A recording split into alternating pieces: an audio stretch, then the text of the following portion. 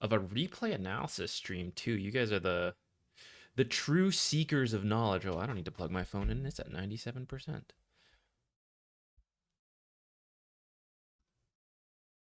Time to see if this bot works. How come the multi-chat's not open?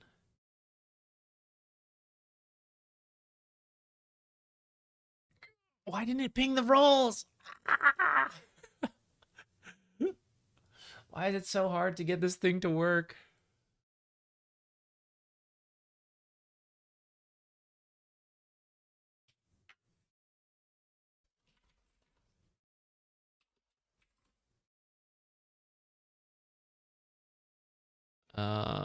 Okay, wait, let's be on the right thing.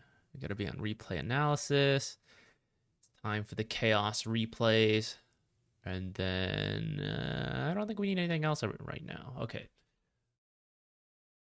Surely, as they say, fifth time's the charm. See if we can get this bot settings right. Yo, DMZ, thank you so much. Hey, Broio, what's up? Okay, I guess I gotta ping my Discord myself. I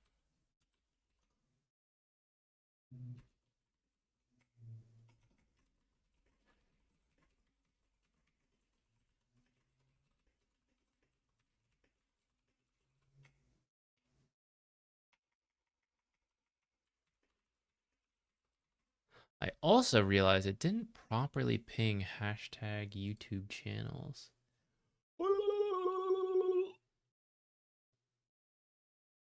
Where's this bot? Social notifications. Twitch. Open editor. At PogChick. This looks right. I don't understand what I'm doing wrong, guys.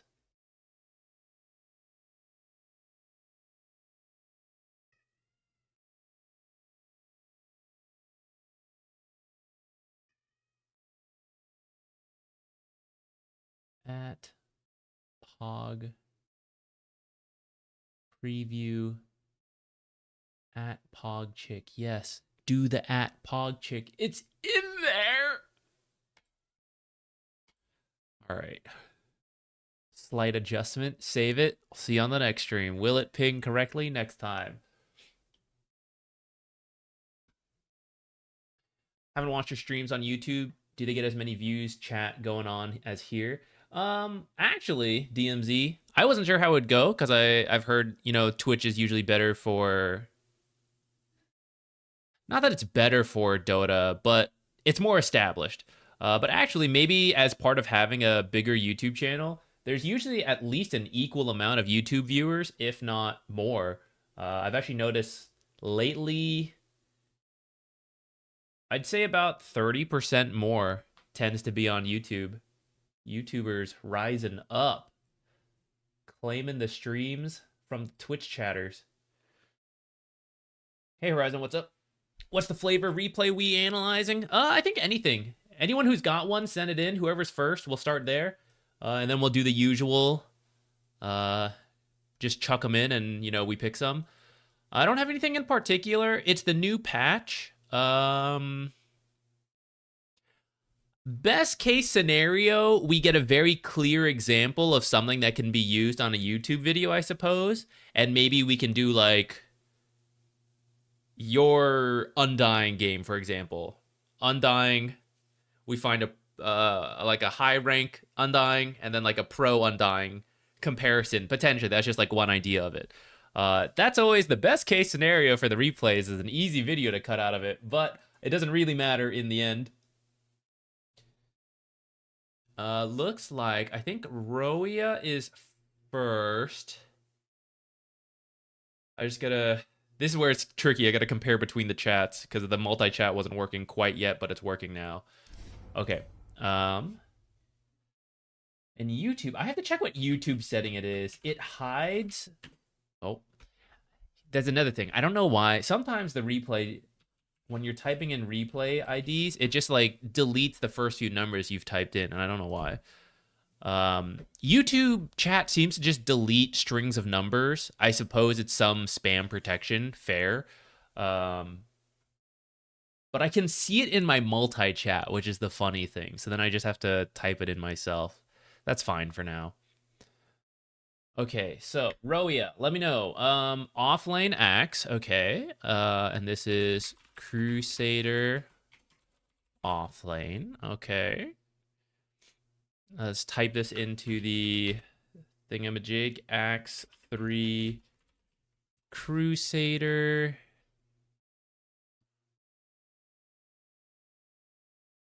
Add timestamp. All right, we're usually the best about timestamps during the replay streams. I think it's just easier. There's less going on right away. All right, I'm gonna load in. What are your questions for the offlane Axe? Owned the lane, fell off. Okay, that sounds good. We can. I'm gonna say around 5 minutes is probably a good place to start looking for that.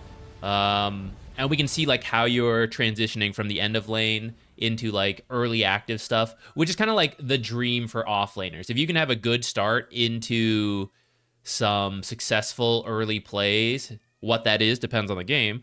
But that's usually some key points for high impact for the offlane, so I like it. But first, I turned off colorblind mode because I made a short yesterday, but and turn it back on. Would unranked do? Yeah, unranked is fine too. For the next one. For anyone new joining in, this whole stream is going to be replays. How long they each take kind of depends on, you know, how much we see. But if you don't get picked, no worries. We're going to do more. And we do it most Wednesdays.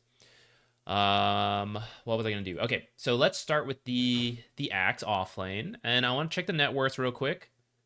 Rushed Vanguard, got first blood. Monkey was rough. Okay. So let's see. You are at the top. And that's looking pretty good. 5K by 10 minutes. For Crusader, that's pretty solid. Axe can actually do even more. If you're really popping off, and we're going to see what happened at 5 minutes, you can actually get crazy net worths on Axe. So there's potential for more, but I need to see the lane to actually see if that's the case. And then it does seem like you kind of drop down into the realm of everybody else. Now, I just want to double check, since this is a new patch, I'm going to look up Axe on Dota 2 Pro Tracker real quick just to make sure. Because he did get a slight buff. I just want to make sure there's not like some new age build that I'm not aware of before I start filling you with lies. I think Vanguard is still okay. Sometimes you don't do it. Sometimes you go like Phase Blade Mail. And this could potentially be one of those games. I didn't fully look at the draft. Okay. Looks like the build isn't too different from before, at least at a first glance. You are doing... Oh, you're actually doing the other facet. You're using one-man army. I think a lot of people are going for call out. Do you guys hear Jupiter? He's having a fit out there. But I think it kind of depends a little bit on the game. I think some of the reason... Call out just got buffed, didn't it? I think that's some of the reason people are trying it. Yeah, it just got buffed a little bit. So maybe it's being overpicked just as people explore it. Oh, this is a long game. Oh my god, a 5-minute Vanguard. Okay, wait, but let's go a little earlier. This is actually a little too... This is kind of risky to go this early.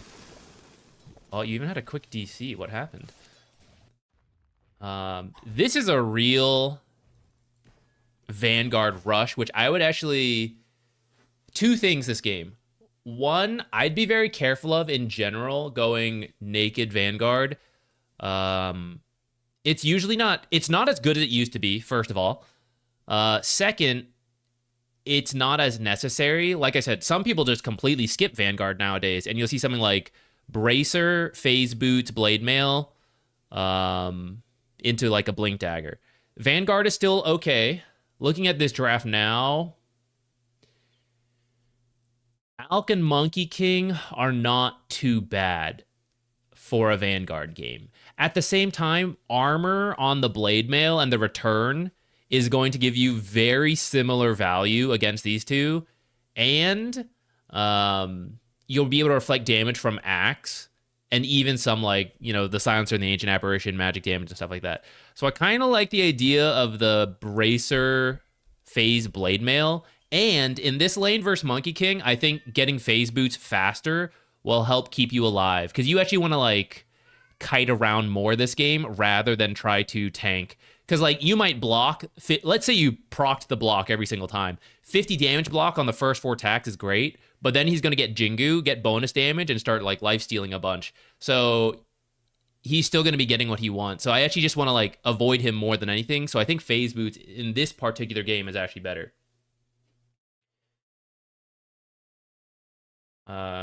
Courier was bugged this game. Oh, okay. Yeah, I saw some people having an issue with that. I happen to not be playing as it happened. Well, glad you're able to disconnect and reconnect real quick to hopefully fix it.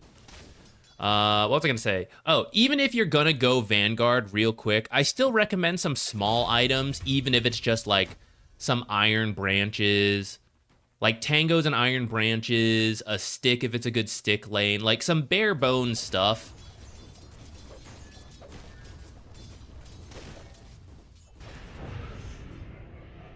Why are we running back so soon, though?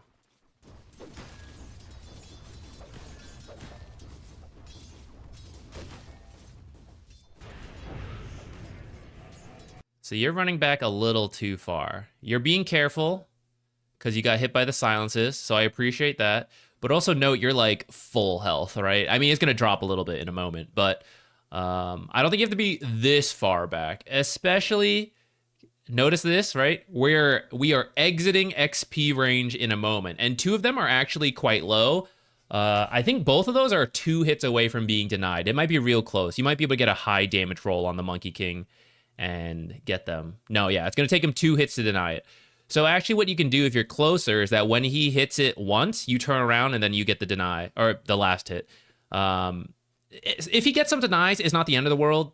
But I think at the least, you got to be in XP range. So you're running too far back. Like, here would be good. And then let's see if Monkey King actually denies him or not. No. So, right, so that's a miss on his part. But that'll be something that you get punished for later on for running away too far, is that he'll get at least 1 deny. It can be hard to get both of them there. But at least 1 deny that, you know, starts building up. Instead, you got both those last hits for free.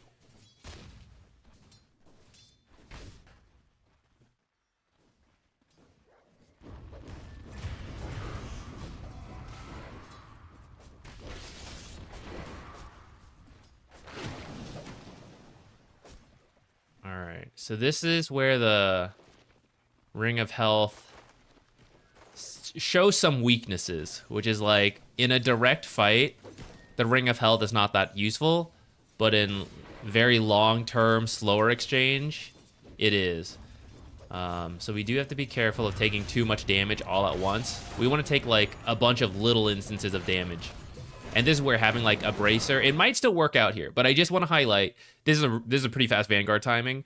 But if we imagine we don't have the Vanguard yet, this is where having like a bracer first makes the difference in certain matchups, because you're surviving longer to give Battle Hunger a chance to do more damage, to get more spins off, to be healthier, which you have decent armor usually, especially if you go later on like the Call and stuff. At level 3 you don't have it, but more health makes the armor more effective, or swap that. The armor makes the health more effective in the short-term fight, whereas the Vanguard, now that it's finished, is also good in the short-term fight, but the health regen from just the Ring of Health Rush is more long-term.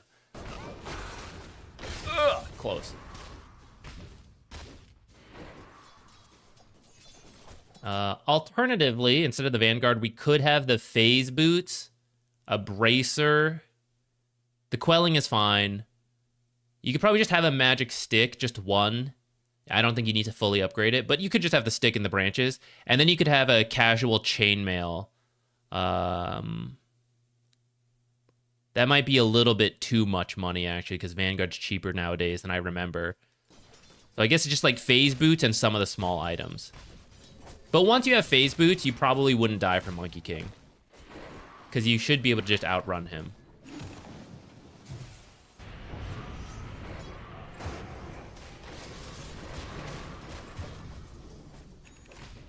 Okay. Part of the phase boost is also to make the creep cutting safer. Vanguard makes it tankier. But you notice you're starting to get, like, you're still respecting the Monkey King, as you should, even though you're doing decently. But that's where, like, phase boots in the back and being super fast means you absolutely outrun the silencer. And Monkey King is one of the better heroes at chasing, because he'd have Treant and stuff like that. But still, then he's, like, running over here while creeps are under the tower, and that's good. The Vanguard helps you tank more, but doesn't help you, like, get away faster. I think versus a hero that hits weaker, this would be fine. Monkey King hits a little too hard. Okay, here. This is good. I like this. But go ahead and drag it to this camp. Or drag it back here to this camp. It doesn't matter which. And in fact, you're going to alternate because you're going to clear one camp and then move to the next. But this is how you'll max your farm. Because right now, if you just farm this creep wave and then he farms this creep wave, you're not pulling ahead of Monkey King. But what Axe can do uniquely is farm this stuff. Especially because you're kind of getting away with this Vanguard rush. They haven't been able to punish you in the short term for it. Especially, it seems like you got the first blood and everything. But if you... See, so now you're coming here, but this is just less efficient, right? And you could be already catching... So now you're like, oh, I got to catch the next wave, which is good. But you could have done both, right? So now you would walk here. If last time you had gone this way and farmed both, so we have like an extra 60 gold right now. And now we come this way to this camp, and then we get an extra like 80 gold. Oh, TP home to help out for the Wisdom Shrine. I do appreciate that. But I think you're actually here a little too soon. Oh my god, what a player. Holy shit. Holy shit. How'd you even do that? Oh, I guess you saw him. He moved. What a play. Don't forget, you can also scan, by the way. You can scan, like, half of these trees. So let's say you thought he was somewhere here. You could scan this bottom half. If it goes, you run here and you call. If it doesn't go and you think he's somewhere in here, then you call this top half. Another tool you have. But this is actually a great find. Good kill. And from here, we're just going to push the tower. So in terms of not dropping off, because you are having a good game, I talked a little bit about how you can boost it by creep dragging and like some itemization changes. At this part, you should be getting your boots first. No matter what you're going for, Vanguard or Blade Mail, or like usually it's Vanguard or Phase Boots early. But like if you do go Vanguard early, you should get the Phase Boots next before the Blade Mail. You're just not going to be able to call people reliably without move speed if you're not even like... If we're skipping the blink too for now, right? We need the move speed at least to get to people. There's a shitload of creeps here, so this is a pretty good move. Unfortunately, I think this creep wave's gonna go past the tier 1 tower, which is too bad. Monkey King's back. This is a very weird situation now. I would say just come back and hit this tower, and if the carry is TP'd back like he has, you just like pressure him. Waiting for the next creep wave will be a pain because of all these creeps. This is a very uncommon situation, so I don't blame you for like not doing it perfectly. But I think it's you could mess with Monkey King in that time, and then this creep wave will eventually come up. Here's where, because you're doing well, I think you're going to be fine here. But this is where the phase boots makes a big difference. When they do try to punish you for cutting, then you just go... You know, and you zip on out of here. Yeah, and this is where his lifesteal and his repeated procs of the Jingu is better than the Vanguard, which is why I think it's not worth getting this game. Or not that it's not worth, but it would depend on the other heroes. I think it's like acceptable, but why I think Phase Boots and Blade Mail will be better.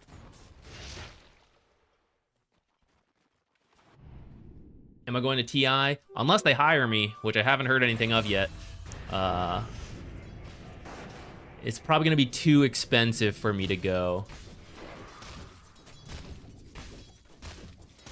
We'll see. I haven't fully decided yet.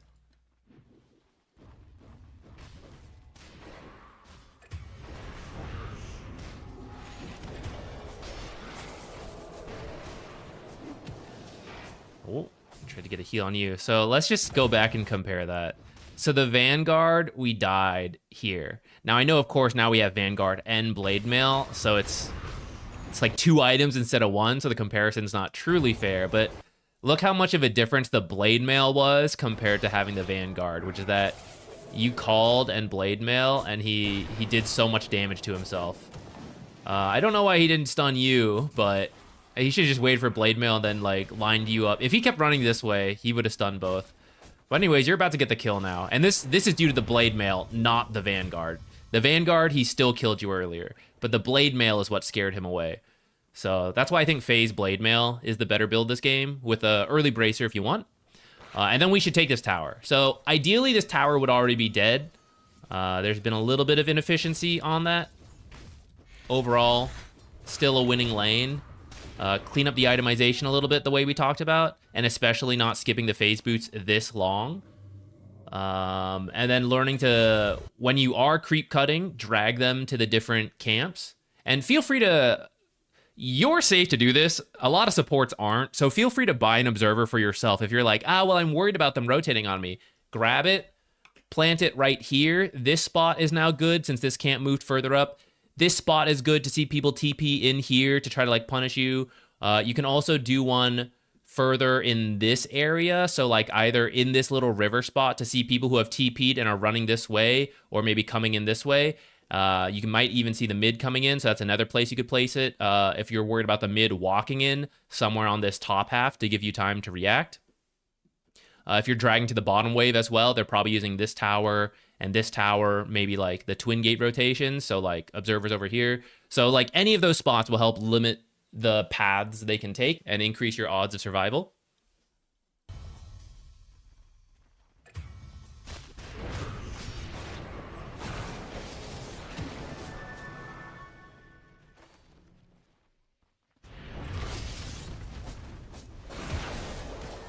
Oh, he still got the kill, nice. Yeah, you see, like, the Vanguard's health regen has gone down over the years, so it's 4.5 now. It used to just be better. That's why more people are skipping the Vanguard than before, and just using a Bracer instead.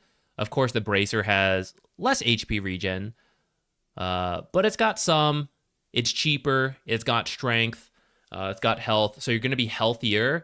And then you rely on the armor from Phase Boots and Blade Mail to just reduce the damage you're taking rather than have to heal up more damage. You just take less damage, so your less amount of HP regen goes further.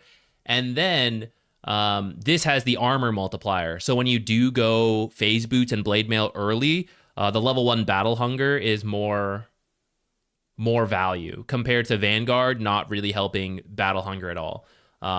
This is why typically, if you can do the build I talk about, Bracer, Phase, Blade Mail, and then if it's a really good Vanguard game into either the Halberd or Crimson, you can do that. This is a pretty decent Heaven's Halberd game, I will say.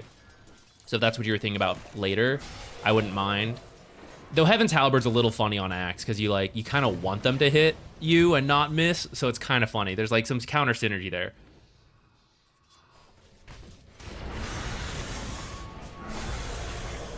Okay, so then here's where we're going to start dropping off. Because we took so long to take this tower, like, I'd say you were winning around the 5-minute mark, and because of some misplays that cost us to die, and some, like, inefficiencies on moving around, it's now gotten late enough where the Timbersaw, who does scare me, right? I'm not scared of Alk, I'm not scared of Monkey King with a slightly adjusted build, right? We're kind of killing supports, but Timbersaw is the guy who's going to kill me. Well, now it's gone on long enough that he feels like, okay, I'm going to rotate over. When you're creep cutting between like 5 and 10 minutes, especially in these ranks, people are very reluctant to rotate. And now it's a little bit more likely, and now we're going to be killed for it. But if you've already taken this tower, then it's much harder for him to do that kind of rotation.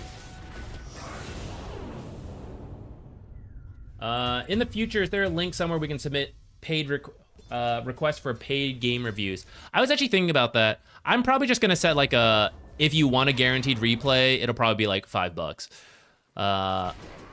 Otherwise it'll just be like random raffles. And I'll set that for like Twitch or YouTube. I hadn't figured out where to put that. Or if it should be a link like you mentioned, that actually might also be a good way to do it. But I think it'll just be like spur of the moment. If someone really wants it during the stream, they can just like do a quick like 5-minute donation, catch my attention to make sure I don't miss it, and then like we just do something like that. I think that's probably good for this game. Roya, if you have any questions, we can adjust to.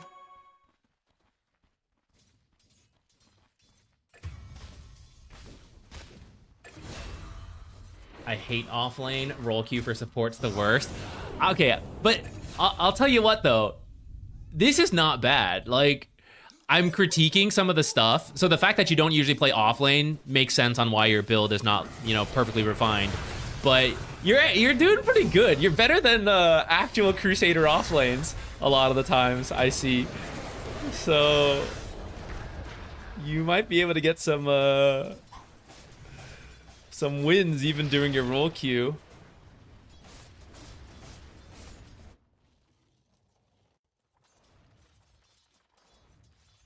Hey, Origiratina. Actually, I feel like I should say it differently since you told me it's Giratina. Origiratina? Is that a better way to say it then?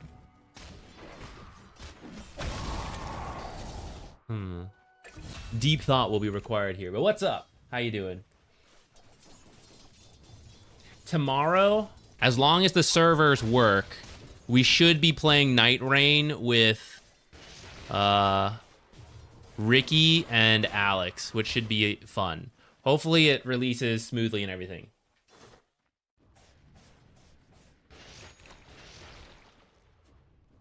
Wait, is Night Rain out now? I thought it was tomorrow. Okay, mine says tomorrow.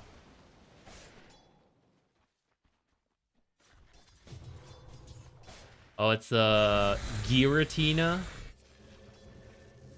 If you pre-own it, it's out. Weird. I thought I did pre-order. I downloaded it, so I'm pretty sure I did. Maybe there's a code I gotta put in or something. But either way, I think we just organized it earlier this morning. We were checking in if everyone could do it. I think tomorrow, we're gonna aim for 5:30 my time, CST, which would be like 4 hours from now, usually. But tomorrow, of course.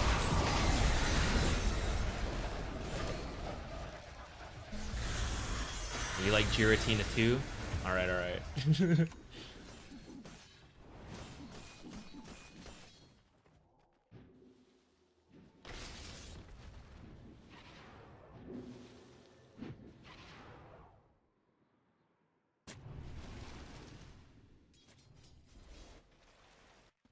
Well, yeah, what is this? I was reading chat. What did your build end up being in the end? Aether Lens, and then you went back for then you realized, oh shit, never bought boots. Bought the boots, got the BKB. All right, things got a little wacky as you got further in here.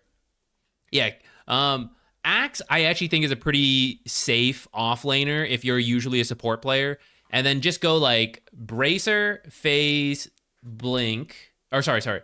Bracer, Phase, Blade Mail will be safer than Blink in many cases. If you think you can get away with the Blink, you can. But the issue is you Blink Call and then you don't do any damage because you don't have a Blade Mail. So you almost always get Blade Mail first, unless you have teammates who will kind of do the damage for you, and then it's okay. And especially for a pub game in Crusader, I would say you're not going to have the best rotations with the mid and the supports to help you out. So I would do the Blade Mail.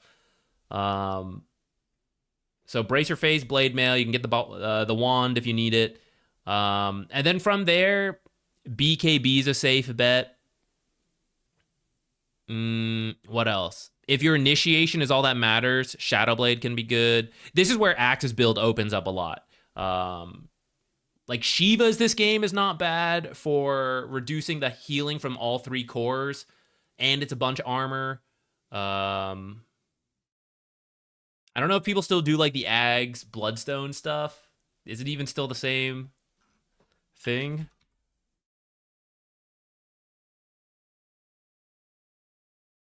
That's kind of still there. I don't know if people still do that part, but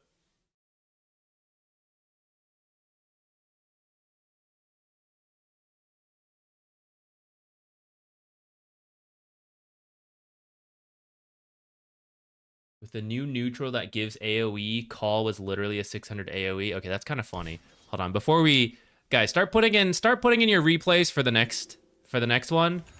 I want to see when you finish this Gleipnir with this. Okay, wait, let's go back. Let's go see this call. Do we have it? Okay, we have it. I gotta see call. Oh my god. It's the whole Roche pit. This is a peepo wide call for sure. That's pretty funny. How big is spin? You can call people that you can't even spin on. Let's see it. Oh, hell yeah. Oh, damn. Didn't work out.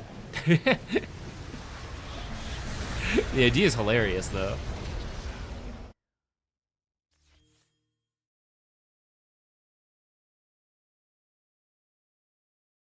Oh, we did have the super chat. Okay, thank you. Thank you so much. Sorry.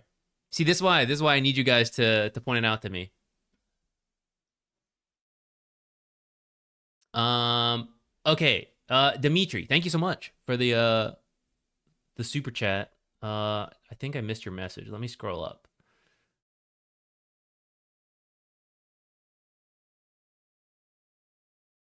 Necro mid. Hell yeah.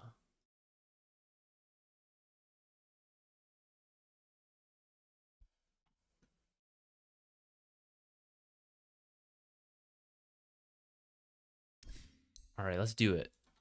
Necro mid.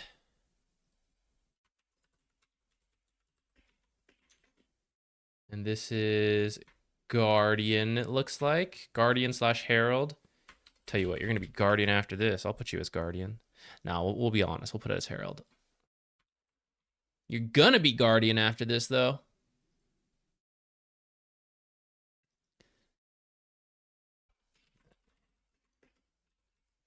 Herald mid download. Okay, let me know any questions you have.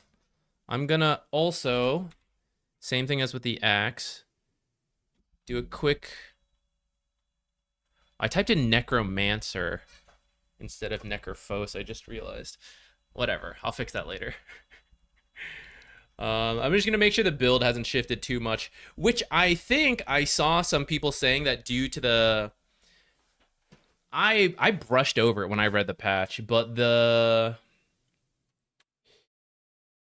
heal amplification now being additive instead of diminishing does have some implications for heroes who have their own heal amp, and Necro is one of them. So it is seeing a rise in popularity.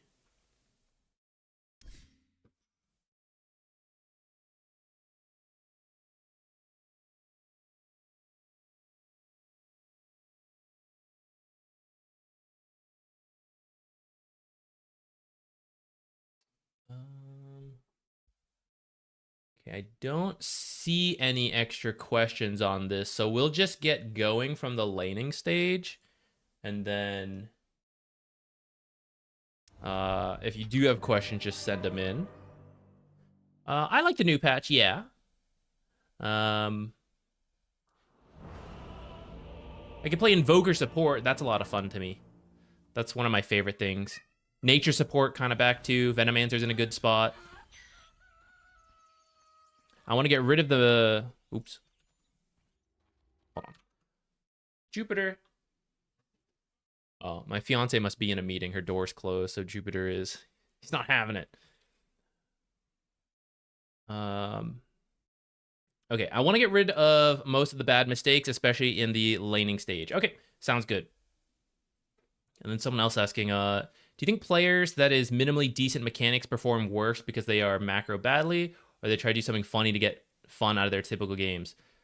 Like if you're good mechanically, but why aren't you higher MMR?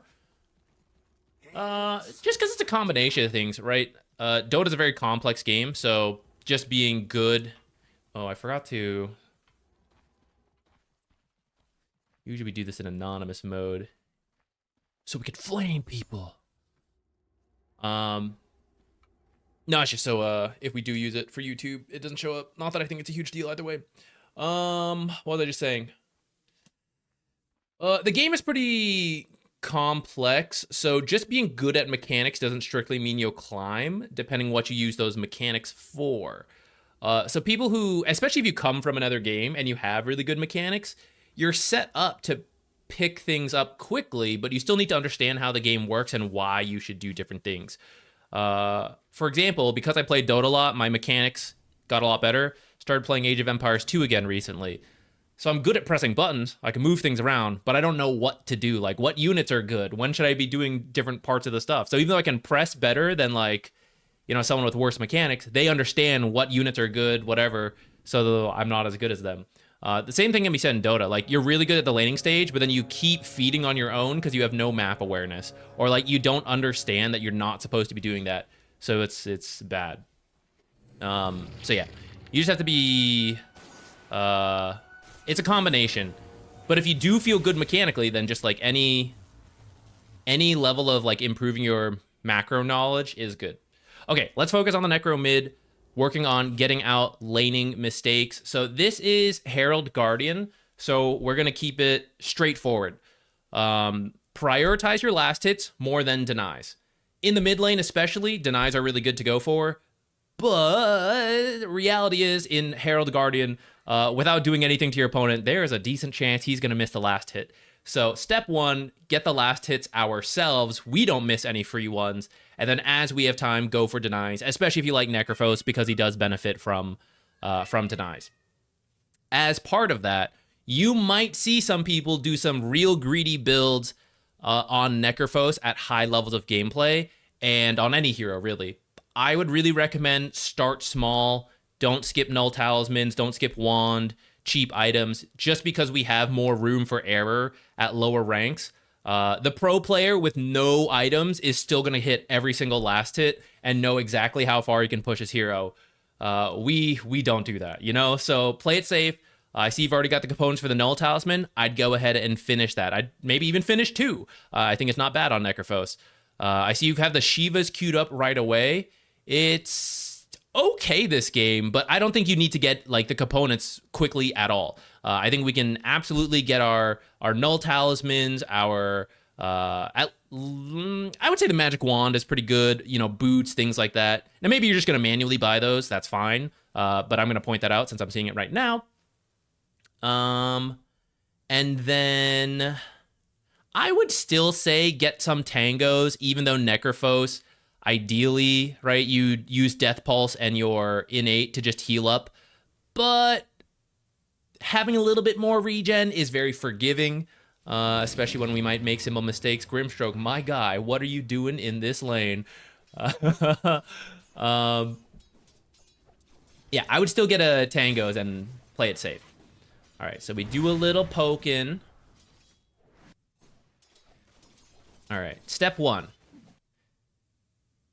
Early Death Pulse, not too bad because, you know, you're full mana. So I don't mind getting the early Death Pulse in. If you know that, though, try to get a little closer. You see how we didn't hit Kunko with the Death Pulse? We might as well. You time it well in terms of getting this last hit here, right? So here, as this creep's getting low, you can do one of 2 things. You want to use Death Pulse early so you can start getting the mana regen going. I'm perfectly fine with that. We can also get the health down a little bit because we are going to get healing from Death Pulse. We'd love to get some damage on Kunkka. And a lot of times on these first creeps getting low, you can only choose to deny or last hit. But if you know you're going to use a spell to go for the last hit, you can actually try to go for the deny with the right click and then use the spell to get the last hit while also harassing, while also healing yourself. And now we're ticking like every single box in one thing. So as Necrophos, you don't always have to do it. And like I said, prioritize your last hits more than anything. But if you can tick these boxes, it's really nice. So like right here is when you would walk in, and if he's playing it super safe, just hit your creep. If he's staying close, waiting for this last hit, then you just keep hitting him, and then as this creep is getting low, you heal it. You make him miss the last hit, and then you keep hitting him while you healed up from Death Pulse and from getting the last hit, and then maybe even get the deny. Jupiter, come over here. You're being too loud. You're distracting the people.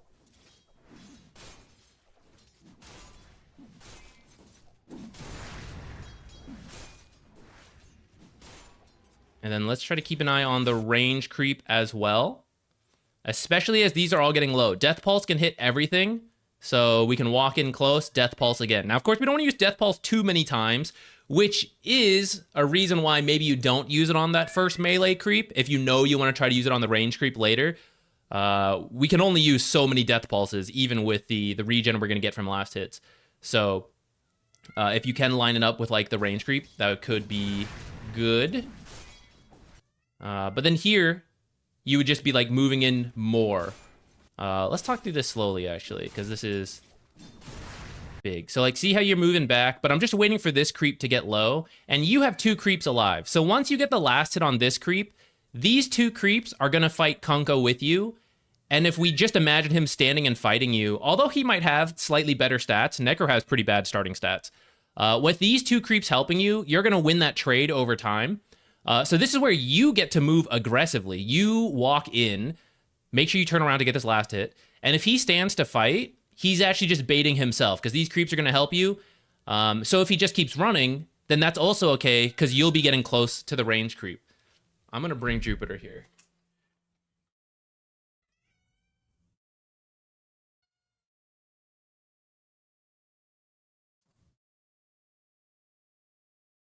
Poor Jupiter. You've been locked out from the door.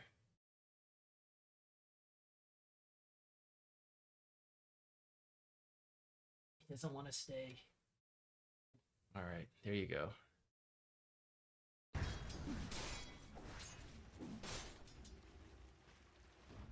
Okay.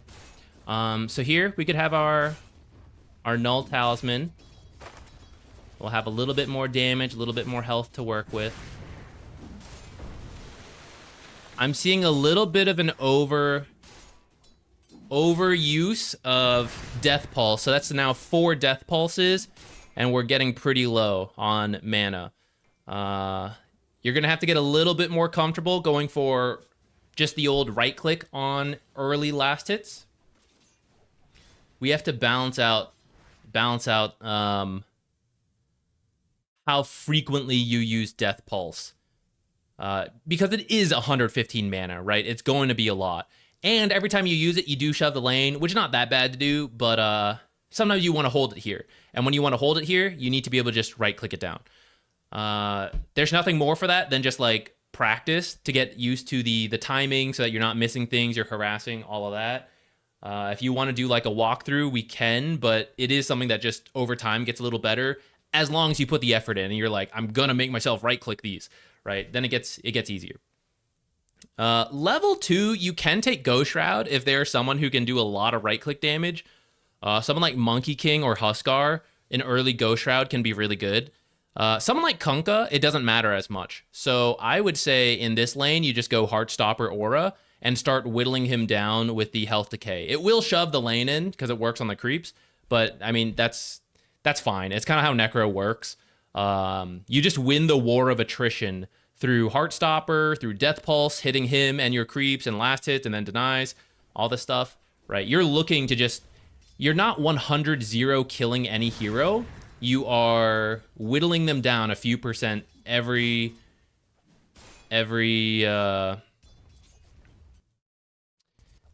wave. Okay, I'm gonna do a detailed talk through of this wave, and then I won't emphasize it as much, but just to make sure, just to like talk through how we can help with the last hit. So poke in there, that's good. Now notice as you walk back, it's gonna bring this under tower. That's not always bad to do, but it is harder to last hit for a lot of people, especially if you're skipping the early items, which is why I do recommend you finish the Null Talisman, you know, buy more iron branches. It's pretty common on mid to get like a tango and like 4 iron branches because you're going to eat 2 with the tangos, and then that'll clear up your inventory. You don't have to do that on Necrophos, but I also don't think it's bad to do. Again, make it easier for yourself. Then the extra null talismans will give you more damage to make hitting under the tower easier. But if you don't have to, then we don't have to. So stay... You're gonna have to keep going back and forth a lot. So you drew aggro because you attacked Kunkka. That's okay. We're Necrophos. We're gonna heal a lot. We don't want to take a bunch of damage all at once, but a little bit of chip damage at a time is fine for us, and is our actual goal. We want to just always be taking chip damage because we're gonna regen way more than our opponents. So walk forward here. If you walk with these melee creeps, you aggroed them, and they're going to chase you for a few seconds. They'll stop after those few seconds. So walk forward and then keep trying to de-aggro on your creeps, and eventually they'll stop. And that way they won't go under tower, and it'll be easier for you to manage the last hits. So now here, you choose to go for a harass attack. It can be fine if you know the timing. But especially in terms of prioritizing last hits, as this guy's getting low and it's under tower, you're not going to have a lot of time. So sometimes save it, hold your auto attack, make sure you're ready to get that one. You ended up having to use Death Pulse, which is going to make these creeps take even more damage, and they're under tower. So now the math is getting really fuzzy on when you actually do the last hit. So if you can get it, this is where, like, if you can get it with just auto attacks, it's easier to maintain the wave, because now we don't have the mana to get the range creep. The range creep is going to be the most valuable creep to secure, and it's the one we most likely want to use Death Pulse on. If they do end up under your tower for whatever reason, draw them back out. Aggro by attacking Kunkka and walking forward. It will pull them out of the tower and get back to being a little easier to hit because they're not taking so much damage at a time. Here's where we would use Death Pulse. If I had it. And that's why you just got to be a little careful about when you're using it. Because the cooldown is 8 seconds, it is possible to use on like the first creep that takes damage in the wave on the melee creep, get that last hit, and then it's usually ready for the range creep later. But if you ever see the creeps split like they did, where some went to the range creep and some are back here, try to save your spell for the range creep and use your auto attacks for the melee creeps. And that's actually a good rule of thumb for every roll. If you're choosing a last hit with a spell, try to use it on the range creep rather than a melee creep. The exception being the banner creep, but the banner creep has bonus magic regen, so it can still be tough to land the last hit with a spell.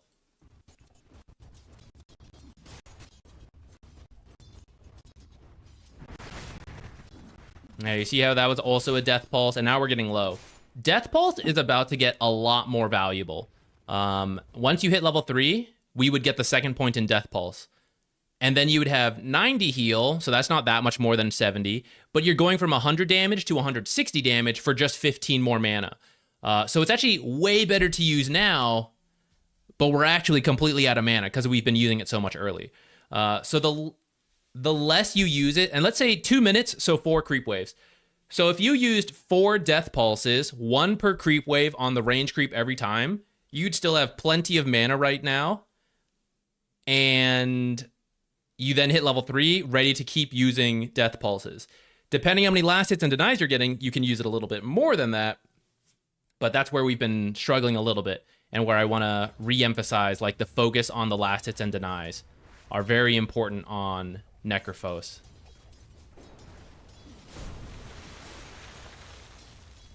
Necrophos is a hero that punishes really hard if you can get a lot of last hits and denies, but you yourself are very weak if you don't get a lot of last hits and denies. So it's really important to just keep practicing it, do it in custom lobbies versus bots, and then, like, as you play more, of course, it's okay to mess up, but that the more you play Necrophos and the better you get at this, the stronger you will feel. And again, why I recommend, as part of that learning process, make it as easy on yourself as possible. Just buy 2 null talismans to start. Get 10 extra damage from the intelligence. Get probably like a free death pulse based on the mana and mana regen you'd get, all of that. Right, just make your life easier. When you use death pulse here, so all these creeps are pretty healthy. Nothing here is going to die to death pulse. If you're worried about the range creep being denied and you're full health like this, you could just auto attack the range creep a little bit, get it down to half health, and then use death pulse. Then you're getting the last hit, and there's no way. Your Q is 160 damage. His auto attack is 78. There's no way he can deny this if you get it down to half health and then death pulse it. So if you wait a little longer, you can also wait for the tower to whittle down one of these creeps a little bit more while you attack the other one. You can attack the range creep, time it with this one, and then death pulse so that you get both. But in this way, you are getting the heal from death pulse right now, and you are damaging Kunkka right now, but you're not getting the last hits with it. So if you actually wait a little bit and change the timing of which you do it, you will still get the heal. You'll always get the heal. You'll still do the damage as long as you're positioned near him, but now you're going to get the last hits, which means you're technically getting a discount on your death pulse because you're now regenning 3.5 per kill. So you're getting, oh god, math, I can't do it. You're getting some fraction back, which makes this a cheaper death pulse. And the thing with Necrophos is you need to do that every time. And that's how you win the war of attrition on Necro. Is like you poke a couple times, you take some poke, but you get 2 last hits off of a death pulse. So you heal from the death pulse, you heal from the healing of the innate, and you do it again, and you do it the next wave, and you do the next wave. And so while your health keeps going like back and forth because you have the heal, Kunkka's is going lower and lower and lower and lower and lower, and he either has to buy extra regen, which hurts him economically, or he dies. You know, and that's what works.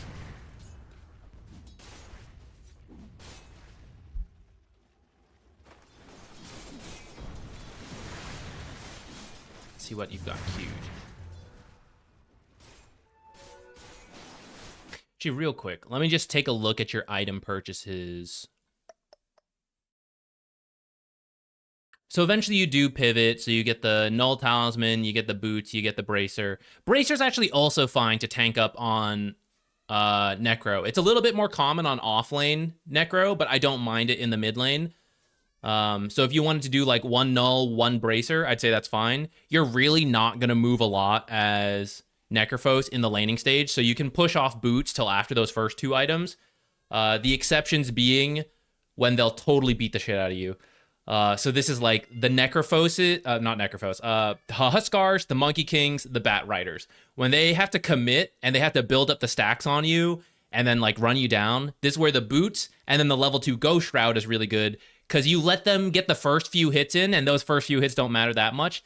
Then you like get the hell out of there. You pop the Ghost Shroud and go back under your tower. And then they committed a little bit without really getting the payoff because they didn't get the final few stacks, which are like what really ramps up the damage. That's when early Boots on Necrophos or any mid hero is good. Most of the time, Necro wants to be the guy kicking people out. Oh, Viper is another example of that. Necro is the guy who's like, I'm in the lane and you have to make me leave. And you can't make me leave because I have so much regen and healing. So you don't actually move that much. You make them move a lot. And that's why ideally, the ideal Necro game plan is like the early stats and then you just sit in the lane denying things and poking and all that stuff.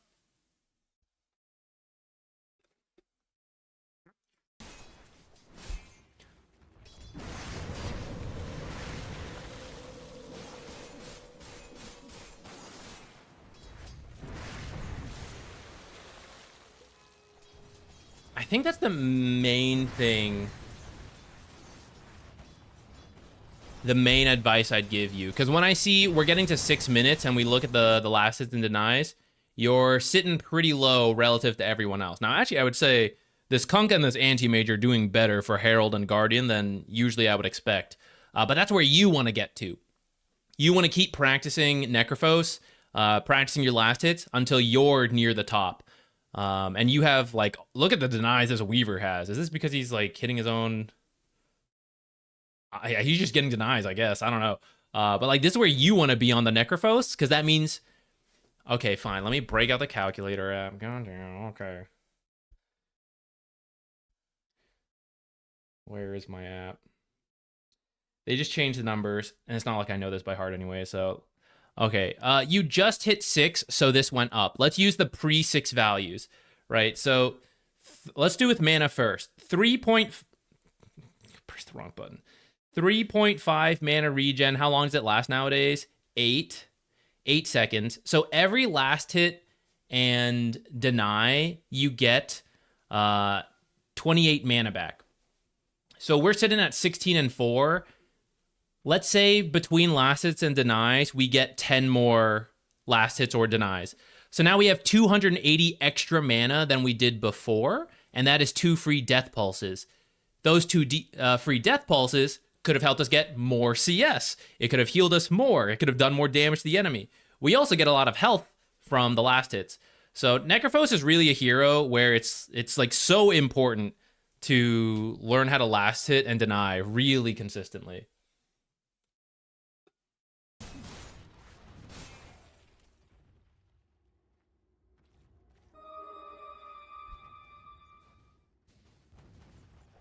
Rainbow skin, it should still be possible. Games from your last Wednesday should be available. Granted, there was a patch, so maybe not that time. But usually on most Wednesdays, that should still be within the 1 week limitation.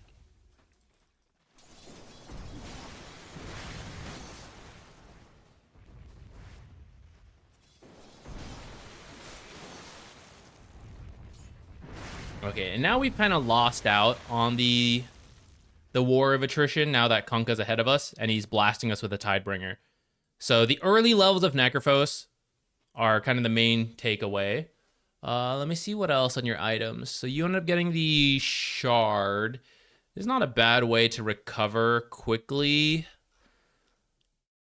Aghanims. Let me make sure I still remember what the old Aghanims does.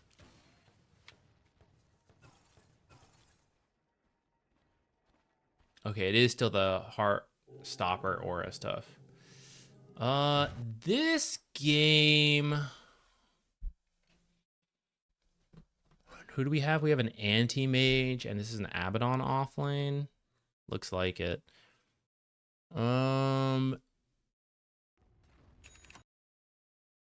Okay, to talk through... I know it wasn't your main question. Your main question was about laning stage improvements, which hopefully we covered. Itemization, just because I see a lot of Necros with bad items, so I want to quickly talk about this for anyone interested in Necrophos, whether you're mid or you're off lane. If you want to go Radiance first, like 2 nulls, brown boots, straight to Radiance, everything I said is so true. You have to have a good lane. You have to get the Radiance quickly, and you have to be winning the lane without needing anything else, which was doable into a Kunkka, or just in general, any hero, because in this MMR, people mess up all the time. So as long as you can get yourself into a winning matchup, a winning performance, and they can no longer approach the lane, and so now, like, you threaten people just by existing. Even without more items, you were just strong enough to exist and kick someone out of the lane. That's when you can go for the Radiance really quickly, and it can pay off. If you mess up your lane and if you start losing, the Radiance is so slow at that point, and I would recommend going for other items first, smaller items to tank up. This is also why Boots of Travels works. If you want to go Boots of Travels rather than the Radiance, that's another thing, because then you can push out multiple lanes and join fights quickly, and because, like, you go top on your own and everyone's scared of you just because you're a high-level Necrophos, you have good matchups that game, and you don't need any other items. They're just scared of you, the hero. Necrophos, the hero. That's when you can go Boots of Travels first, push it, and then still join fights, and still farm and get high levels and all that quickly. But if you need to be involved early, and you need to tank up, because you'll die if you show up, because you've been having a bad time, or they have good heroes, that's where you have to go for the smaller items first. That depends on the game. It could be, like, Phase Boots, it could be early Sanj and Yasha, early Eternal Shroud. Glimmer's been changed up. I don't think it's as good, but I don't hate it. Other small items. Those are kind of the main ones. Blade mail kind of works. Maybe a Dagon could work. Veil for the Shivas is actually not the worst. But you did have queued up, and I critiqued a little bit. But you did go back for the other small items first, so you didn't fully rush it. Is Sanj and Yasha a thing for Necro now? Yeah, it was, but let me just make sure. This is kind of why you want the Kaya and Sanj. Because 20% health restoration is very good for him. But that is also on Sanj and Yasha, so it's like, it's kind of fine. But the Kaya and Sanj also has the spell amplification and the mana regen amplification that Sanj and Yasha doesn't. So I would say Kaya and Sanj is a little better. But I suppose if there's a game where you're being chain stunned by random stuff, Sanj and Yasha for the status resistance could work. I think now that it's been nerfed, that's not going to be as popular, though. Oh, Atos isn't the worst either, if you need a playmaker.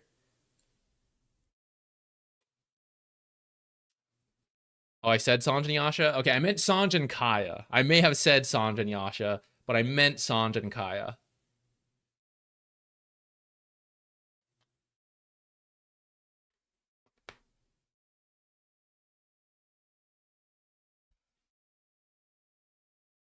Spirit Vessel used to be good on Necrophos. I don't know if it is anymore. This would be an okay Spirit Vessel game.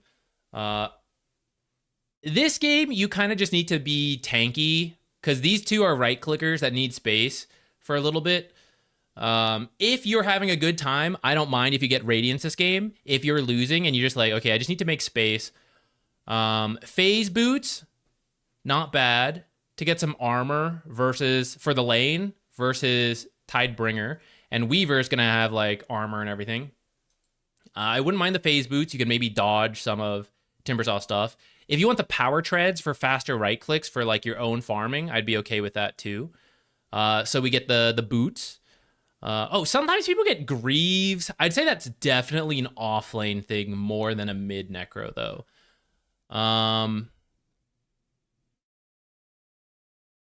Rubik and Grimstroke. I don't play enough Necrophos to know when is the right time to do Dagon, but I kind of like the idea with a Grimstroke.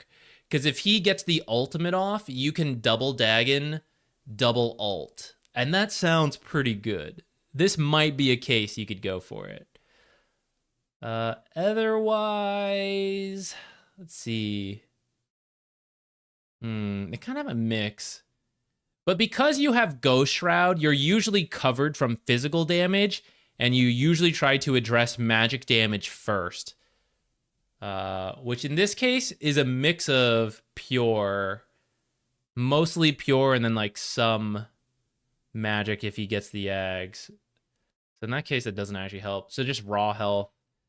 If you needed to tank up, I think Sanj and Kaya might be good this game. It still lets you farm faster, but gives you the strength. I think I'd be okay with this.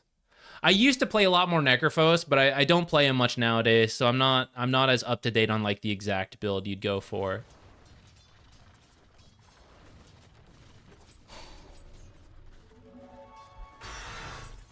Does that help answer the questions, Dimitri? Is there anything else?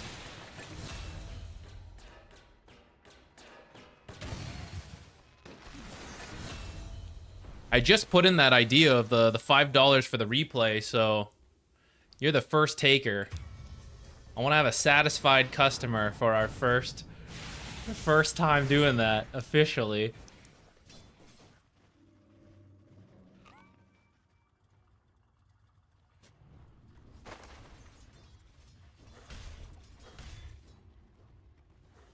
From here, I would still just try to farm.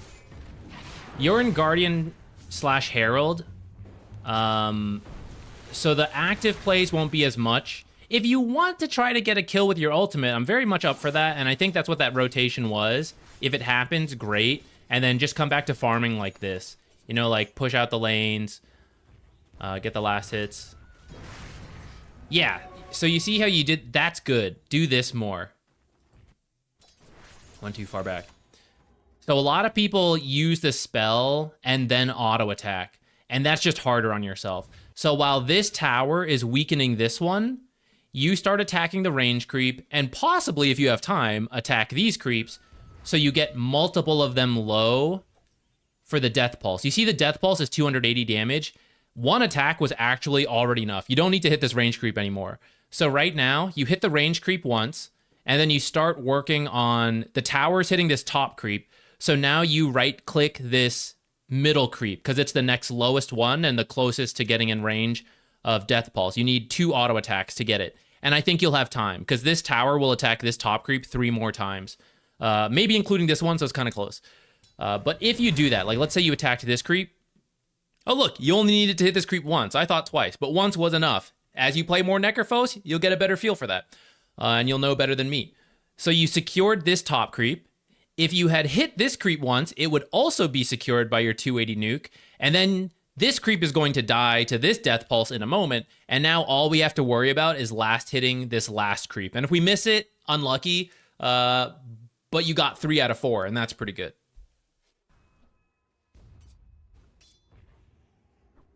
You try positioning if any hero is low on the side lanes, and then any word about positions in fights. Okay, that sounds good. Let's jump ahead to some like, let's find like one of the first early fights. Oh, maybe here's one. Hold on. Let's go back a little more to see what led up to this. Oh, I also don't, for the record, I don't mind the early shard. I think this is a really good farming tool, the shard. So if you ever just need to speed up your farm and you're not having the best game, I think buying the shard yourself is pretty good.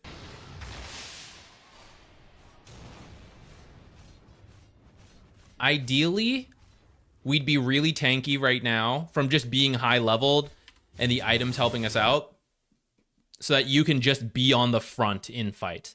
That's generally the way Necrophos wants to play.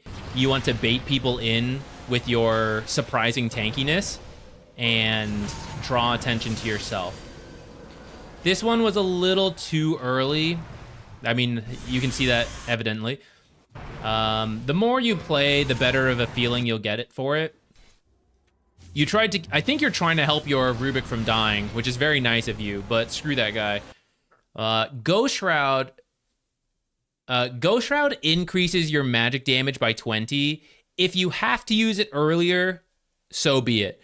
But if you can use it a little later, that's actually better. So in this fight right here, you're actually using it a bit too soon because we want to make use of at least one of these things. There's the Ethereal to dodge a lot of physical damage. There is the Restoration Amplification, which is going to boost all our healing. And then there's the increased magic damage, in particular for the ultimate. I would say those are the 3 biggest things to that ability, and we want to make use of at least one, if not all of them. So when this happens, we are full health, which means when we use Ghost Shroud, all the extra Restoration Amplification won't do anything. We burst through our first set of spells, so that's good. And then we use Ghost Shroud. So this is where the Ghost Shroud comes a little too early. You can tank damage. Even if he hits you, you're full health. You're not going to die 100 to 0.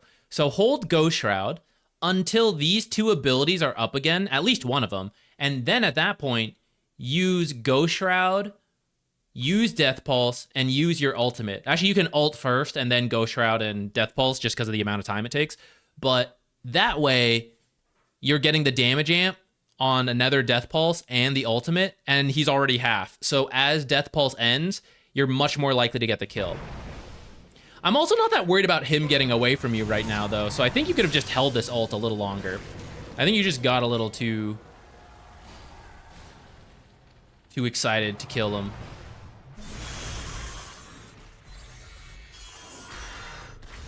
So he would be dead here.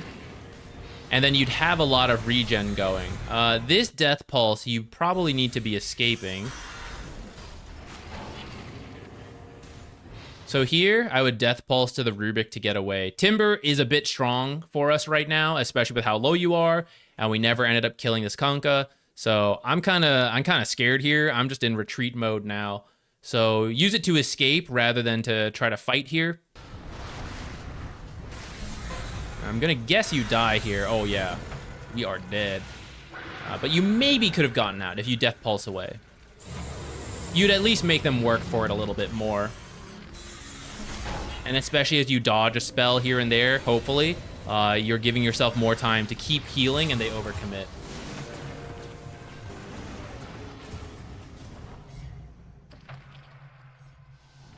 Okay, let's find one more fight, I think.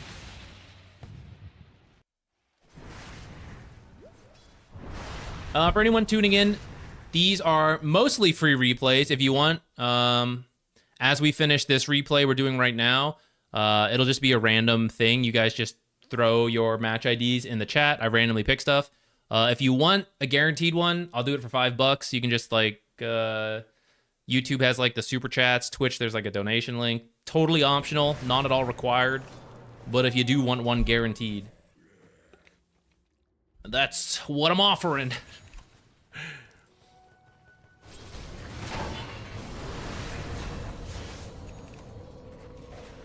This is where floated the idea of Atos. Not bad versus the Weaver, but you can also kind of depend on your supports to do it.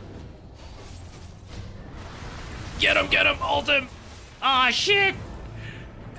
You did have the wand available. You could have had that one, actually. I'm not going to worry about it.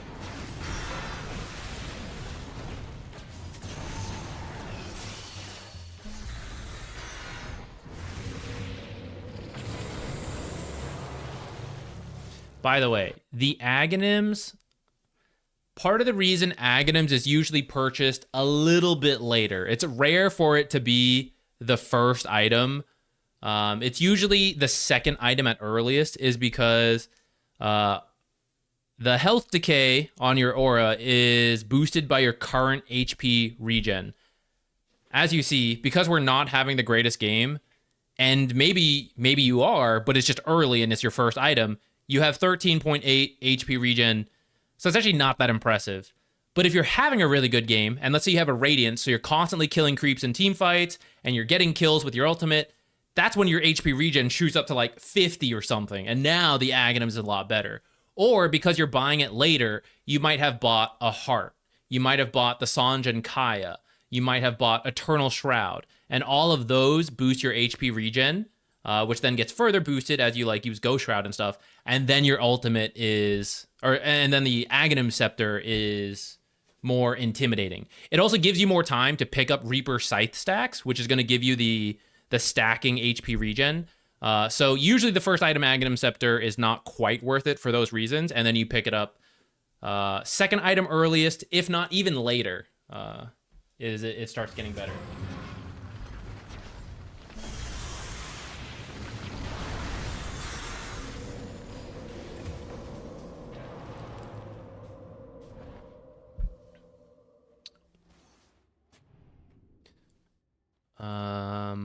Didn't really talk about the positioning that fight. Looks like we end up losing this one.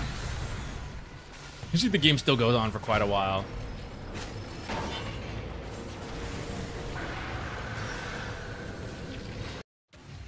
Okay, couple things here. So first, and yeah, anyone else who wants to join in, you can start sending in the match IDs. So I am interested in getting an ultimate kill, of course. It's up in 10 seconds, so Kunkka and Weaver looking pretty tempting. Weaver does have the Lincoln, so you're going to need help breaking it. You can use the Death Seeker, but that means you're not close. You might not have the damage from the Death Seeker, but also you may not be close enough at that point without being able to use it to gap close. So if you had an item to break the Lincolns, that could help, or if you just see it broken by someone else, then you could ult the Weaver. Otherwise, for now, we're not going to worry about him. And we'll maybe like look at the Kunkka. But this is just like playing, because the math is kind of fuzzy on like how much missing HP to damage, and then it's like, oh, but there's magic resistance and all that stuff. So it's just like something you learn to feel the more you play.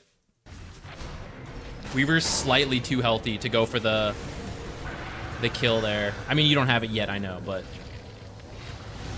just saying if it comes up in this fight. You also Ghost Shroud a little too early again. You see how you're Ghost Shrouding now again at full health? Try to take some damage, which I know is scary, but you want to take the damage, then Ghost Shroud, so that all your healing, the Wand, the Death Pulse, the Death Seeker, all of that, along with any of your passive HP regen, does a lot more. And that's why, like, you bait people in as Necrophos. They're like, oh, he's about to die, you know, get him. And then you pop the Ghost Shroud, you activate everything, and you go, whoop, all the way back to full health. And now they've overcommitted on you. I think a couple times now, we see you using it to start to avoid damage, but you're not making use of the healing. So, like, right around now, I mean, this would be a really scary point. Usually we wouldn't wait this late on it, but this could be the case where, right, Kunka's like, oh, I've got him. He's dead. I'm going to commit in. I'm going to throw everything. And then you pop the Ghost Shroud, Death Pulse, Death Seeker. You even ult Kunka, right? And now we've hit everything. We are immune from physical damage for a moment, which is how Kunka's trying to finish us right now with right clicks. We're going to get the damage amp on the spell amp, the magic amp, I should say. The increased magic amp on all of our spells and the ultimate, which is the big one. And because we're low, all the healing that is going to come from Death Pulse and Death Seeker, and then hopefully as we get the kill, all the HP regen we get from it, all of those are going to be amplified for Ghost Shroud. So now we're hitting the 3 major points of Ghost Shroud rather than just dodging damage at the start when we're full health.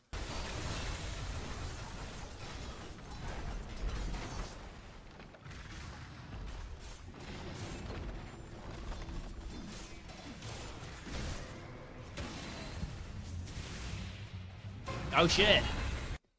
Marion here. We've got the $10. Thank you.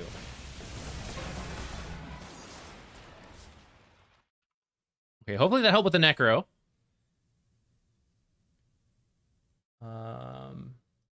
Let me copy the match ID from Marion. Thank you so much. I don't know what I didn't think about this of $10 instead of $5. I don't know if do we offer 2? Is it still just 1? I hadn't thought this far. I think I just did this twice. I don't know why I did that. Venomancer. I love Venomancer. Venomancer 4. And this is Crusader. Before we start this, I have to give Jupiter a treat or something. He's been meowing this whole time. We got to get him to settle down a little bit.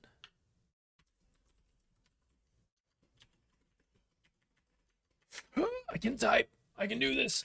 Mavis Beacon taught me. What was the typing?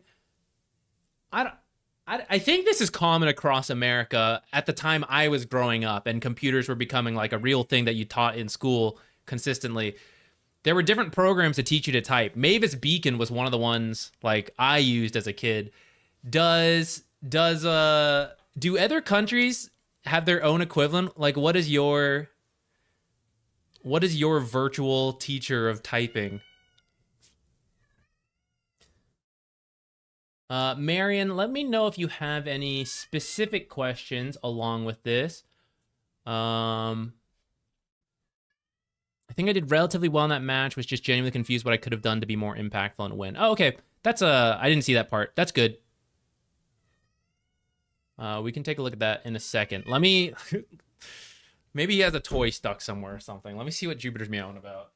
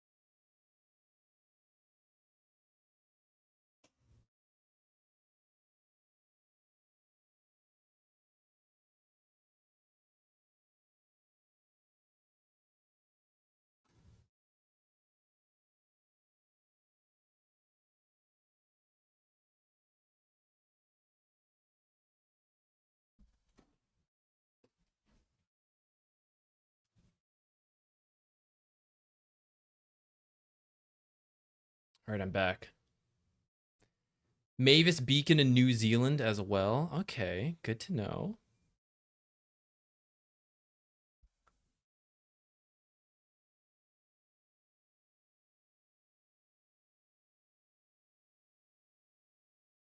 Shark typing game is the GOAT. Oh, what was that? Was it in Miniclip? What was that game? There would be sharks swimming across. You had to type or they'd eat you. I remember that one. All right, let's take a look at this Venomancer game. You're just wondering, thought the lane went well. How can you have more impact?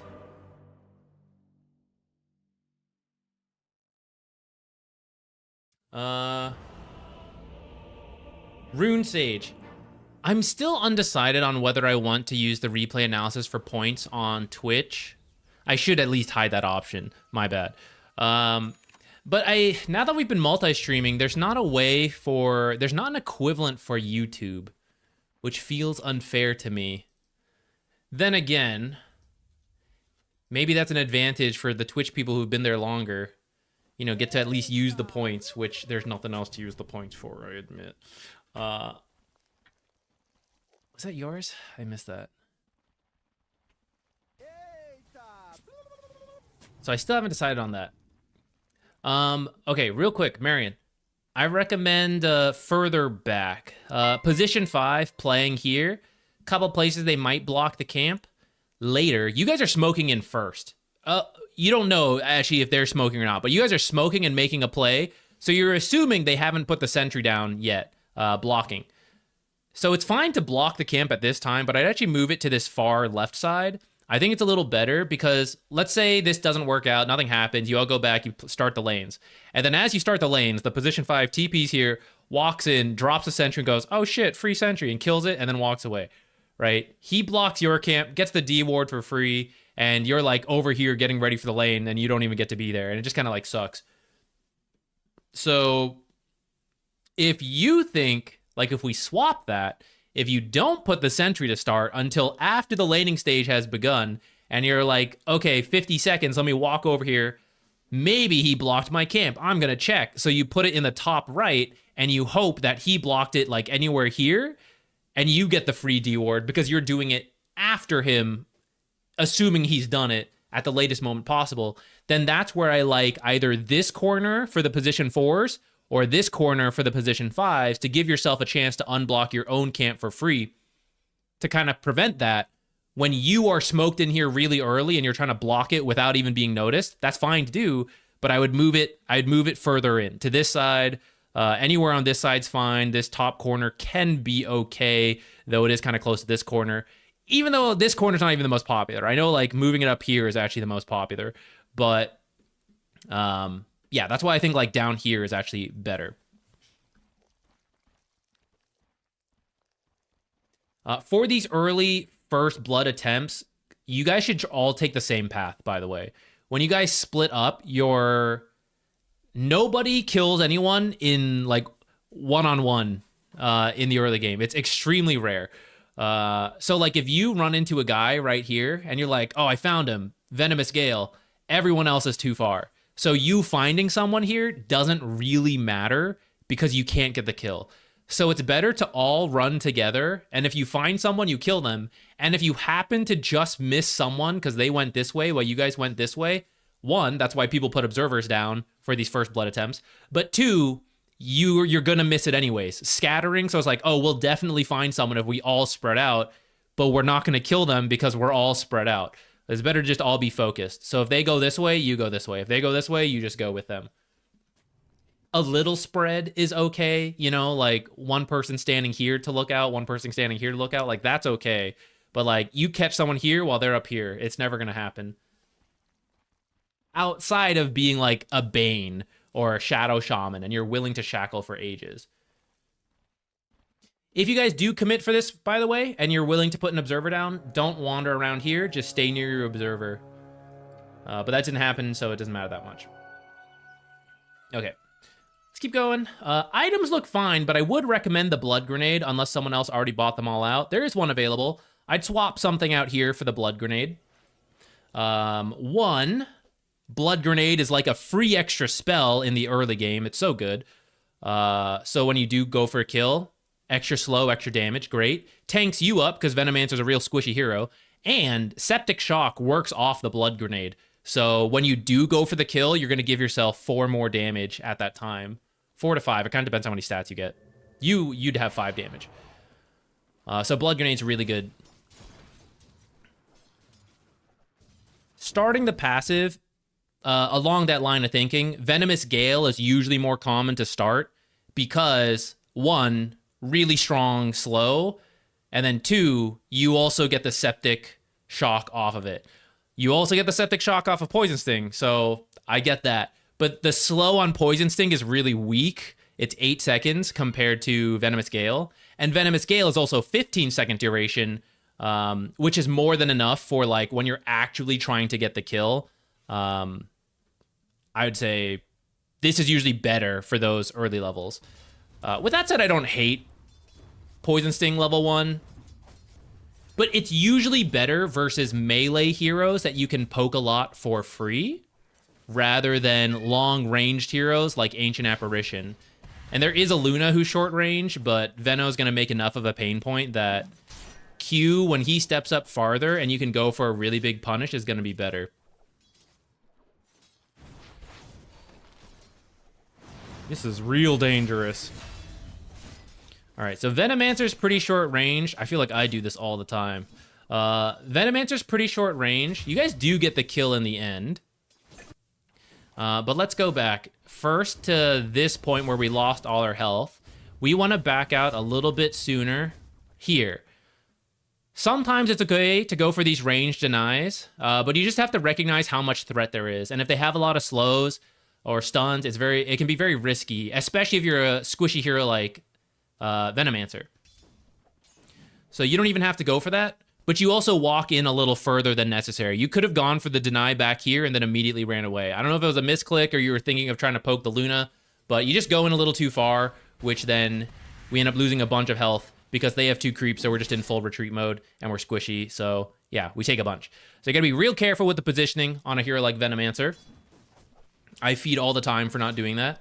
Yeah, it's despair mode. It's like, oh my god, the lane's so hard now. Which is what then leads to this. Much like Necrophos that we just saw in the last replay, Venomancer is a win the war of attrition type hero. You're usually not there looking to kill someone 100-0. It is possible in certain matchups, especially depending on the cores, usually involving Venomous Gale because it's such a strong slow at level 1. But otherwise, Poison Sting doesn't stack. Right? 1 attack of Poison Sting is 48 damage. That sounds awesome. Every time you attack, it only refreshes the Poison Sting. So between 1 attack, you get like 6 extra damage, and then you do the next attack, and it's like 6 extra damage. Like, that's very pitiful compared to any random spell that another hero might have. Chilling Touch actually happens to not be that strong of a spell to compare. But that's why the Poison Sting versus Venomous Gale is another reason. Venomous Gale, you get the damage, right? You get a lot more damage on the first blood attempt. Poison Sting is like you attack once every 6 seconds and then back off. That's why you're bad at like the direct fights. You have to chip them down and then you can commit to the big fights. That's why once you got really low, you actually just have to sit really far back. You'd actually stand back here while tangoing up and then just go for denies while you're healing. This does end up working out thanks to Wraith King coming over, and there's enough slows to finish the kill. But if we do that all the time, you know, we're not going to be happy because we're dying first.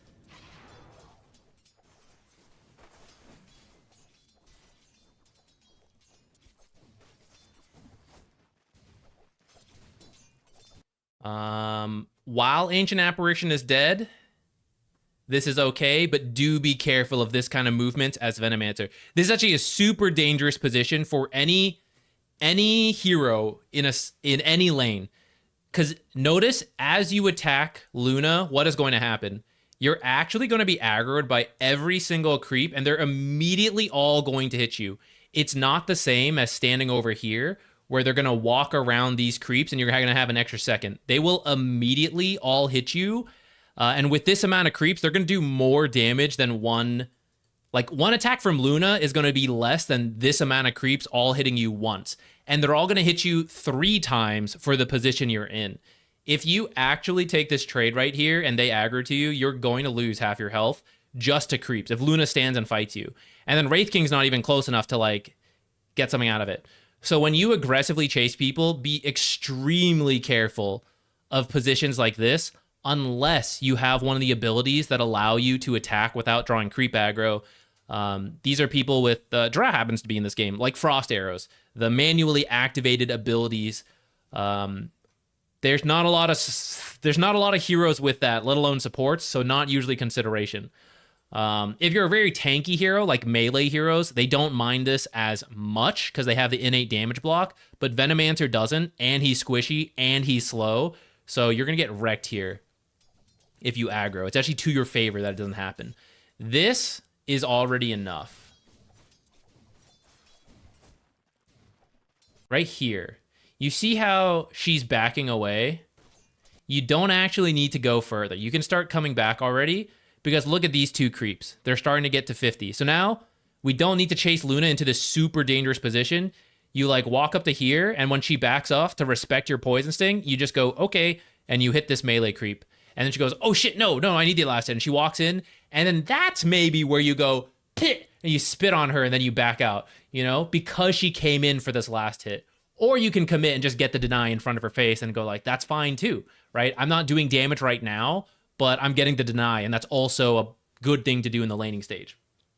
But you don't have to force this type of aggression.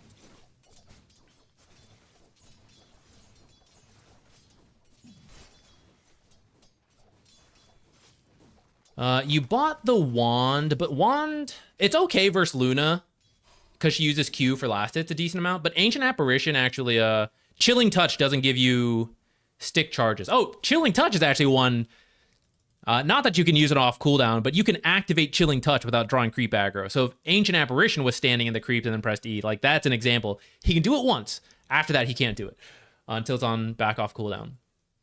But that ability does not give you a stick charge.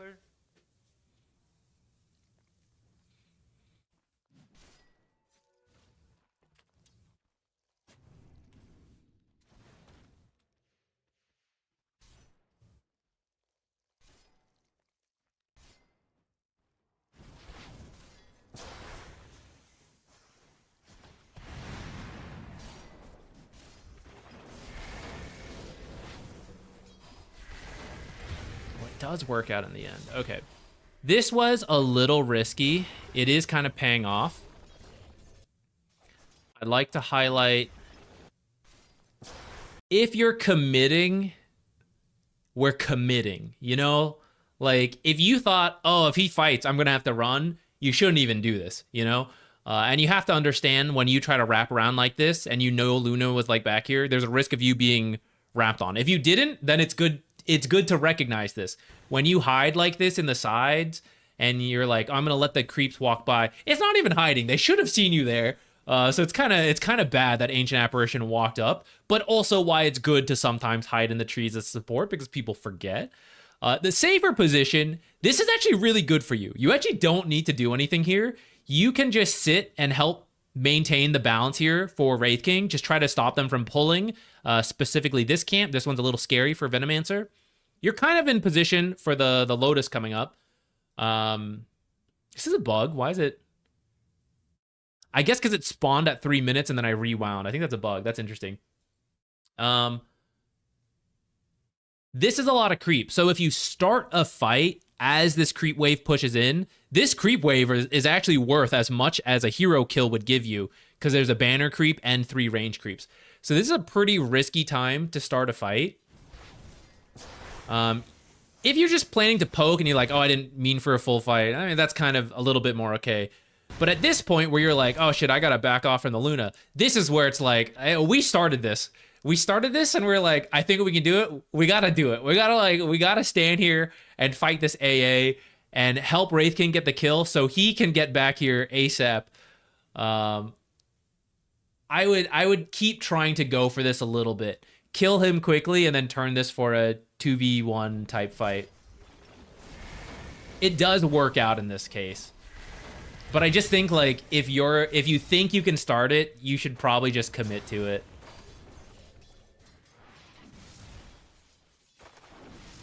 You do get the Lotus out of it though, which is good. Got the Arcane Boots queued up. I like Casual Urn right now. I'm testing it a lot more on... Well, first I'm starting with Heroes where I actually think it's good, but I think the Urn buildup with the Circlet's kind of nice, and I'm going to just try it casually on Heroes in the future. I think you could buy Urn as Venomancer. Yeah, this is where things are kind of scary.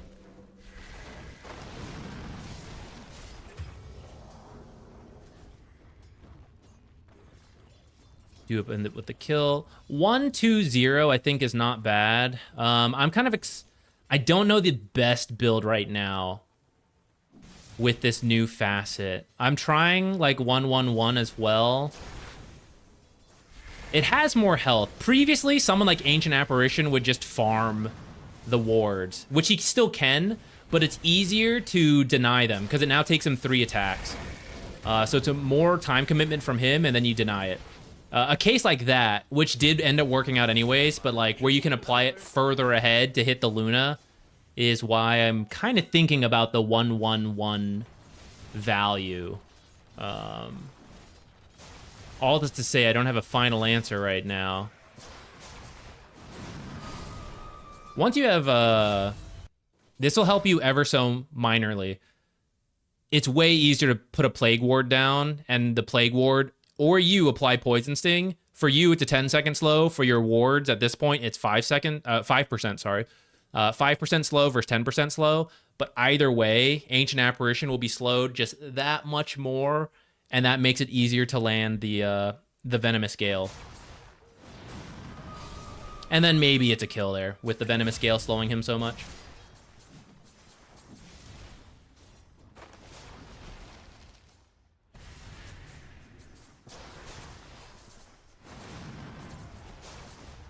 You didn't know Chilling Touch didn't do it. I'm pretty sure it doesn't do it. Unless they changed it. I'm pretty sure it doesn't give you a stick charge.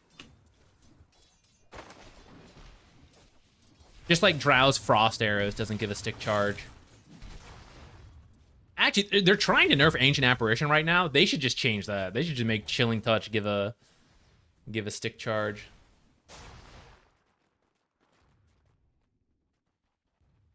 Yeah, I actually don't mind this. If you want to just start jungling the small camp, I'd be okay with that. Like right there.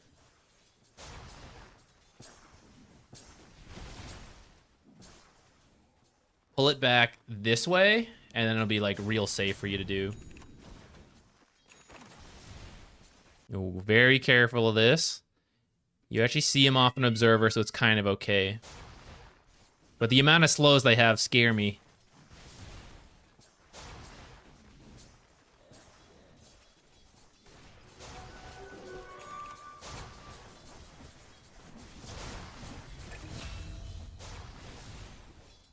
Plague Wards don't give as much gold as they used to, but still be a little careful of just giving them away. Earlier, you placed one like right there, and then Luna just like farmed it, you know? That's kind of what I mean.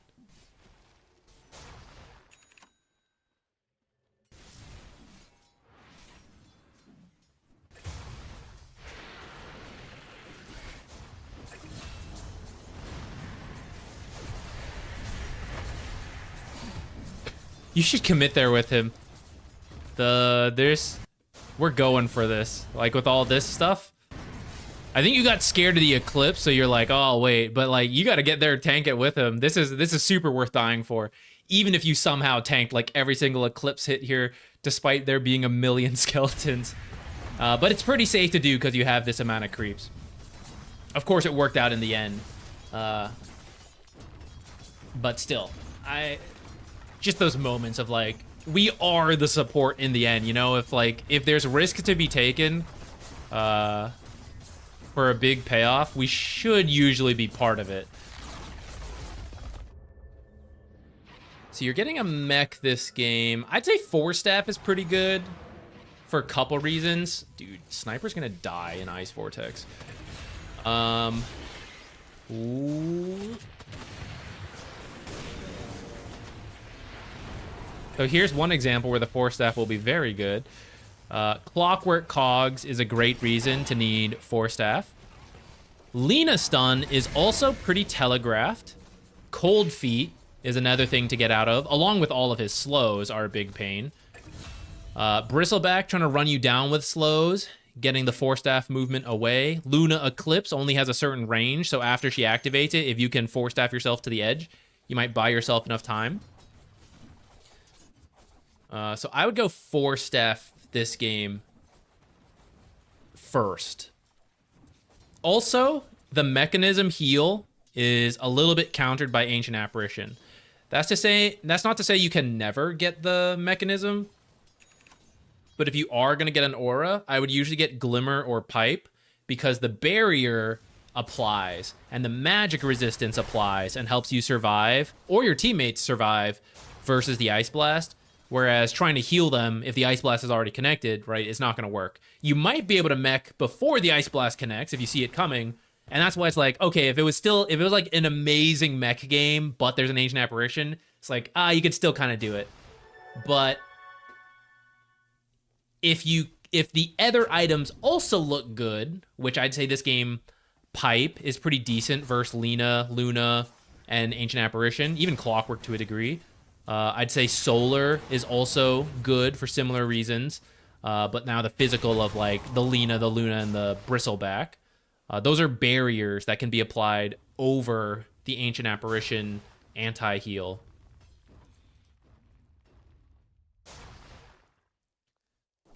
We did get the tower. We're kind of setting up mid. This is a little dangerous because Clockwerk can jump you, and if you get jumped, you're probably gonna die. So here's where you can potentially have some impact. It seems like you wanted to siege mid. This can work. You need enough heroes here. Venomancer generally wants to do the side lanes and then either hold it or aggressively push. So let's do this tower. If you aggressively push this tower with your team, you can set up a bunch of Plague Wards like here, farm the small camp, maybe even the hard camp, while helping your team aggressively push this tower.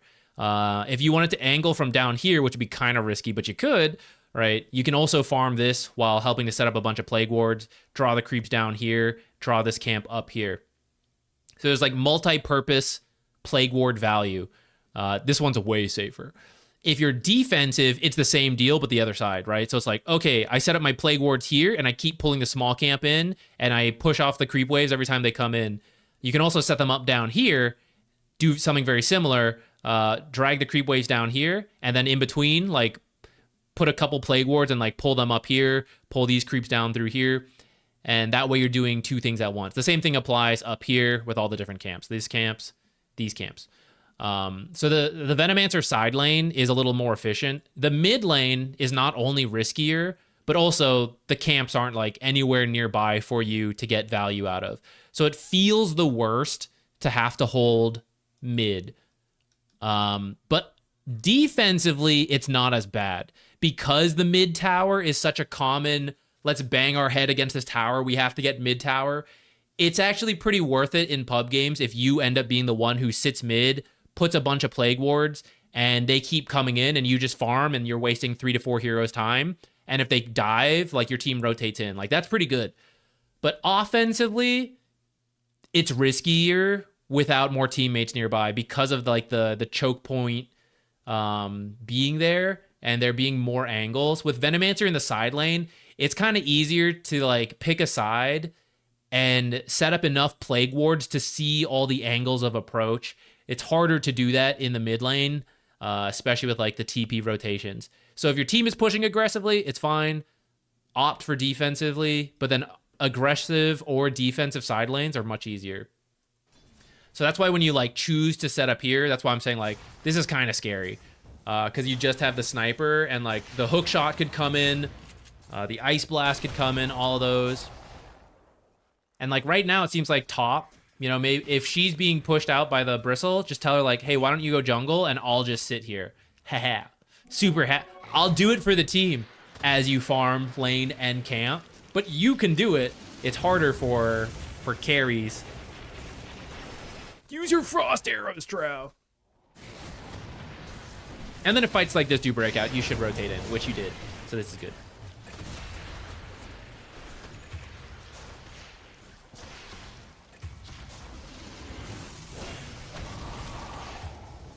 The fight worked really well. Okay, so pop quiz. We're the support. Where should we go? We just won a pretty big fight. Oh, thank you guys. Trog, Zachary Knox, thank you for the super chats. I appreciate it a ton. We will get to your games in a moment then. Wow, guys, I didn't expect so many people to take me up on this. Thank you, guys. I appreciate it. Oh, yeah. Little pop quiz. Where should we go right now?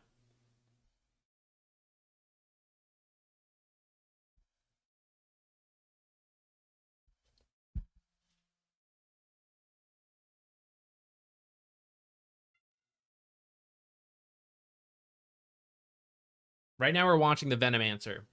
Well, it doesn't really matter who it would be. This is good to do as a support in general at this moment. Yeah. Okay, you guys are getting it. So right now we should push this tower with our team, but also as a support, most supports don't actually contribute damage to this, right? There's a couple, sure. And Plague Wards is actually not the worst. But really, if we hit this, it's not going to be more than a sniper and a drow. There is a quick calculation potentially where it's like, oh, it's kind of close. Can we finish it before they respawn? In which case it'd be good to do. But this is like, okay, chip it a little bit and then they're going to respawn and then we're just going to back out. So this is a great time to deep ward if you can. It has to be weird.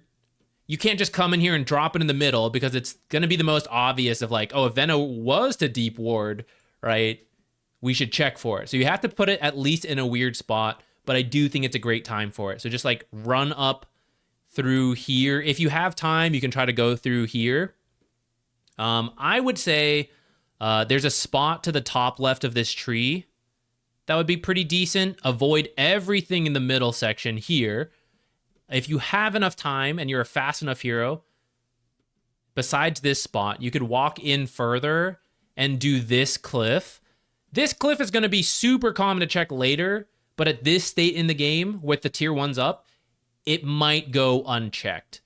There is an Ancient Apparition and a Clockwerk. There are actually two heroes pretty good at checking the cliffs, so there's a chance they check for it. But those are the two spots I would use. I'd either use this one or this one. Or if you have a sentry, do you? That's Clockwerk. You do have a sentry.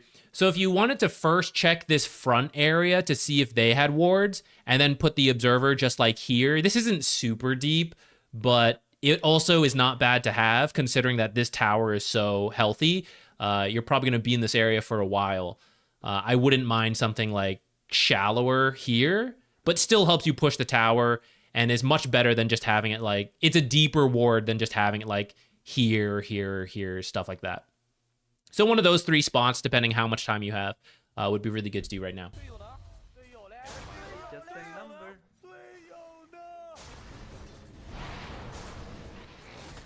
See, we end up helping push a little bit, but we don't place any of the observers or sentries down.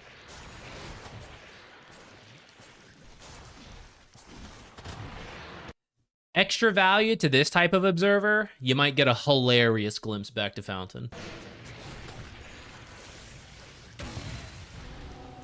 Little Plague Ward tip right now. You're doing it a little bit, but as you play different objectives as Venomancer, one of the strongest elements of the hero is that Plague Wards are quite literally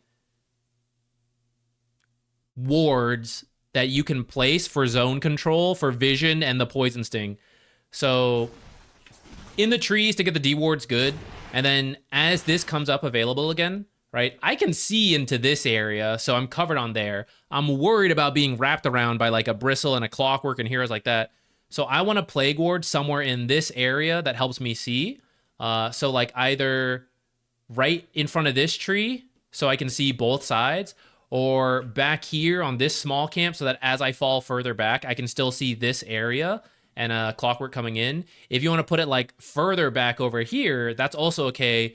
But with the heroes you guys have, you want to take the fight under your towers where you're going to be strongest. So we don't need to see further out as much like, oh, we're going to jump them. It's they're going to come to us and we're going to be ready. So wards closer to your side are pretty good. This is where I'm seeing the gap, right? Like we have it available. I would love to have it here or here so we can keep seeing where this Clockwerk is coming from. And you've made it all the way over here, but we should have a ward or two down.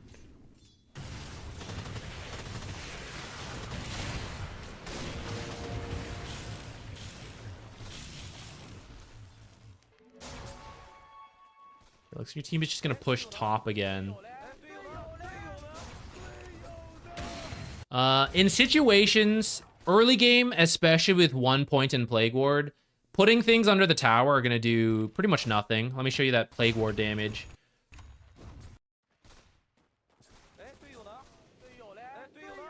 Where is it?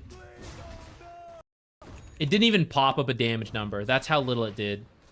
What was that? 3 damage? I went too fast. I wasn't looking.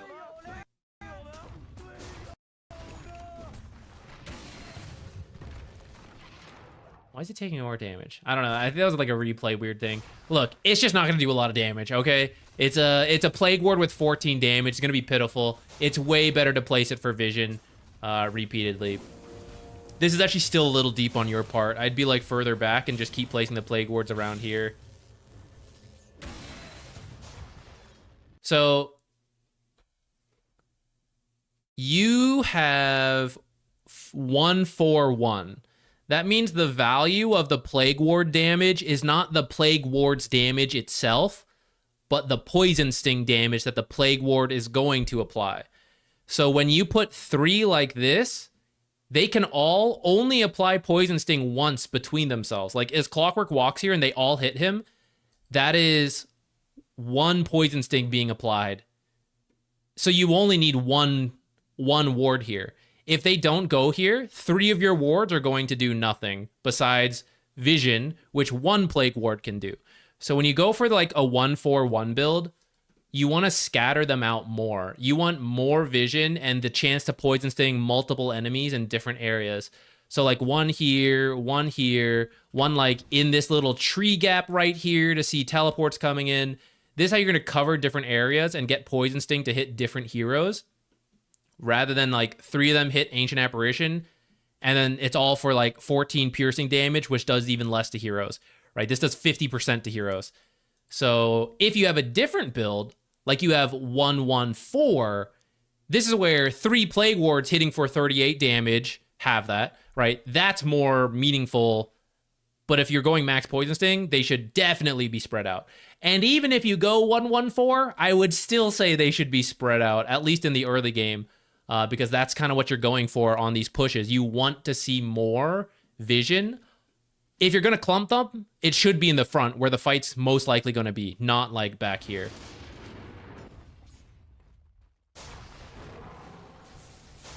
Like we're setting up a lot of control here, but who's here to fight? Then she's just going to farm him. That was like 70 gold for her.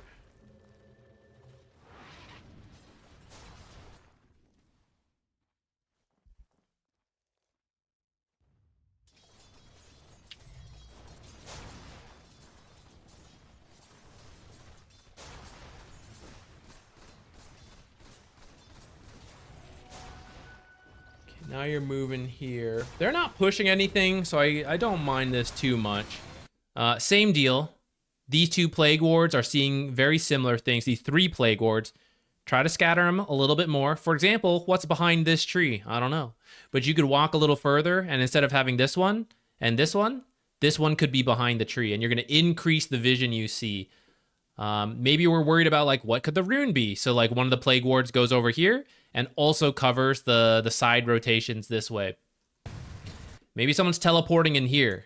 So as you walked through here, rather than place this one, actually I don't remember if you walked through here, but something you could do, regardless, is try to sneak one in here if you were playing this top side. Now it's kind of scary. You don't have to see everything, right? I don't need to get wards here and here. We just need to pick a side.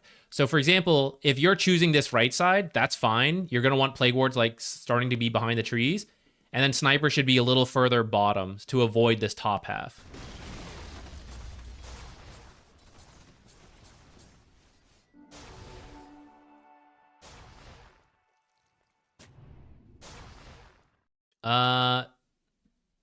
You should just use a plague ward for this. The observer is going to be dewarded at some point because it's not going to spawn. So you're kind of... You want observers to last as long as possible, and you just put probably about a 2-minute lifespan on this observer. And maybe they won't get it.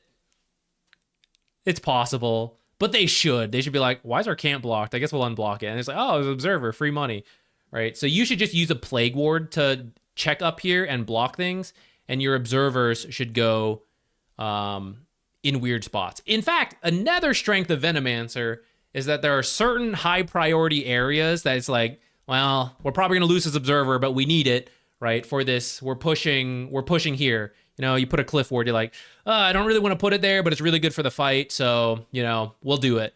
Venomancer doesn't have to. Venomancer goes, plague ward on this, plague ward over here, plague ward over here, plague ward over here, plague ward over here, and now you have the same temporary vision, and you can stick the more permanent observer somewhere bizarre, someone like over here. It's technically worse vision, but way better chance of surviving, and you're still going to get the vision you need for these kind of pushes into this tower with the plague wards. While you guys are there temporarily, so are the plague wards there temporarily. So things like this, where the observer is likely to die, that doesn't make sense for a hero like Venomancer. You want this observer to last so long because you can put them in places that last long and put your plague wards into temporary areas that are valuable but high deward chance. Like behind the tower on pushes. A lot of people put observers there. A lot of observers get dewarded here because you're like, I wonder if you did it here, right? You're like, we're being pushed. Wonder if there's any vision back here. You put your sentry down, you killed the observer.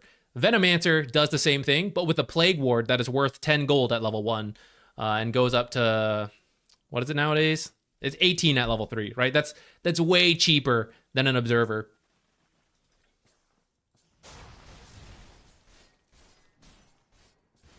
Oh my god, it's rolling up. Pretty maladies. Unless that's pretty maladies. Thank you for the 20 super chat. Okay, we gotta start going between all these. Thank you guys. I think we covered a lot of good stuff in this one, right? We talked a lot about plague ward placements, talked about some laning stuff, some itemization. I think that's pretty good.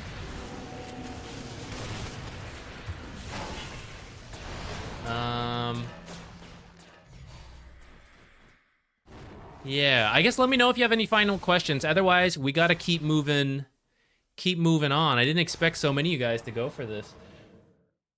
Thank you, though. I'm very appreciative. I gotta go back to the last one.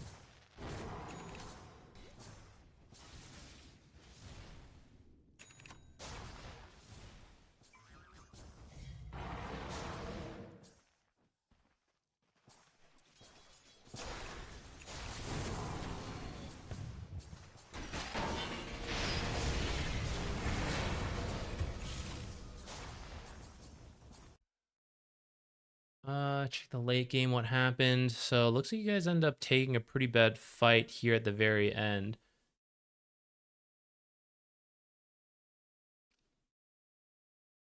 What are your item builds? Looking for Ags. Okay, so here's one thing. I'll list a couple things here to wrap this up real quick. So I see you go for this right-click build at the end. That's what Ags, Witchblade, Hurricane Pike is for. But I mean, look at your cores. You had a Drow, a Sniper, and a Wraith King. These are 3 right-clicking heroes, and you itemize to be a 4th person who does the same thing. So your team is extremely one-dimensional.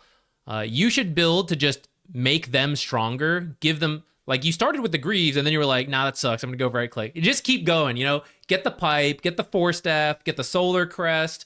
If they don't want to buy various utilities, like, oh, we need Catch. Get a Scythe, get an Atos, you know.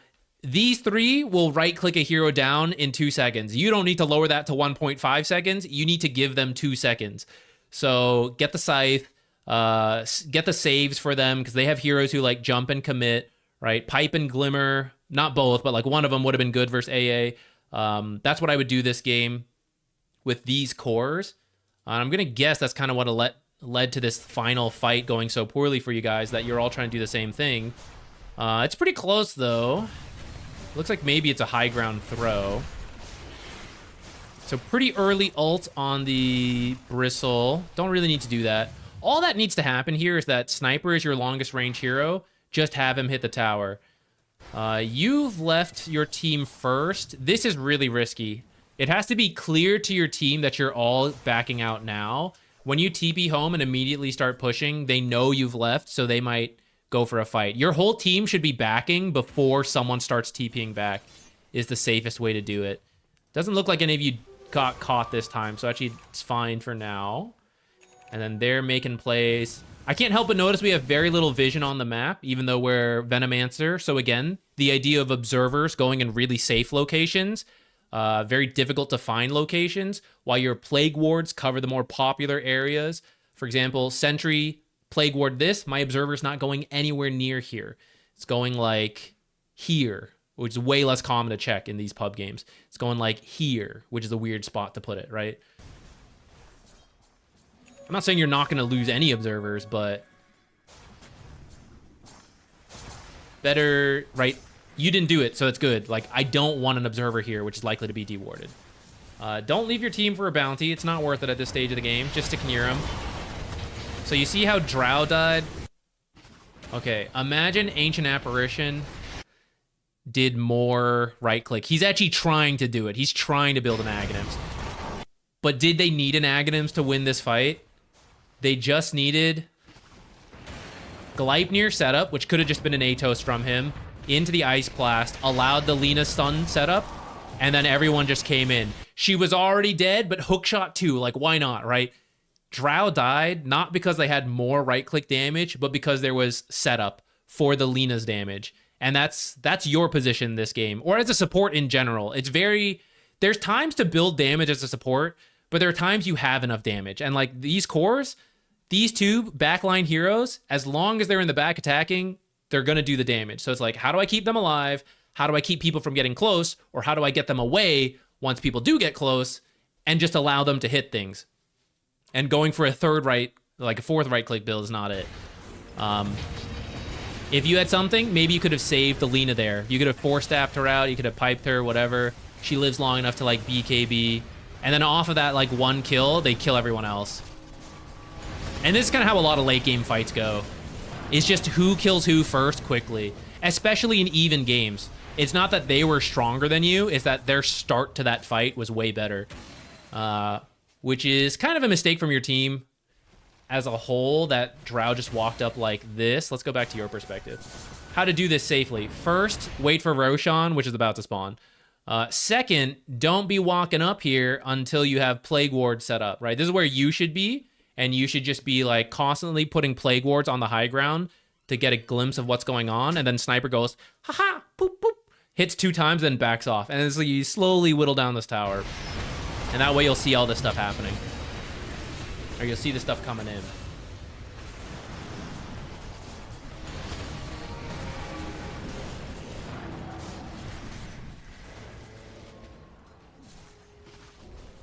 Okay. I also realized maybe I'm ignoring them. Are we getting sound notifications when people do the super chats? Am I just completely missing it? Oh, I think I just heard my doorbell. 1 second, guys. I gotta go see who this is. I need a hotkey for this.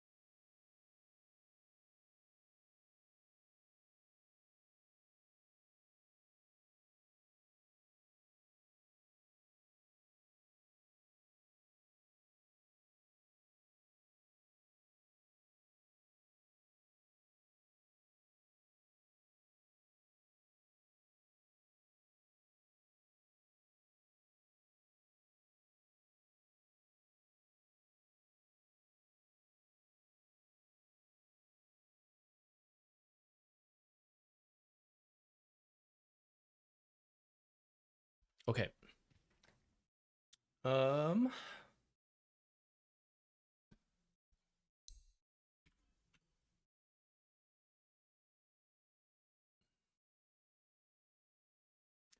Okay, we're gonna do this one. I'll be honest, Trog, I don't play as much. I don't know Arc Warden's build as much. I hope we're still gonna be able to give you some feedback here, but it might be more around like playmaking as a whole, like map movements, rather than Arc Warden specific stuff. But let's take a look. Looks like you're interested in transitioning from your laning stage to the early mid game. Okay, so that is something that hopefully we can help with.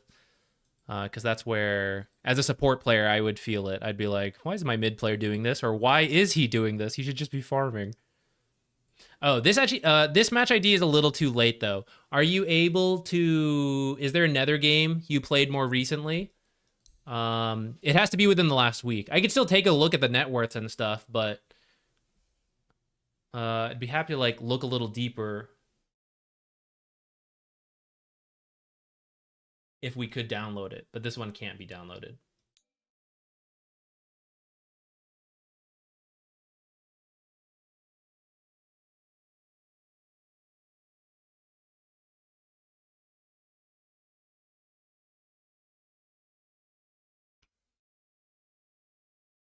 I have a Morta 4 match. That works for me too. Whichever one you want.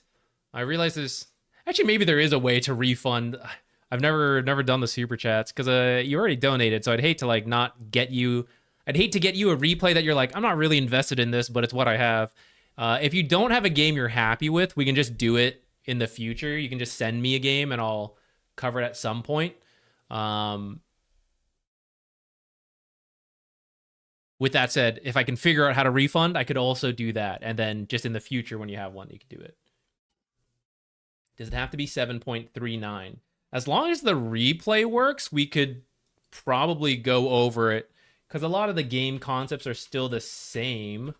But sometimes the replays break in between big patches.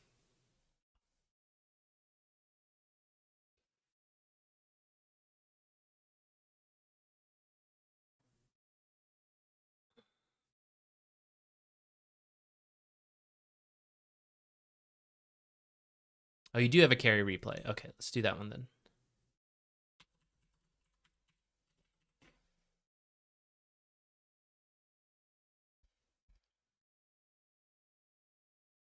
Okay, who are you playing here? Oops, wrong thing. Let's go from legend mid to legend carry. Kez? Oh, nice. How do you like the Kez changes? I actually haven't seen Kez since the patch.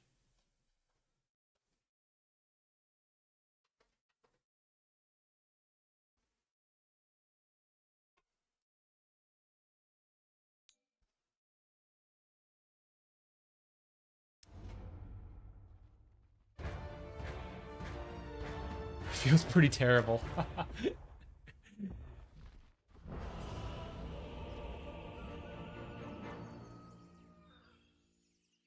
Oh? Well, there we go. That was weird.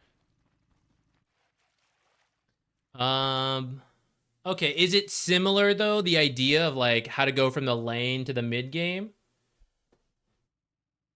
Doesn't feel viable mid anymore. It's too bad. I think Kez is cool. I don't actually see very many Kezes in my game.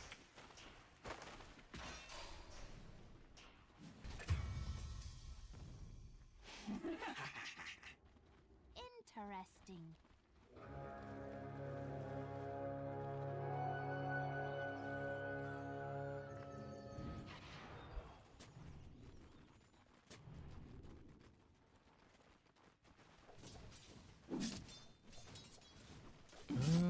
Let's see. If it's about transitioning, we might just skip through the first few minutes of the lane, because of course getting last hits are important. I'm sure you know that.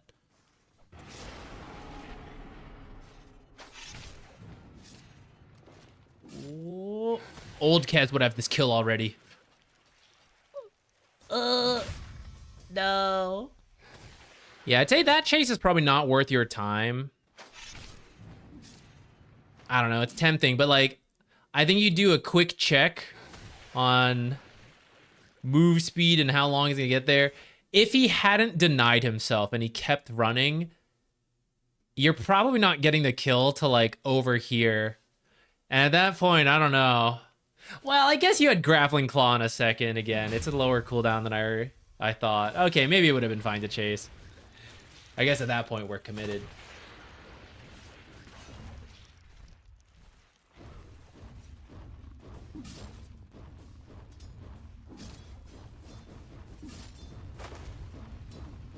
Okay, reaching the end of the laning stage. I'll be honest, I don't know exactly what the Kez build is now. I know Falcon Blade is good. I feel like Phase or Treads can work. I guess maybe a lot of people aren't fully sure what the build is now that it's changed up. Oh, I looked away and you got a kill. Nice.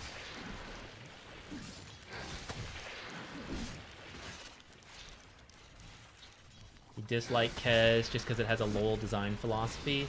I mean, people say that, but I've never really understood what that means, you know? Like, we have heroes like Invoker and Meepo, like Chen, you know, like, complicated heroes are in Dota territory. League does feature a lot of skill shots and like high execution mini micro stuff. So I see where that like does kind of bleed over. But I don't think that's strictly bad. It's not like all of our heroes are like that. I think just one hero, let's say Kez is the only hero like that. I think one hero is fine to have that. But I also think he doesn't even have that many skill shots, which is what I think of League as more. But granted, like, when you use the stuff is, like, very execution-based, which I guess is kind of the same.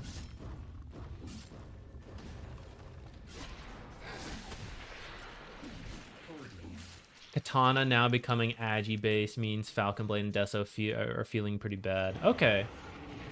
You play Kez a lot more than me, I'm sure, so I'm gonna trust you on the itemization, and we'll look more for the map movements.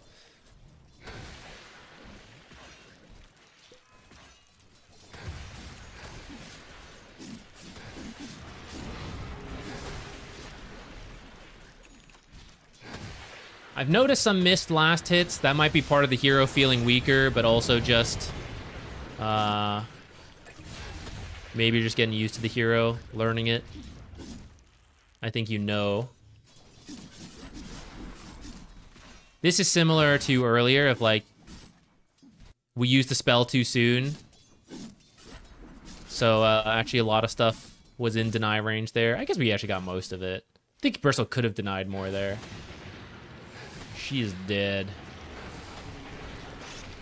Oops. I think that was a misclick. You immediately leave. You're like, okay, I'm out.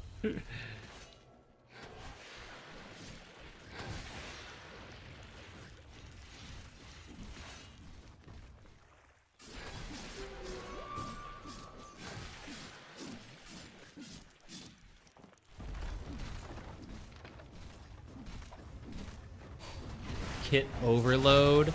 I guess that's fair, but isn't Invoker also like that? Like, we could go through the list of things Invoker has, and he's got everything, but he's limited in when he can do it.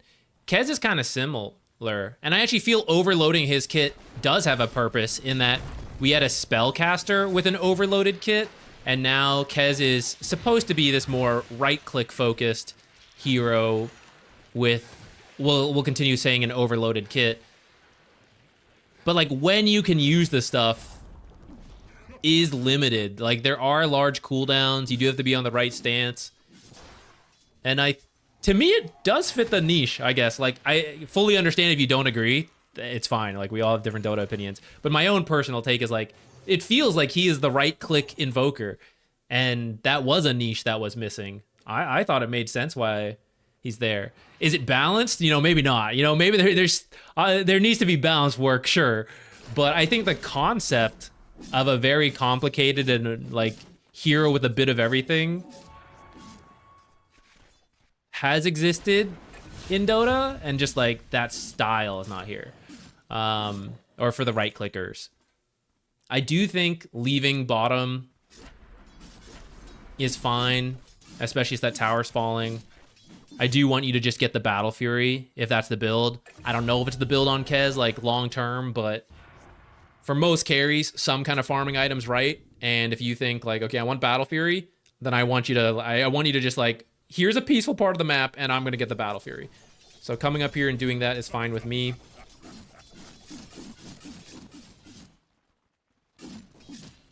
I would start with the range creep there, by the way. All right, you're trying to get like the camp and the lane at the same time, which is good. You see, like, you left the range creep again. Let's go back to that. So like, we never know when we're gonna get kicked out.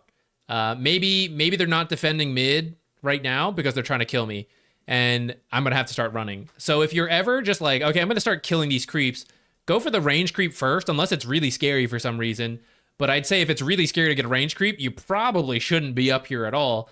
And that way, if they do suddenly a smoke breaks and you go, oh shit, you know, I gotta run, got a grappling claw away, right? We got the most valuable creep first. So here, right, we're going for the melee creep. Just get the range creep first. You totally secured it. It's fine. Sometimes you'll miss, right? Because you worked with the creeps. That means the creeps can get the last hit. If you get the range creep first, the range creep can't be stolen from these guys, and you just fight them for the melee creeps. And then here again, you know, drag it out. Here, banner creep would be number one. And then rather than wait for this creep and start to work on this creep, why not go for the range creep, which is the more important, more valuable one.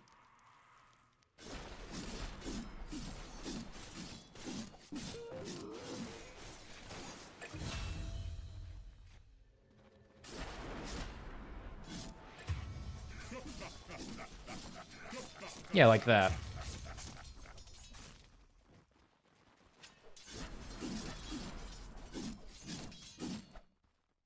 Okay, I see 3 heroes bottom. If it was later in the game, I'd say you could keep pushing.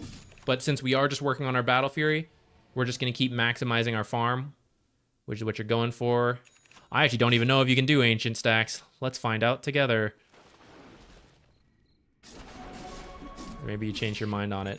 This camp, I think you should try to drag between. I know you used to be able to do it. I don't know exactly how it works now, but I think you should be able to get both camps in a single Echo Slash. Maybe not every single creep, but at least some of them for a little bit more efficiency.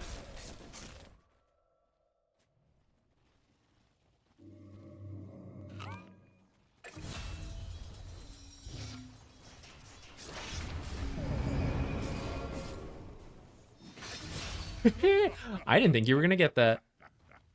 I guess, doesn't the other one still give a silence?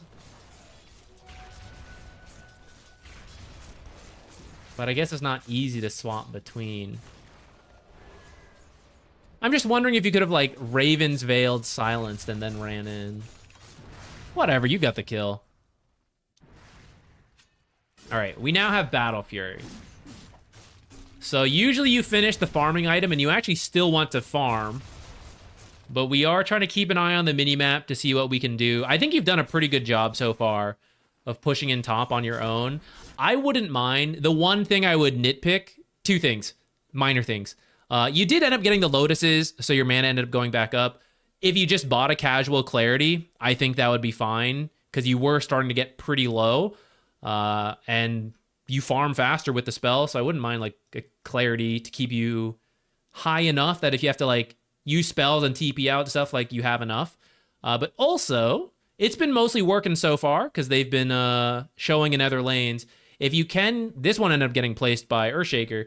But while you're up here, you know, if you put your own deep ward over here, you actually have a Quelling Blade, cut this tree, stick it on this thing, right? You're going to protect yourself and give you a little bit more comfort on staying up here. These are the cases where supports are supposed to do most of the warding, but cores can do some, especially if they are just planning to sit in an area. You did your own sentry. I saw that, and that's good. Okay, keeping an eye on to see if it's worth coming in.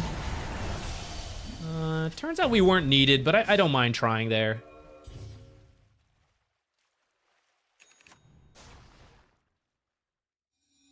Then I don't really mind if you just go back top.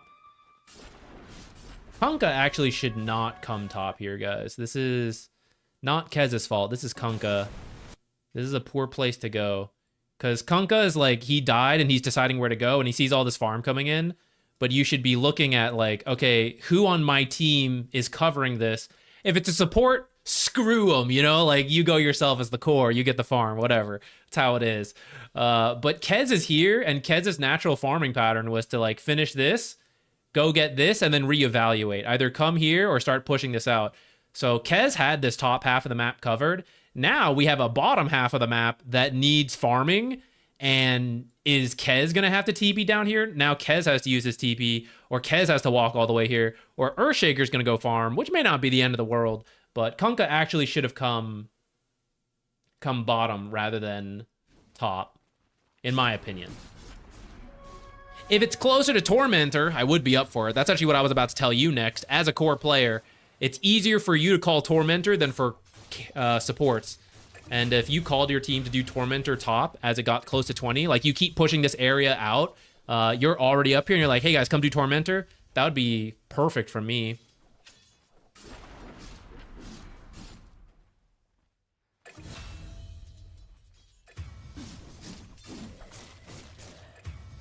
Oh, great. I was about to say you could maybe just start carrying Dust because there's a... You can probably solo kill Ricky. Let's shake things up.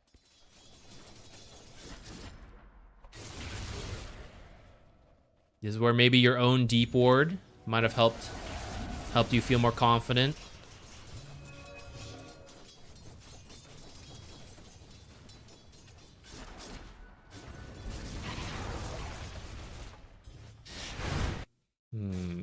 I gotta look at this again.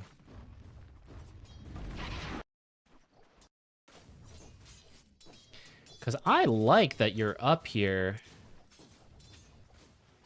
And you came mid because no one on your team was doing it. But I'm not going to feel nearly as much confidence pushing in mid as I would have top. And top, you can also twin gate over to join these guys. Kind of wonder. I feel one of them should have dealt with mid. At the same time, I guess I don't hate this if you're still in full farm mode. And you're going to try to walk down here to join them.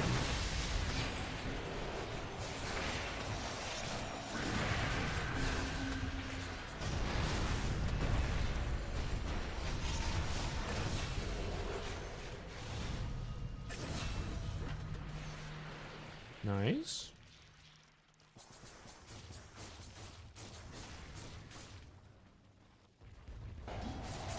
Take the tower. Maybe ping someone to go check the Wisdom Shrine in case they didn't get it already, but otherwise, join the fight, get the tower, get out. I think that's pretty good. If you could call your team to do Tormentor after that, I'd say that's the next best play. Come down here for the Twin Gate, pop back out here off of this tower. You already had like 3 of you guys. That sounds pretty good to me.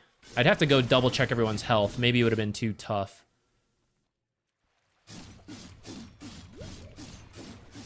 Should I let T1 go down if team doesn't defend? That's where it's tough. I would say it depends. Like, if this was down to the last 10%, I'd kind of be like, whatever. At the same time, we're getting to the point where Roshan is coming up as a viable objective, and it helps to have this tower for whichever side Roche is on.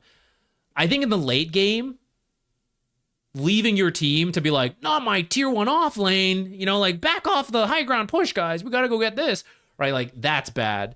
You're at the point in the game where it's still kind of, I think it's fine to go for. Like, either way, if you were like, I want to give up the tier 1 because I want to do this instead, I'd say that's fine. And if you said, well, I don't want to give up the tier 1 yet because I think it's still useful to have, I'd be like, that's also acceptable. That's where I think it's a tough call. So as long as you have a logic behind it, I'd be up for whatever you end up choosing. And of course, it would depend on the exact situation. Okay. Here, I think you're doing to Necrophos what Kunkka did to you. So you farm this. We're still farming up. We're waiting for the Sange to deliver. And then I don't know if you plan to fight right away, in which case moving this way is okay with me, and I want to see you guys like beeline it to the Tormentor. But if you're still kind of like, oh, we should wait for some big ults, you know, like Echo 50, 18 on Winter's Curse, Necro 26 seconds, like, okay, we're just kind of waiting for then you're just farming right now. And you should be moving this way, pushing out bottom again. When I see like Ricky here, Puck here, Bristle here, I'm not worried about you dying down here. Like if you're really scared, you don't see any heroes and you think they're invading, then yeah, we're getting out, moving this way. But you had the option to go down here to where no one on your team is. And instead you're like coming to where Necro is farming. So I think this is a bad movement from you. Especially because if we look beyond Necro and we go, oh, okay, I'm going to make my way this way. Like this is where Earthshaker wants to farm. Kunkka's coming up here. So I don't know. If there was team communication on like, hey, let's go top, this is fine. But I actually think you guys should just be waiting for the ultimates. In which case, we're just farming the map.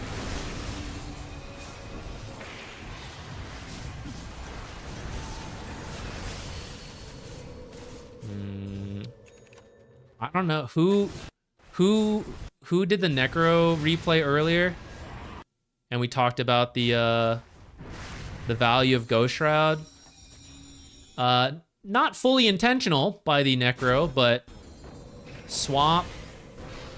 Okay, it maybe came slightly too soon, but I think it was panic off of being swapped. He just wanted to like activate it. But see that he's like being protected from physical damage right now. He's taking a bunch of magic damage. But as he activates his stuff, he's getting a bunch of healing. He actually got healed by Winter instead. Maybe that wasn't the clearest example, but his health went down. His health went back up. Spells got used on him. They're now gone, and he is healthy. That's like the ideal Ghost Shroud. Whether the healing comes from him or a teammate. You know, maybe that wasn't the best example, but kind of the rough idea.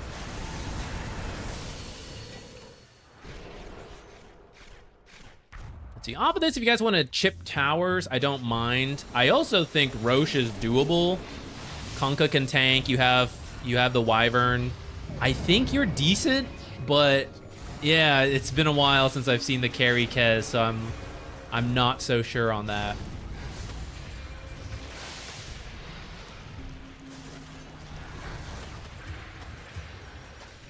Time to get out. See ya, suckers.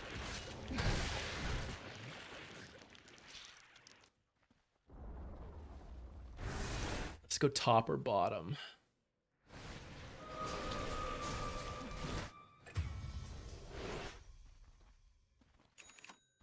I think you guys just overstayed mid. Allowed them to get a winning fight. Yeah, go wait in the trees.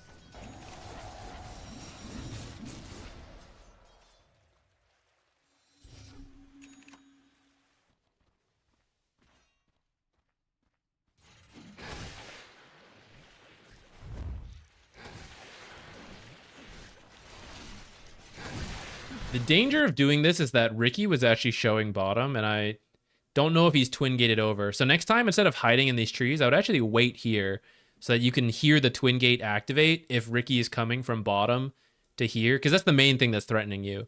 Of course, you might TP and walk out. Can't cover every base, but at least spotting him, because maybe Ricky came through the twin gate, walked here, and oh shit, Kez, and you're like waiting for your team to connect with you on Bristle, but actually they're coming to connect on you with the Ricky being here. So usually I'd say hiding in trees is good, but with Ricky and where he was, I think like watching for the twin gate is actually the safer play for you. And then as your team gets closer, you go for this, which is gonna work out now, I believe. Wow, Puck just came in and died. What hit Puck? I guess Puck was already kind of dead.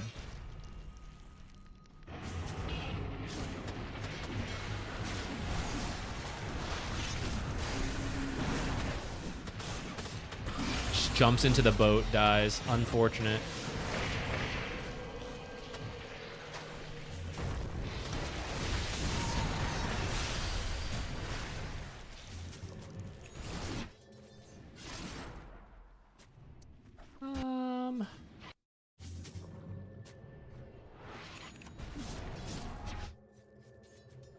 Okay, so I don't love this teleport home because you're the guy that takes the tower. You're the right-clicking core. Kunkka's not really the best. Necros, they're like okay, you know, they'll like do it over time, but you're the best. Anyone can deal with this. A support who already used a big ultimate could come back. Necro who used Reaper Scythe could come back and deal with it. Anyone who has Boots of Travels. This guy has X. You could have tried to coordinate that like as a team, like X me, I'm going to go TB home, push this wave and pull me back.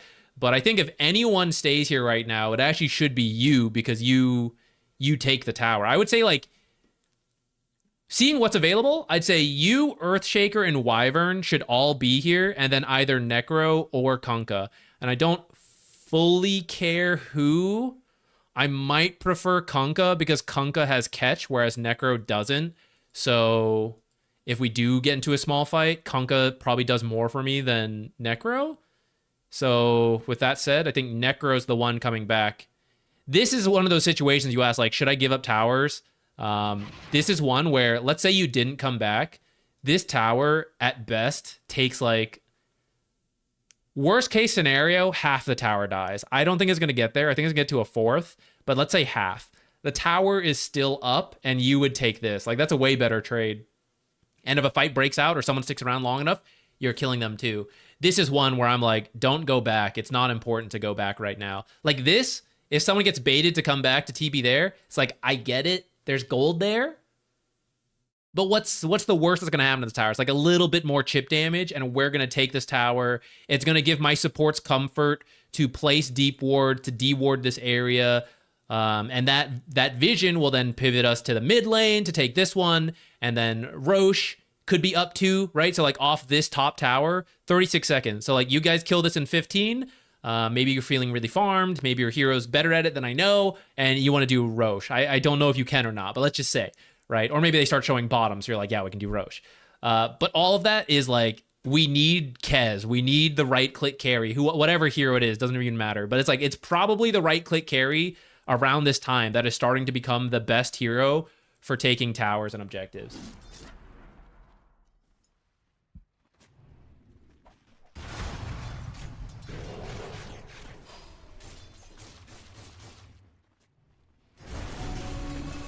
Oh, scary.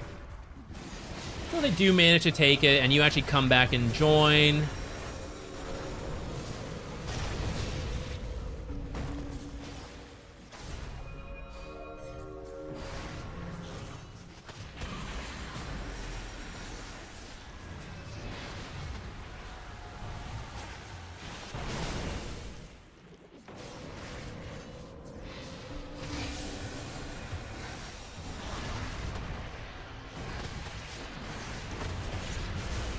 Thought this fight was going better for you guys, but it's getting kind of dicey. I was gonna say, if you guys won this fight cleanly, you could actually choose to go straight high ground rather than Roche, but this is not so clean. It's getting a little better. All right, let's take this tower. Since we won the fight right here. Actually taking that Fortify, I would now go Roche. If the next creep wave was closer, I would stick around. Come on, guys. You don't think that's fun? You don't think that's cool?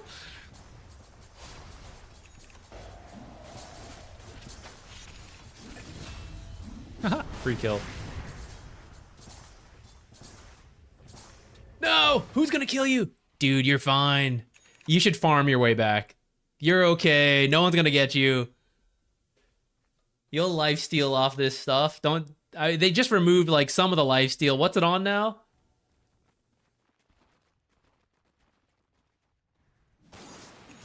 It's on the shard. You have a Battle Fury, though. I don't know. I feel like someone should be staying. I don't think your whole team should be leaving at that point.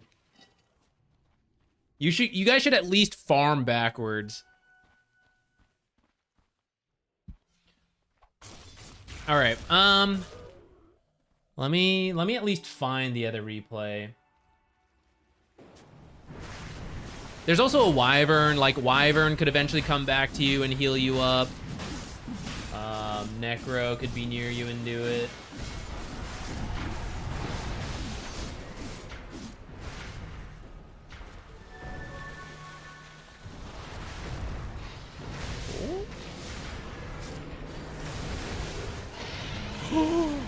Wait, I'm so glad we didn't leave. It's so rare to see Roche killed walking between lanes. Sick. Or walking between pits, you know what I mean.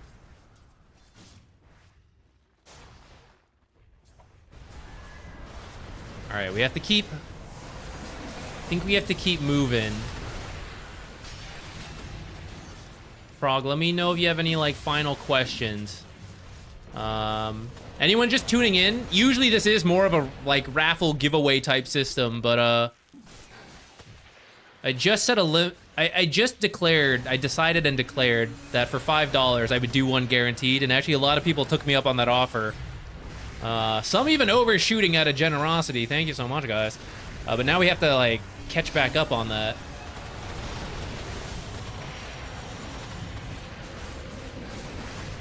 That was grief with the fissure. Oh, the Roche attempt, or the, like, right here? Hold on, let me see. Which one? I was looking through stuff, getting the next one ready. Is it this one coming up in the high ground? I guess if I see something that looks like grief, it'll be grief.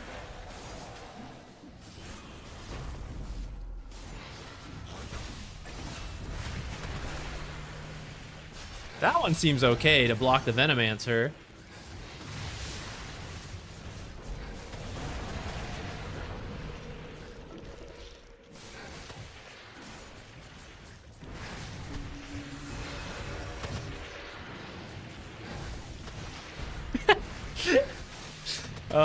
If that one was meant to block the Necrophos off, that might have been griefy. Though it also kind of... We could also make the same argument that he was preventing anyone from chasing in.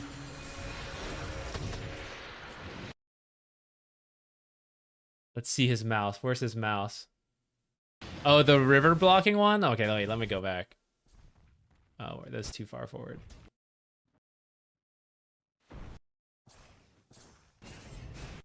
Too far back.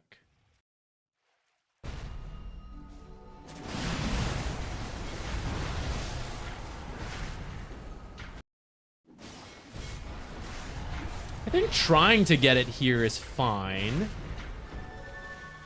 Maybe he thought it would go better. This one... I kind of get it. Like, you guys set up top, they set up bottom. So the further you let it go, like, they could be in position for a better fight. So I kind of get trying to kill it here if you can. It's just really difficult with melee heroes. Because you just get knocked back like this.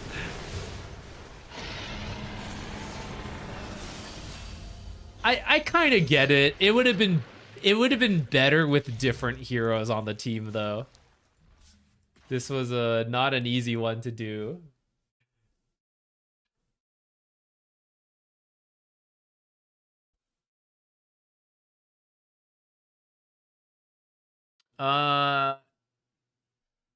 Zachary Knox, great name, by the way. If you let me know. I'm okay with either. We can do it now and you can check the VOD, or if you want to be there for questions, we'll save it. Or if you think the work meetings will end, we can go do the other ones first and then come back to it.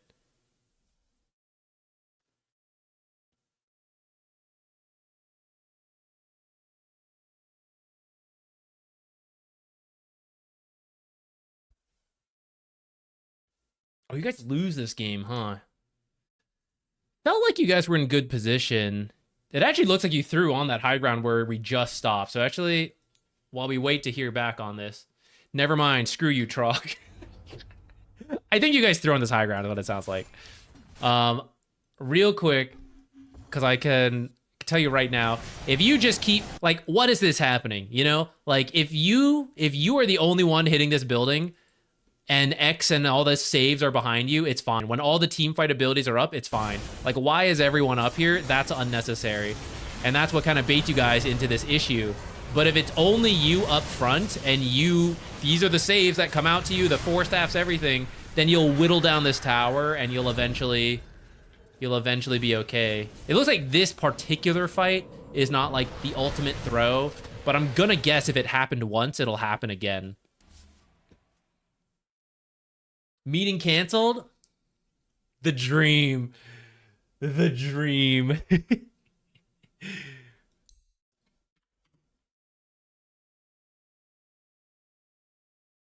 Okay, this one is a Sven carry. Herald carry. Getting a lot of core games in today, guys. I like this mix up. Okay, let's get right into it since, I don't know, maybe the meeting gets rescheduled, you know, and you'll have to go. Get it going real fast.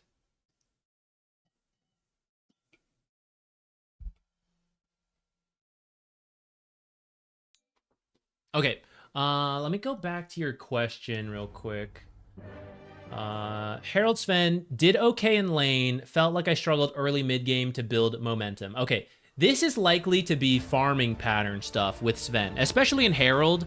The actual team fighting is very hit or miss, so I don't want to read too much into one single game, but usually this is where, as long as your item and skill build are like very default cookie cutter, that's good enough for this bracket. And then it's just like, oh, my team's fighting, so I feel like I need to go, but you shouldn't have. Or like, oh, I thought I could push this, but on the map they're all missing, so then I died, right? It's usually reading the map, which is hard. But that's usually what happens for fast farming carries like Sven, where you feel like, oh, my start's not going the way I think it should be.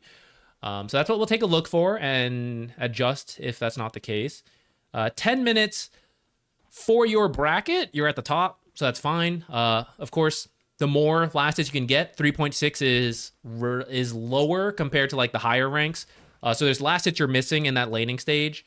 I won't worry about it too much because I think yes, I'm supposed to keep working on that. It looks like you actually maintain top farm. It's not a massive amount, but you are on the top. So you're maybe like at that threshold where you're doing the best in the lobby, but not quite enough to fully carry and do like extra impact. Let's see if we can find some of those cases for you. Just taking a quick look at the heroes in this game. I wouldn't mind if you went Silver Edge this game because of the Bristleback. It might help you. And Invis is very useful. I'm not going to say no one builds detection in this rank because I know it's improved since that meme back in the day. But it still helps. It still helps. Still better than other brackets.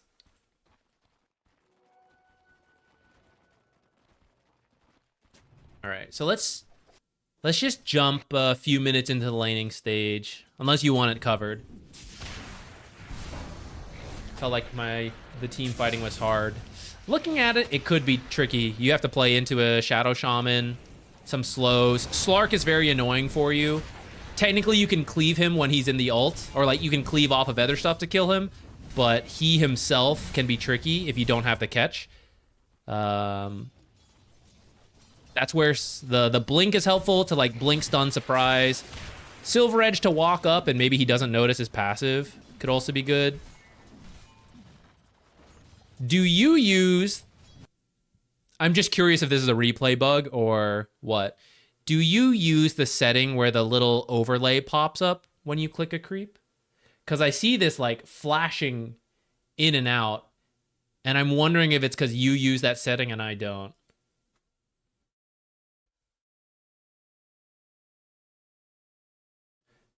There's an overlay. It's not an overlay. It's like it's a little pop-up that happens here around where my camera is, unless it's moved and I don't know where it is now. But like you would click the creep and the creep's health bar would show here. Very few people use this setting in the end, but some people do. I don't even know what to call it. I'd have to like dig through. Anyways, it's not really significant, so I'm just gonna move on. Usually I just don't see this flashing, so I wasn't sure if it was just a replay bug or it's because of that overlay. I have an attack nearest unit setting turned on. No, it shouldn't have been that. Maybe it's just a replay bug then, if you're not using that setting. I think you can't even find that setting. I think I saw a Reddit post saying like, it's not there.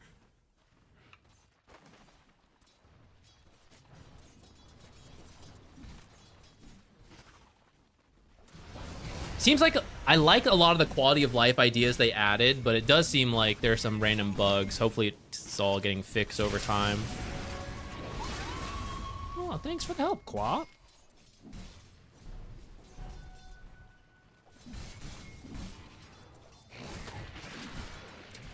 This is one, we kind of covered it in the last game when Kez was doing something similar, but like right here, instead of just waiting for this guy to get low, either you could work on denying your own creep, or in this case, because you've cleaved this guy low, you could just walk up and finish his creep and then back out. Now, it is a little scary in the laning stage, like, oh, I don't want to like walk in and die. So if that's the case, then it's fine. But let's just pretend you knew it was safe. This is one of those instances where you'd like, I'm going to go finish the range creep now and then come back and get this stuff. You even have the confidence to walk up here anyway. So like, you know, if we're going to do it anyway, you know, go finish the range creep and then finish the melee creep.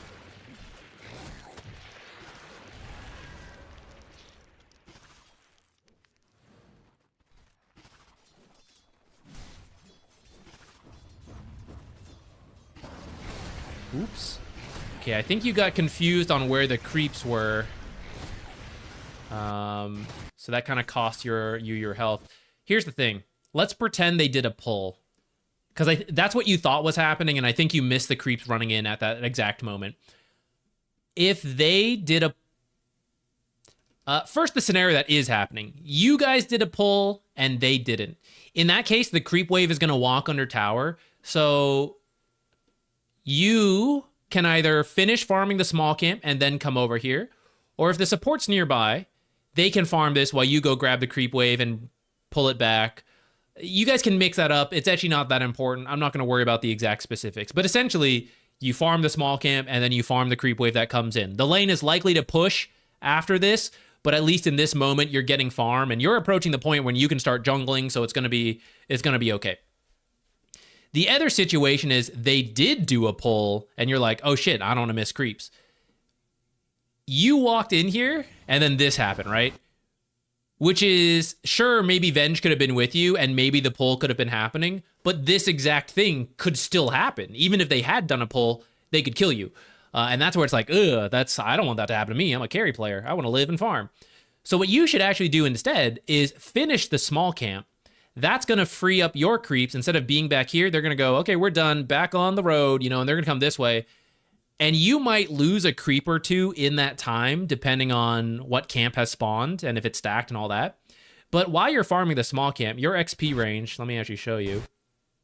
So this is the XP range, and you can see that actually covers the small camp. So when you stand here and you farm this stuff, you're in range of any creeps that are dying here. You're, of course, not getting the last hit, but you're getting something out of it.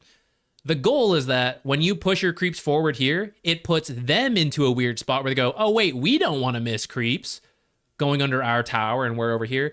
So usually one hero walks away at that point to go catch the creep wave, or they don't, and then they lose creeps, which balances you out. Like, oh, I got some stuff denied, but then they missed last is under tower. Like, we're good, we're even. But usually at that moment is when you can contest. The support will help you rather than do this, or the lane's up here, so the one person that's left, and you have an avenue of like 2v1 to get in there. But just like walking in on your own is more likely going to lead to situations like this.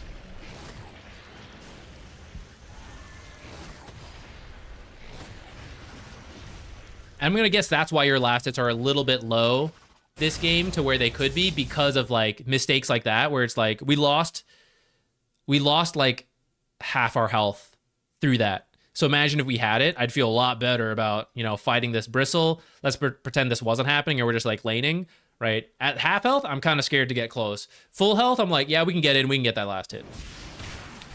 So it looks like this is where the co-op rotation was. So you pop God Strength. I actually think that's pretty good. Forget it. If, I know I talk about the Lotus being important, but at this stage, like, you just keep getting your last hits and send someone else. Well, I don't know if I want to say that, actually. It is kind of good to get it. If you think it's too late and you can already hear the noise, you should probably just let it go. It's also sad because you hit twice. One more hit would have finished it, but also because they were weak. In the time you left, they then died. So that's why I was like, a little weird. You know, that's not that important. Let's not worry about it.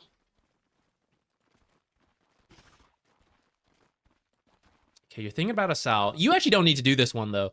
Well, I don't know what you end up going for, but you should be going for a Morbid Mask next, I would say. Looks like you kind of do, but you actually buy the Broadsword first. I would swap this. Get the Lifesteal, get the Morbid Mask, and then that'll make it easier for you to heal up while you farm. Your damage is already really solid. Of course, the Broadsword will add more and speed you up, but not being dead also speeds you up in terms of like, oh, I don't have to go back, or I don't have to spend money on this healing salve because I'm so low.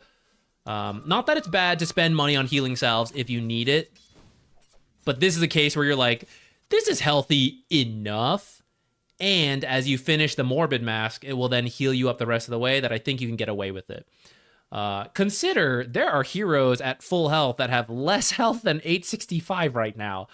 Sven being a strength hero, like, look how bulky you... If we check Slark, look, Slark's maximum health is almost less, not quite, it's barely more than what you currently have. So if Slark can lane with 900 max, potentially laning even with 400 max, you can certainly get by for another minute until the Morbid Mask shows up.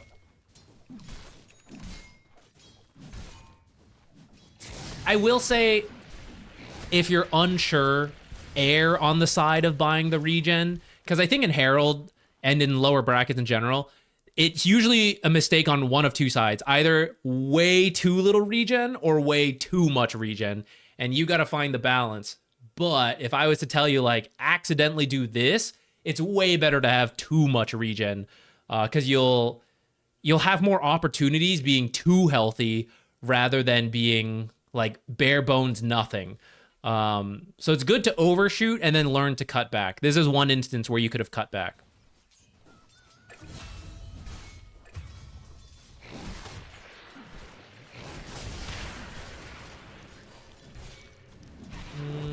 Quap wants to come again.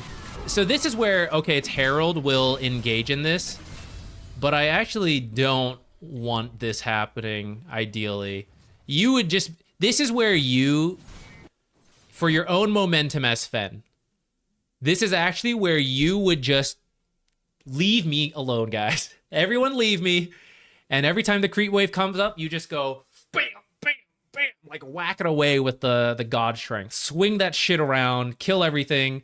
And then if it's safe, do this farming pattern, repeat. If it's not safe, come back here. You can do Ancients with God Strength. Otherwise, like, come do this one.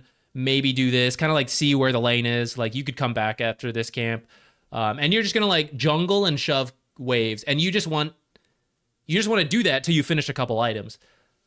Free kills, it's kind of fine for Queen of Pain to come down here, but we're at the point where Bristle can't stop Sven from doing what I just said. Maybe when Sven gets really low, yes, but otherwise, like, Sven will walk up, hit this creep wave 5 times, and then leave, and Bristle can't fully do anything about that. So this is where Queen of Pain, instead of trying to slow down Bristle and speed up Sven to get him kills, it's like, kinda. But it would actually just be better to come up here and kill the Slark and slow Slark down, because Sven's passive jungle farming speed is way better. If Sven is kicked out of the lane and Slark is kicked out of the lane, Sven is winning, because you just have way more natural farming speed than the Slark does. So Queen of Pain's rotation should actually be coming up here rather than coming over here. That's out of your control. So that's why I say, like, okay, if she's coming, we can kind of go with it.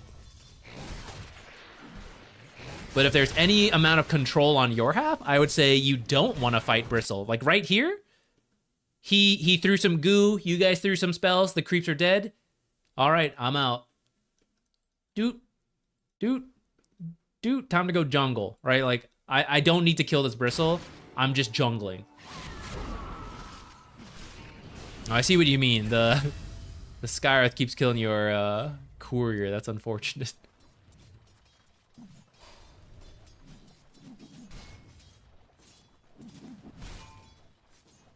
Here, you see how you're waiting for last hits here? You're kind of low because you lost your courier, so I kind of get it. I actually appreciate this backpack backpack stuff here. Blast this wave. You're waiting for the last hits? Don't. Come up, beat the shit out of the range creep, you know, turn around, hit the melee creeps, get the last hits, right? Don't miss them. But don't wait. Don't wait for the creeps to get it low. Speed it up as much as you can and head to the jungle. That's how you start speeding up your farm. If we wait for the last hits, at this point, it's going to take us 15, 20 seconds for every creep wave.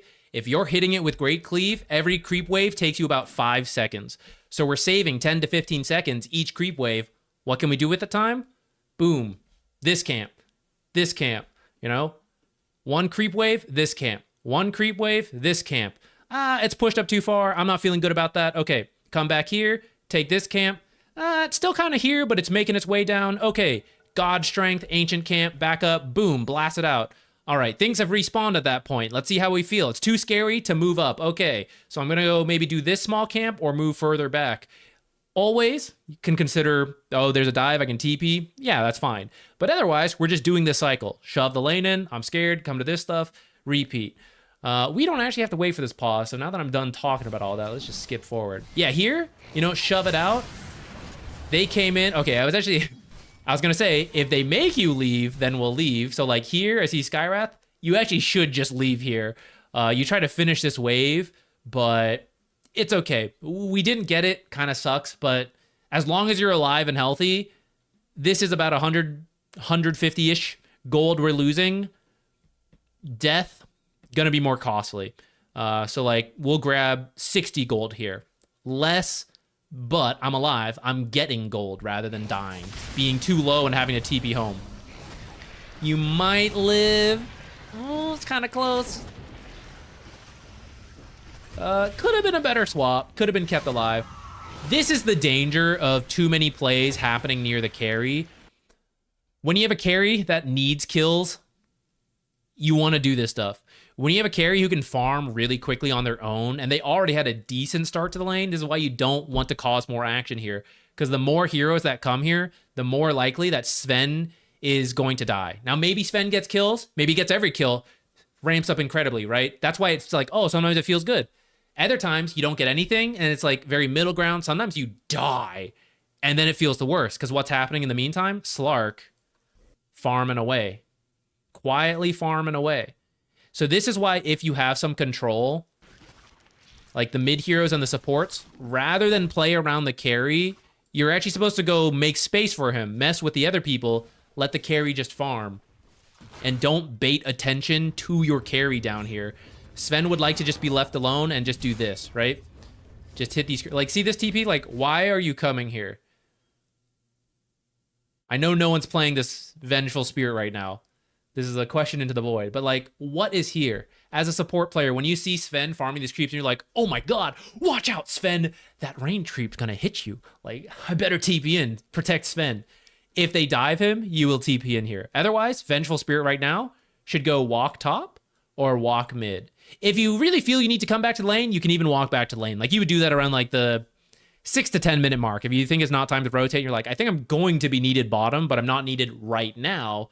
You walk over. It's a 30-second walk to any lane. So if you're ever a support player asking yourself this, look at this lane and say, does he need me right now? Does he need me in the next 30 seconds? Because that's why I TP. You have to TP here and tell me, here, Zach, this is what I needed to do in the 30 seconds I saved. And if you can't come up with enough good reasons, you shouldn't have been teleporting. So Venge right now should be walking up here to draw attention away from Sven. And if they suddenly dive, then she'll TP in as needed. But otherwise, she should just walk.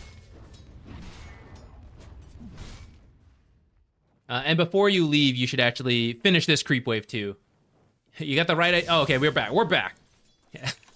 Little bit of inefficiency, but you've got the right idea. You'll piece it together as you go. So here's where I don't care about this. I don't care about this creep wave yet.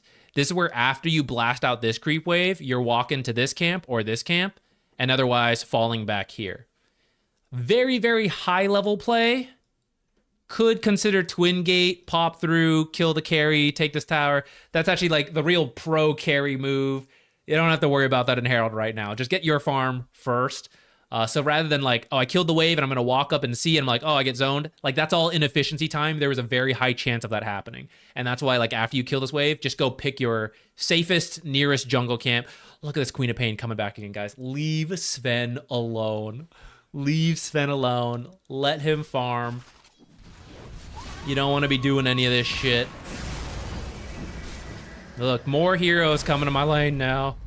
Which means what could have been 150 gold for Sven for free on the creep wave, all the XP to him, all these camps for him, all of this is split 4 ways now. Even if Sven is getting all the gold, all the XP is split between. And that also means none of these guys are getting farm.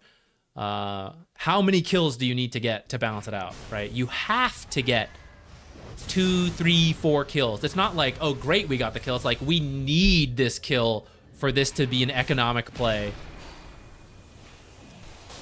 That's not to say never rotate to this lane, but it should be a very calculated decision to do so. All of this, right? This is where Sven, boop, boop, boop, boop, boop, just quietly doing this. Now he's like, are we diving a tier 2 tower? And this is where the farm really slowing down. I appreciate this TP. This ended up not being the greatest spot, but I think you weren't trying to TP to the fountain immediately, trying to farm closer spot. The exact location could have been a little better, but I like the idea.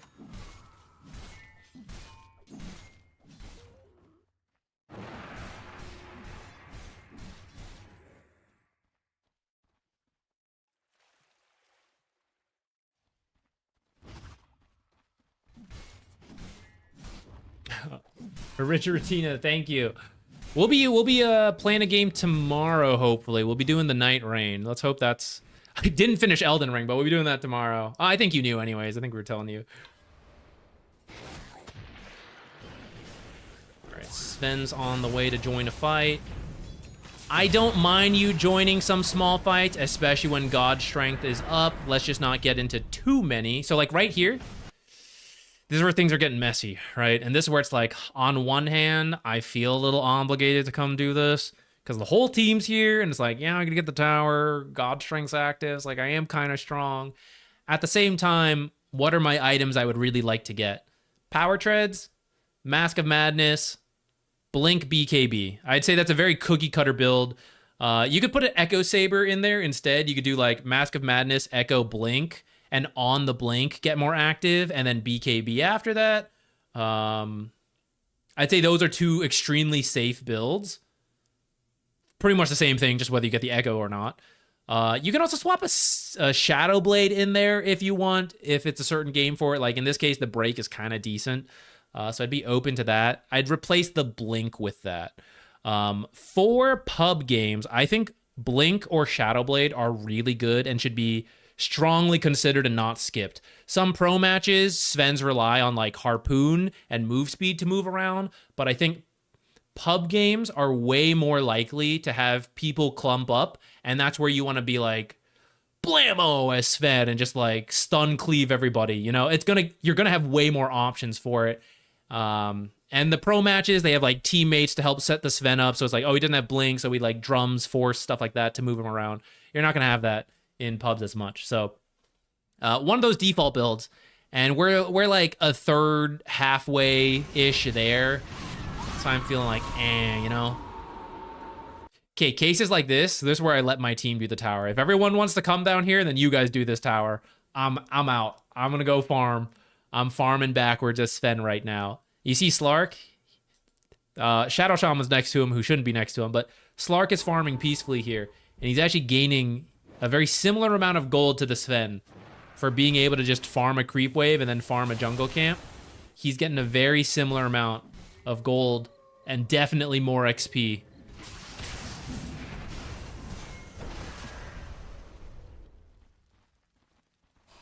All right, let's speed forward. I think I've made my point. What time is it? It's 16 minutes. We've got 4 heroes down here again. I would recommend this is where you just leave. You just go like farm. Move over here. 1v1 the Slark. I mean, now it's scary, right? Now he's higher level than us, even though we have a little bit more gold. But the gold difference is closing. Okay, you guys just took a tower, so it like increased again a little bit.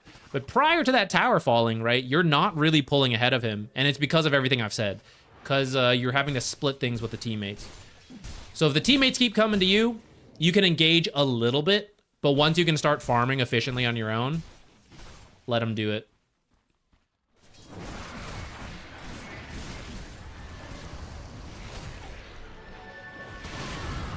Okay, you're going the Echo build. Your item build is perfectly good. Skill build, I'd say, is also pretty solid, which is really good for your rank. You know, like your default cookie cutter stuff.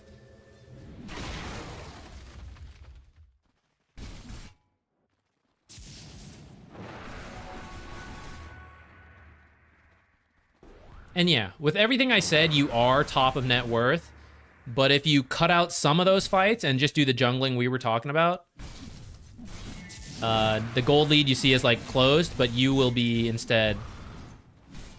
You'd be maybe close to 9k right now. Given some missed last hits in the lane and such. I'd say you'd be around there. Yeah, be careful of this. A lot of them are missing. I'm kind of scared on this. Alright, they're not here. I guess that's fine. Try not to use God Strength on a creep wave. It seems like your plan was, I'm going to shove this creep wave and then hit the tower. It did kind of work out. I would just kill the creep wave first, and if you get to the tower, then activate your God Strength.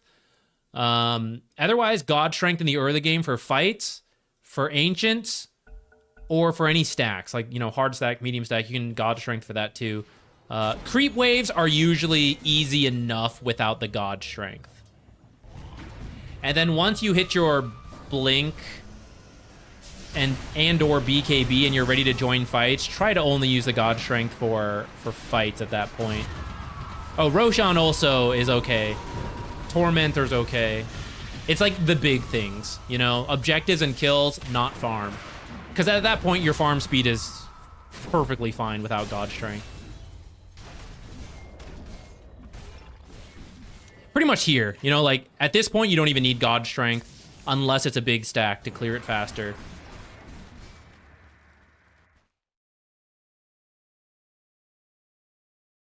Oh, how the turntables.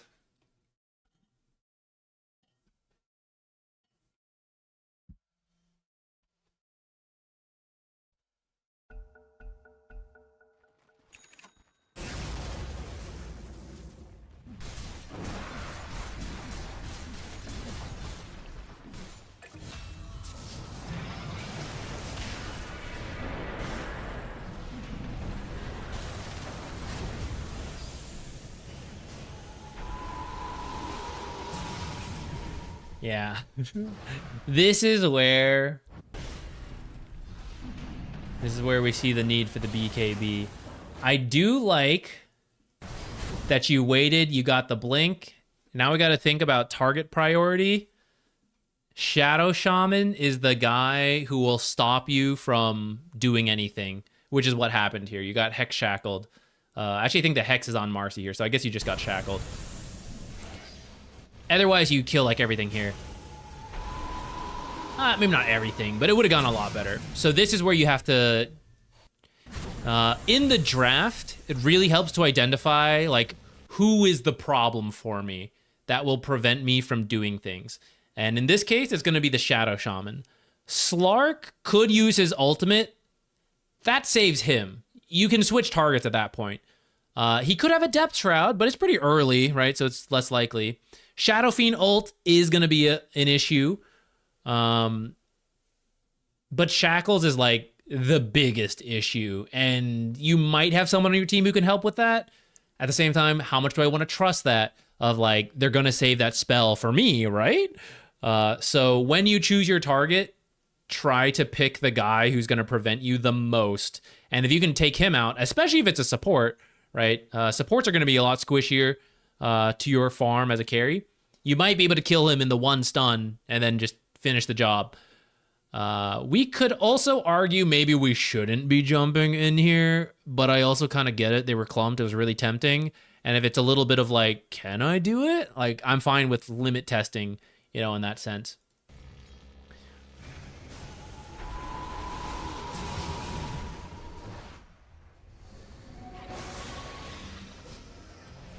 If you had just left, I also would have been okay with it, but...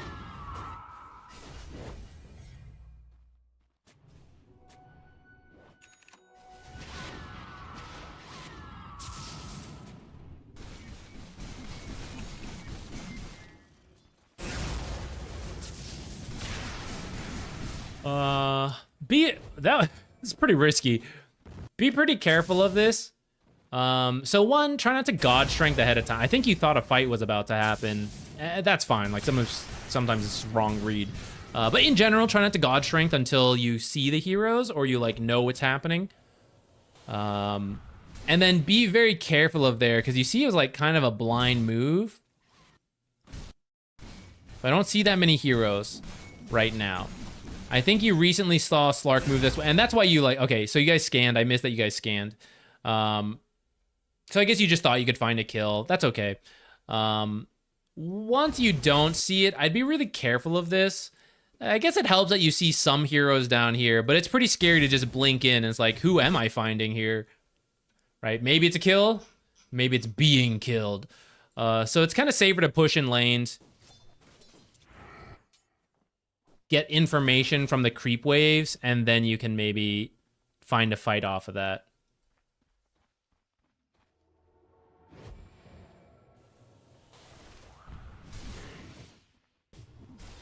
I have a bunch of ice in this cup, but no water.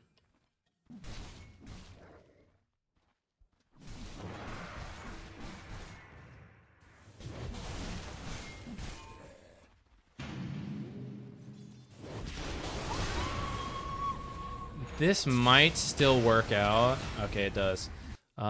Little pro tip for anyone who wants to kill Slark players. The hero in the game. This. She comes in too early. This Slarks move into a creep wave or to a creep camp who think they're safe will almost always press Dark Pact to push in the wave right away. High-level Slark players will be more careful with it, but pretty much Herald to Divine, low Immortal, you're going to see this all the time.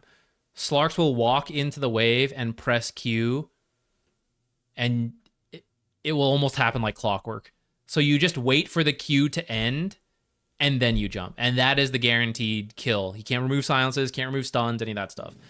That's what happens here. Look. Doesn't even know Quap's coming. Presses Q, and then Quap jumps. So that's why this kill then becomes harder, because he gets the Dispel, and he's able to, like, jump away.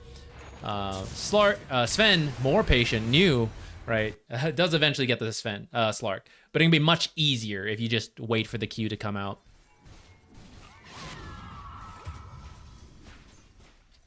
That's also true for other heroes. People who use their escapes.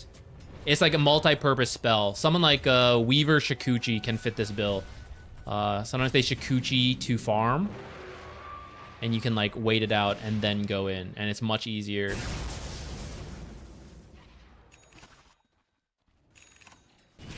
There we go. We learned from last time.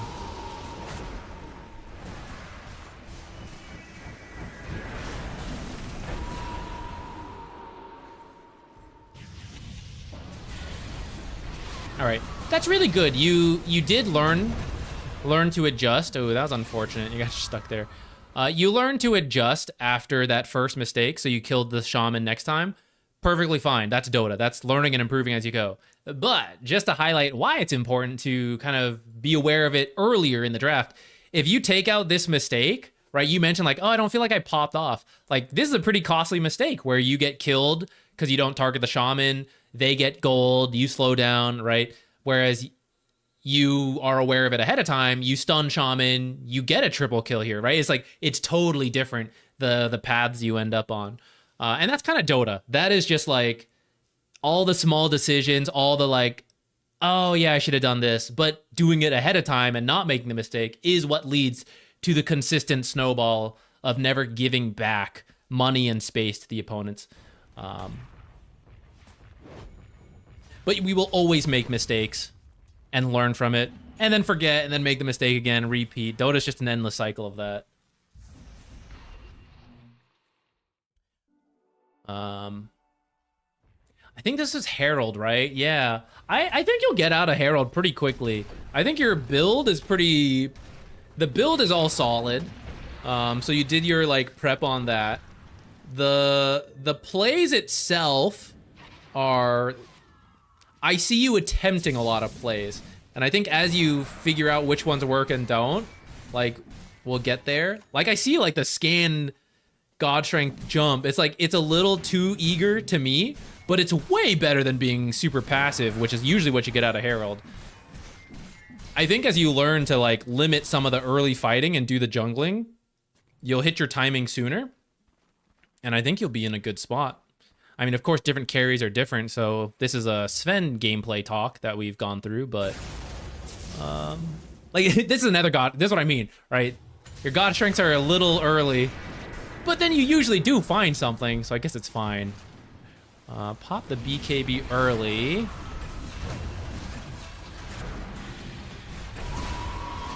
This fight does kind of work out. We're gonna go back in, thinking about it. Decide not to. So you think you probably could have gone back in there. Off of a winning fight, anytime you can farm the enemy's half of the map instead of your own, that's another thing to look for. This applies for all ranks. Deal with your lanes, like that can be necessary. But one way to deal with lanes, especially if it's not a huge creep, like this is not a massive creep wave. So sometimes people are like winning a fight here and they go, oh, we have to TP back to deal with this. But you could actually just go cut the wave here and just let this be dealt with naturally by the tower and the creep waves. And that way you're on the enemy's half of the map the whole time. This fight, you decide not to chase further. I'm okay with that. It's still 4v2.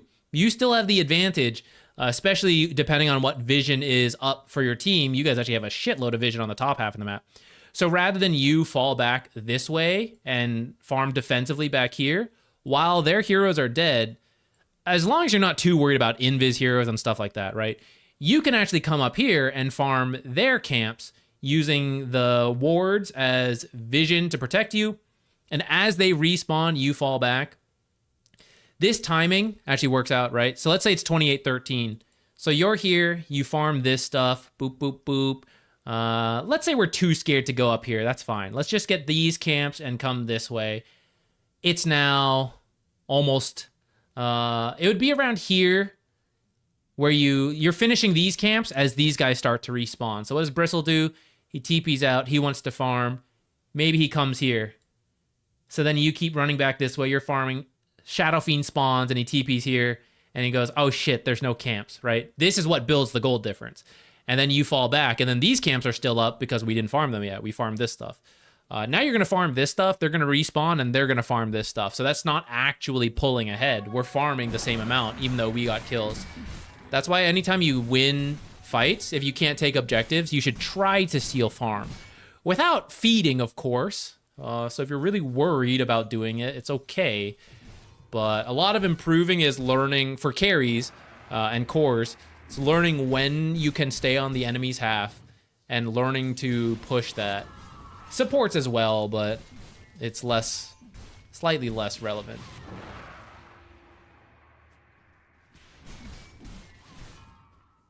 Okay, I think that covered through the period that you asked about.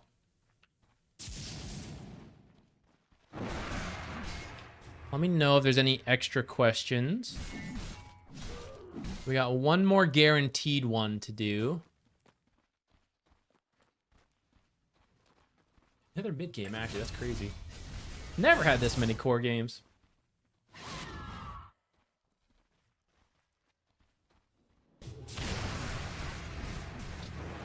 Oh shit! Are we gonna get him?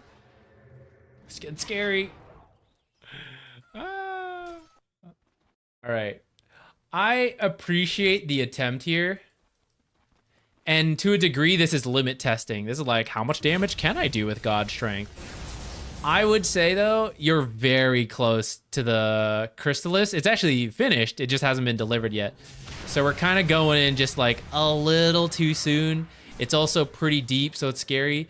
We were very close, though, which goes back to we don't make this mistake. Get a little bit more farm here, right? Crystallis already done. That guy died on this Wisdom Shrine. These are the snowball effects of Dota. So I don't really mind the attempt. Oh shit, maybe we're gonna get Sven. Ah, okay, it paid off. All part of the plan. Bait the Slarkin instead. I think as you play more, you'll just get a feel for it better and better, right? It's like, oh, I think I can get that SF. I think it's a great idea. You play more, you get a feel, you're like, I need a little bit more. I need the Crystallis, so I'll wait for that.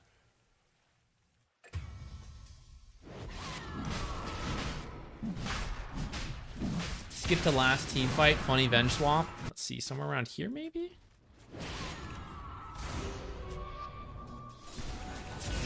Oh. Okay.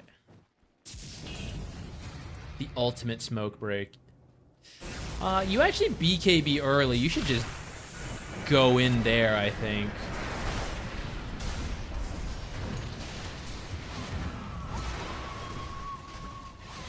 What is the Venge swap? The SF there? Unfortunate. I actually think this is a really good place for you guys to jump.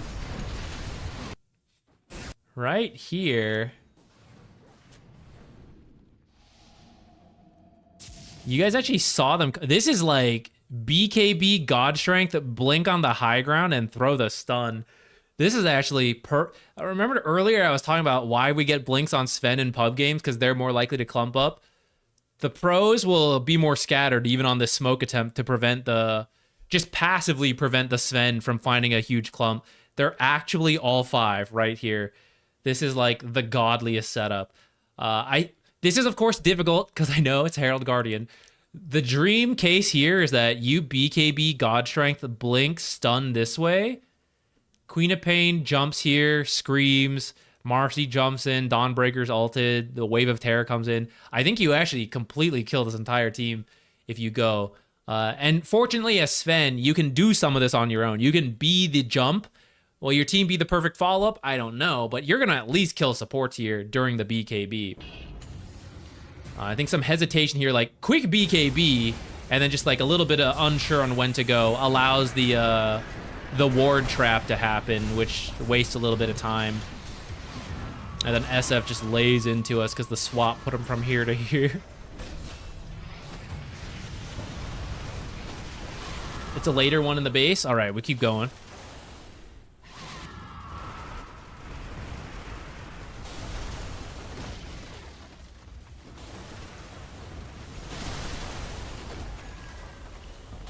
Get us a fountain swap. I'm ready. Did Marci just throw? Marci, please. Marci's trying to throw Venge out.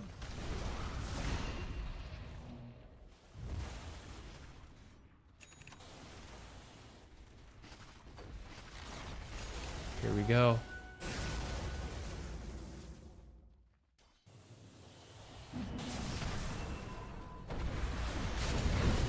Aw, no.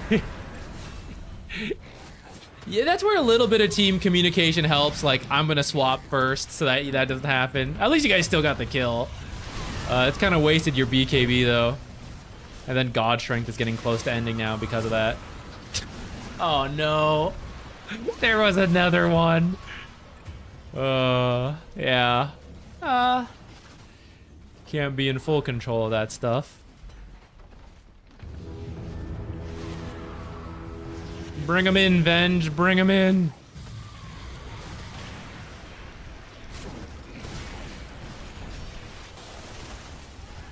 He's so tanky. He got tickled there.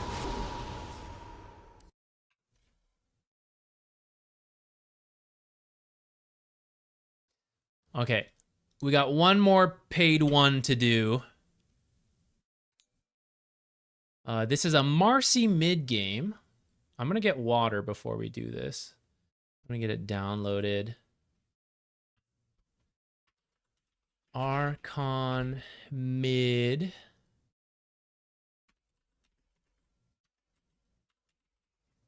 Okay, I'm going to be right back. Let me get water. Let's see. Yeah, Spirit Breaker is a bit of a pain. Yeah, we'll see what happens on that one.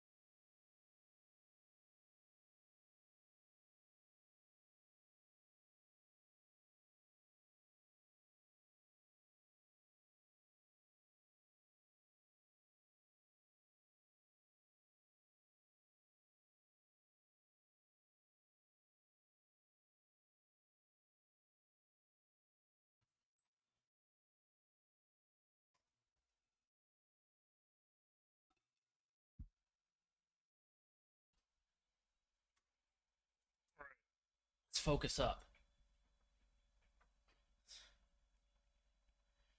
Pretty Maladies was very generous here. Gotta give proper feedback.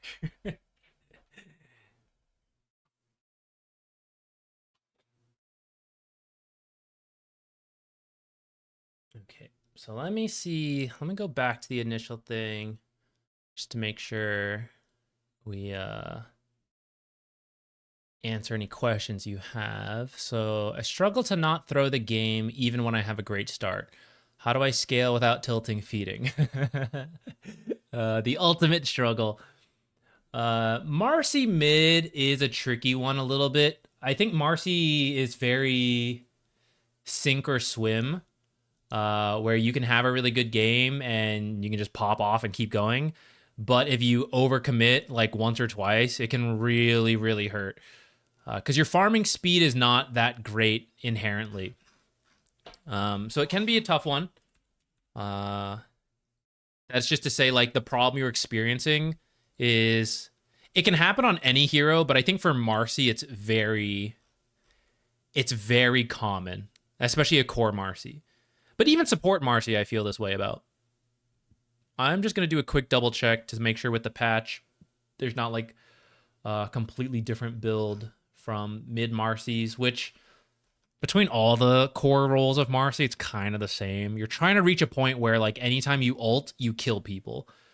And that exact form varies, but it's usually, like, phase boots and BKB, and then some kind of damage item, a basher at some point, that kind of stuff. Okay, doesn't look too crazy different. What is this? Oh, the bodyguard icon. It's like I did not recognize one of the icons on this Dota 2 Pro Tracker stuff. All right, let's load in. I was not paying attention to the other heroes. Let's take a look.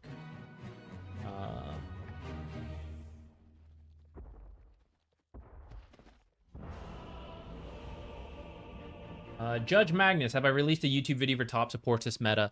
Not quite yet, but...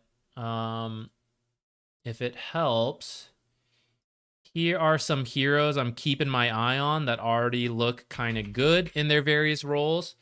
So some of the top meta heroes from the last patch I think are still fine to play, like Jakiro, Ancient Apparition, and Tinker. They got nerfed fairly, so I still think they're pretty decent. I think Lich got some nice buffs. Undying seems more popular, but I haven't actually run into him in any of my games yet. Omni Knight, I don't think you have to go overboard on the Hammer of Purity. Just 1 point seems to be enough to me. And then just go back to playing Omni Knight, and you're already having a much better time being able to use the Hammer of Purity for free. It doesn't have to be maxed. I think Nature's with Q healing is doable. I actually don't think it's broken, but I think it's good if you already knew how to play Nature's. You just have to adapt to the healing on the Sprout. Venomancer as a support seems good again. Disruptor seems good. I just haven't seen it enough to like fully move it over out of this testing category. Position 4, Shadow Shaman as a 5 as well still seems good. Ringmaster and Dark Willow are good. I like the Invoker 4. I think it's doable.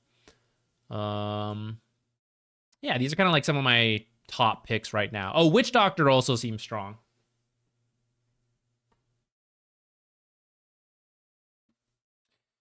Correct me if I'm wrong. I thought picks don't matter until 4 to 5k. TA, Storm, Marci, Ember, Pango, SF. I always first pick mid.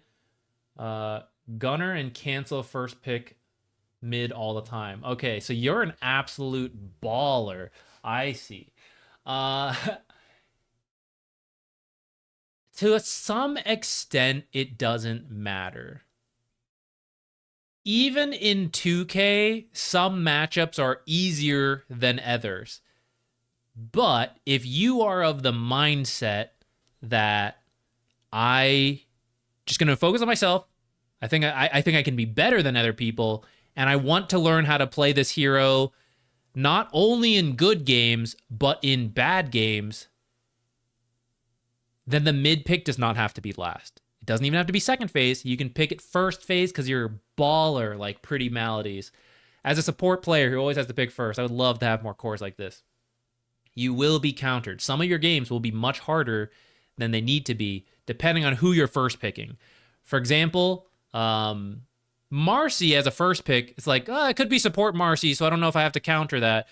And then they get surprised. You're actually a mid Marci. Storm, Ember, those are like pretty hardline mid heroes. And you're going to get counterpicked. It's going to make your life harder. The pros do it because there's a draft system. And there are times that you just have to pick the mid hero and it's got to be first, and it's like, hey, you're going to get counterpicked by 4 heroes. We'll ban out the worst, but you need to know how to play this hero in bad matchups. Like, it's that good of a hero. That's why the pros will sometimes do this. They'll just pick their heroes right away. They go, counter me. I want to learn how to play this hero in the worst matchup possible and still have impact. And it's a baller mindset to have. So if you want to take that approach, more power to you. I think it's awesome. You will have harder times for it. So as long as you're aware of it. In theory, you should have better matchups somewhere else. Like the supports who are getting a later pick. Maybe you get to Undying a melee offlaner because you were willing to take your mid hero early. Something like that. Okay. So let's maybe speed through the lane a little bit. This is a real minor thing, but the circlet's worth more than the Iron Branch. So you should probably, if one thing was going to go in the backpack, it should be the Iron Branch instead of the circlet. Anyways, back on track. This is probably a Zeus mid. A magic stick early is probably worth more than this circlet just to get the stick charges from I imagine this Zeus. I see him literally pressing Q right now. Yeah. I'd say swap out the circlet. I forget exactly how much money you had, but something else to get the magic stick early, I think would be worth it. And looking at the heroes in this game, a wand is going to be good. Like, there's going to be a lot of decays, Qs, all the Zeus spells, her spells, right? So I wouldn't mind just like, sometimes you'll see mid players just buy the magic wand straight off. I don't play enough mid to know exactly when to do that, but looking at this game, I'd say it would be okay. At the least, just the magic stick, I think looks good. And besides that, I think we will speed up a bit and worry more about post lane. Or like the end of the lane. Oh, nice Zeus kill. This is the cool thing when you just play your heroes. You know Marci mid way better than others, and so you just gotta free kill early. Very nice. Don't forget to be tangoing in this time, though. Oh, I guess you were waiting for the bottle. Okay, that's fair. If you can do a little bit of backpack stuff, I'll point that out, right? You'd get a little bit more health and stuff for your efforts. I like that attempt. I'm trying to see if there's any way we could speed it up just a little bit. I guess if you hadn't backed like this, though, he wouldn't have thought to come here. All right, we'll take it. Either way, you got a very good trade. If the tower had finished the range creep a little sooner, it could actually lead to a kill, but I think it's fine. Okay, queuing up the stick now, but we've probably missed out on 10 charges already. Just to kind of highlight some of the value you could be getting.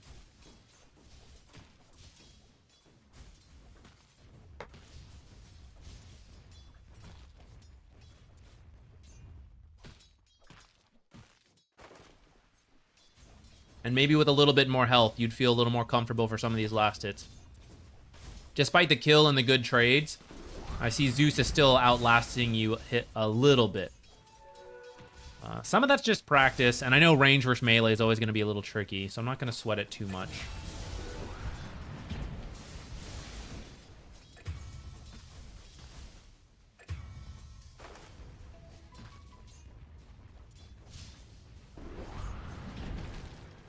Oh shit, one more? Damn. I actually think you can get this a little cleaner, and this is a kill. So like, punch that to kill it faster, and then jump. If you hit the range creep with the Zeus, and then Dispose will hit the range creep, you'll kill both faster. And I think this is a kill. It would also be in a better position.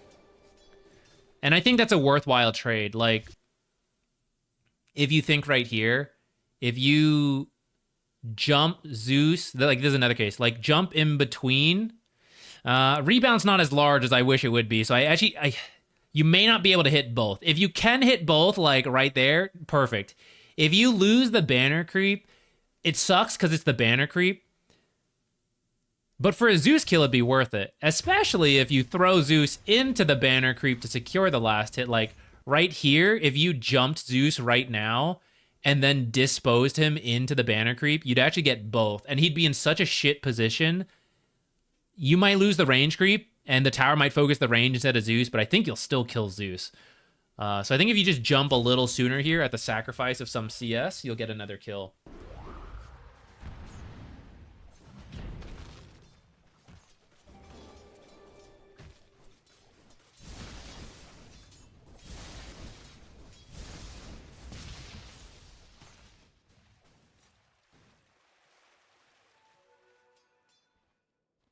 See your raindrops. I'm a little worried that raindrop is going to break real fast.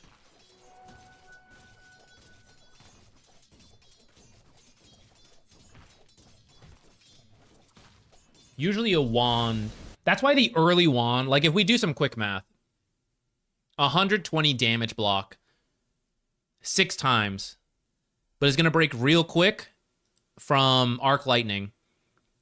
And it may not even be the full damage block. But if we buy the magic stick early and we get those, like I said, you missed at least 10 charges, probably more. That's already one of the damage blocks from the raindrops. Then you do that again, like in the time between the early magic stick to the raindrops, you'd also have it. And then you can skip this and go for a different item at that point. I guess I don't hate it if it's been like a real issue, but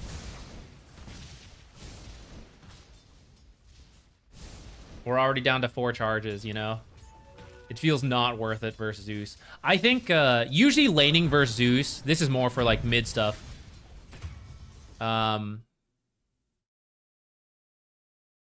I would say the raindrops become good to block Thunder God's Wrath, but not versus Zeus in the lane.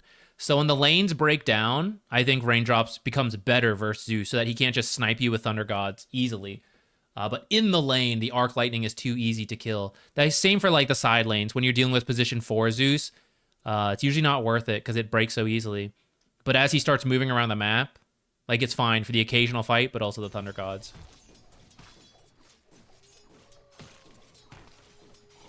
Okay. Got another Zeus kill. That's pretty good. I should have looked at your map at that time, though. Let me see.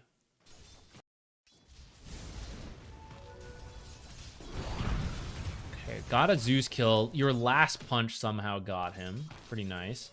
Spirit Breaker hasn't been helping at this point. Is this offlane Spirit Breaker or 4? Oh, it looks like he's the offlane. That explains it a little more. So off to a good start so far. You have your ult so we can threaten another kill pretty quickly.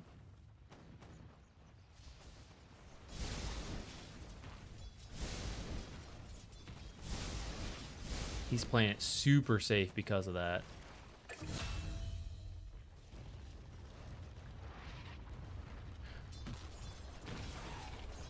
You don't have to, and I can't say I play mid enough to know when this is worth doing or not. I wouldn't hate if you bought your own smoke as you hit level 6. I think a mid Marci with level 6 is almost always a guaranteed kill with a little bit of help, even without, you know, as you get the power rune. You could call over a support with a smoke, but that could be one of the ways you further speed up your game. Like, in this case, you did end up getting the Zeus. But if you imagine smoking yourself and standing here, and then Zeus is like, oh, it's safe. He walks in, like, then you can guarantee the jump in and the kill. Now, he might leap away, and that's a little bit of a pain. But that's where, like, hey, support, can you come over and smoke me, and we either kill mid or we go kill bottom? Like, the soonest you can use Unleash and get a kill, the better, to just get the ball rolling. And I think 50 gold for a smoke, if you have to do it yourself, is kind of a small price to pay for the setup, for the guaranteed kill. Almost dropped this apple, saved it.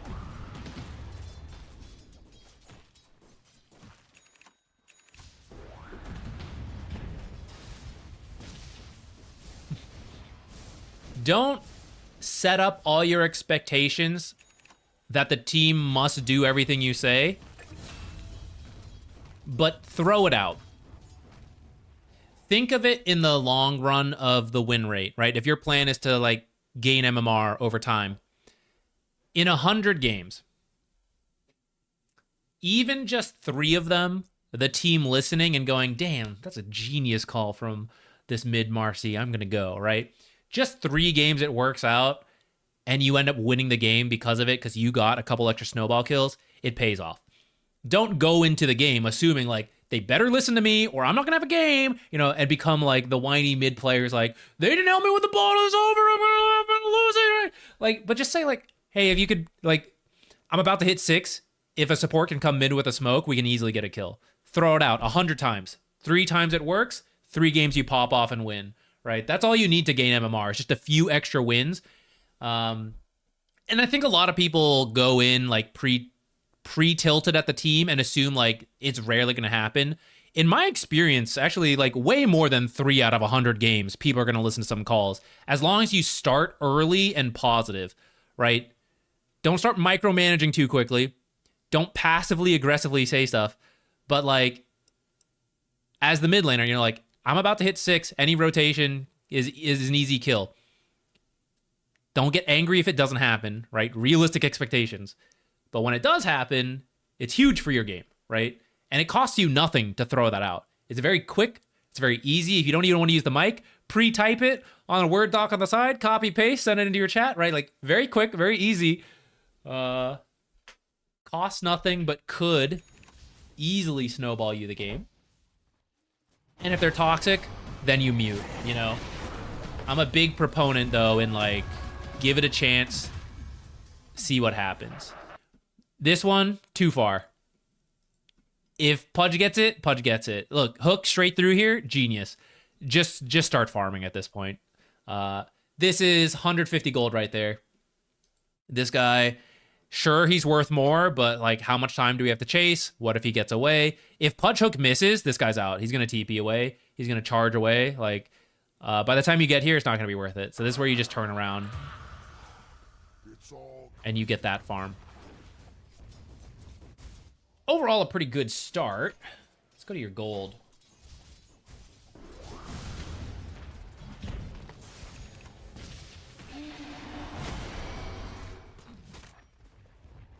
Yeah, I know Dota can be very, very toxic and upsetting, but I think if you go in with the right expectations, it's better. I think way too many people have way too high expectations for Dota communication. They're like, if I make a call, people should have listened. I mean, yeah, in an ideal world, in an ideal team game, make a team of 5 people, and I bet you'll get that. You have to go in knowing that you're going to talk into the void for most of the games, and you just expect it. Expect it to be a challenge, you know? This is part of the difficulty, and then it's okay. You know, like when you play a video game and you're like, oh, what difficulty do I want? Normal, medium, easy, medium, hard, right? And you pick hard, and then you're like, I can't believe this guy's got more health. This is bullshit, right? Like, it doesn't make sense. You knew it was going to be hard, so when he has more health, you're like, yeah, he's got more health. I expected this. Go in with Dota the same. With the teammates, yeah, I know one guy here is going to feed. Yeah, I know this guy's not going to listen to when I talk. Like, proper expectations, and when it works, you're like, oh, great, that's fantastic. And when it doesn't work, you're like, yeah, that's what I expected, but I thought I'd try I thought I would try to cheese this boss just in case it works. It doesn't. Okay, you know, fair. I'm going to have to struggle through it. Like, but when you have the proper expectations, I think it's much easier to deal with the bullshit. By the way, you lost a bunch of health there on, like, some over-aggression. They were going for another quick Zeus kill, and then the Spirit Breaker got you. So you should just, like, back out here. I think you really wanted that Zeus, but it's not worth it. It's too dangerous, and, you know, you learned in hindsight there, but just be extra careful on that. And then you'll have more health. have more health, wait to deal with this, push this in, wait for 10 minutes, right? Get the rune, and then the smoke. The smoke's actually too early. You don't have Unleash, and the power runes are coming up. You actually did buy your own smoke, which I was talking about earlier, so actually I'm really happy about that. But just before you activate it, do a quick look at the time, look at the minimap, look at your own resources. And if it makes sense, do it. But a real quick check, and you're like, well, actually, what if I got an amplified damage rune? That's actually way better, right? And then the smoke is much more likely to succeed. It's like, well, actually, I kind of need Unleash to kill people, right? This is kind of the big one, number one. It's like, if I don't have Unleash, it's like way too hard to get kills. So why don't I wait for that? I don't know if Orb of Corrosion is not good enough anymore, but I feel like it's not bad on a Marci.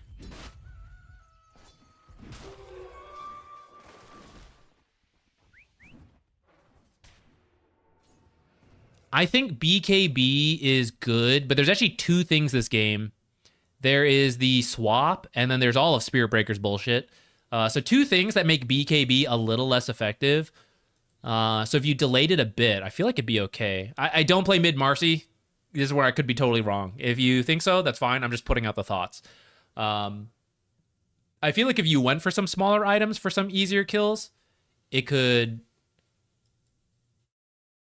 be good.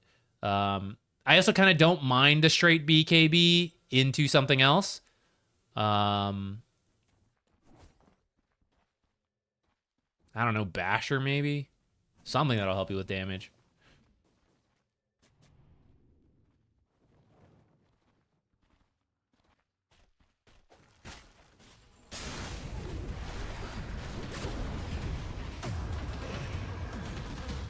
Okay, solid rotation. Ooh, immediately going for the Zeus. I kind of like it, though I also wish you had taken that bottom tower before leaving.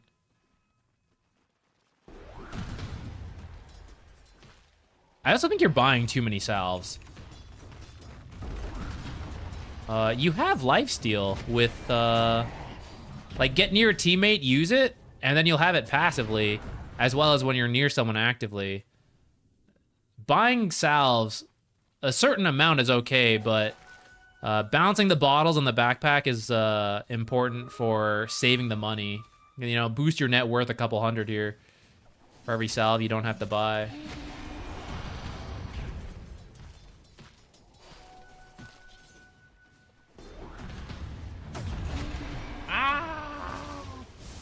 Butts.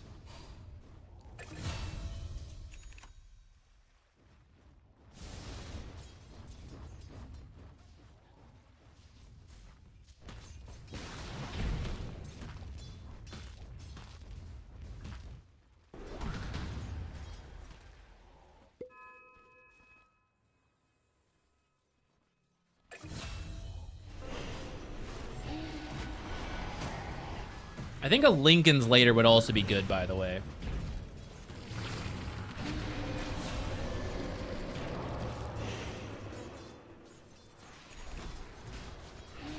I don't think it should be BKB Lincoln's, because that sounds bad.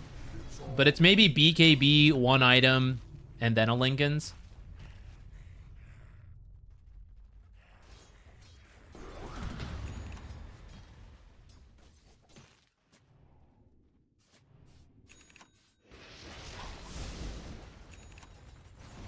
Thanks, Pudge.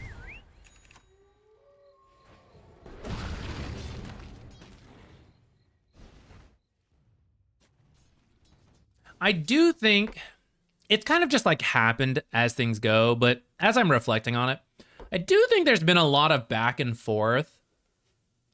And I think if you can get kills and then take towers, that's really big. Especially because like off of a kill on the side lane, like you've got bodyguard going, so you can actually, get a little bit of damage, get a little lifesteal from like punching things. And the towers help you to, like, your farming speed's not the best. So when you can take a tower with the team, not only are you getting tower gold, but you're going to start restricting the enemy to slow down their farm, since it's difficult for you to speed up your own farm. It's not really in the itemization. And I think taking towers is a really good way. And there's been some like rotations back and forth, and you've gotten kills But like objectively, I look at it and I go, okay, we got mid, but then that's kind of it. And in fact, we're losing now a tower. Mid's been chipped, bottom's been chipped. So they're farming quite well with the fast farmer. 2 fast farmers.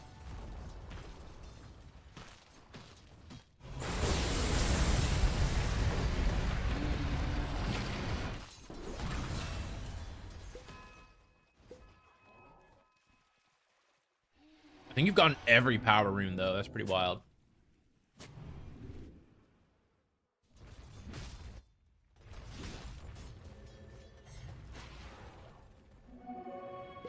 No.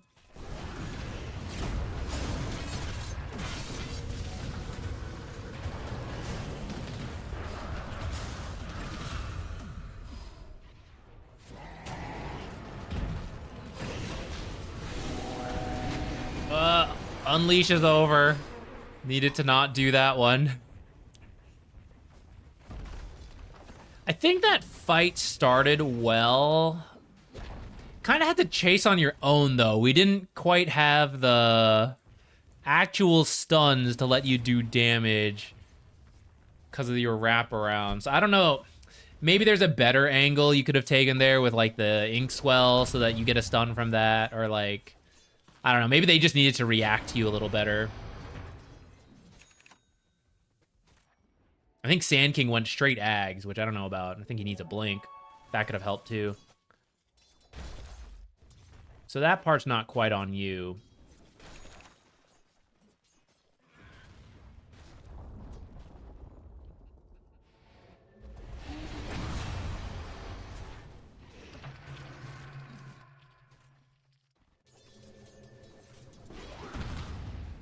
Okay, yeah, we're pretty close to the BKB, so just finish it up. For all the kill threat you had, though, notice in the end, like, yeah, we didn't really take those towers. So I think in the future, when you do reach your Unleash and you have more kill threat, one of the ways you can guarantee a kill or guarantee value is pushing a tower. Hunting in here, maybe you get a kill, maybe you don't. Pushing a tower, they have to defend. In that point, you can force a fight with Unleash, and that's where you can get kills, possibly multiple kills with the help of teammates. Or they back off, and you go, okay, this tower is mine then, right? And it's like guaranteed value per Unleash, even though you mostly found kills with each Unleash in this game.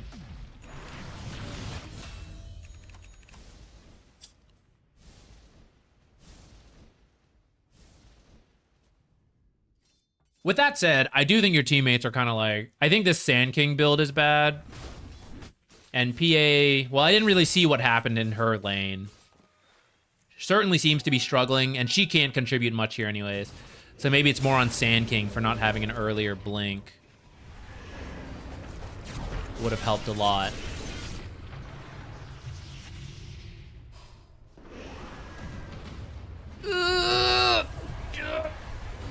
Damn. Almost before Eclipse came out, but it didn't matter that much in the end. If you had popped your Amplify, it might have been easier.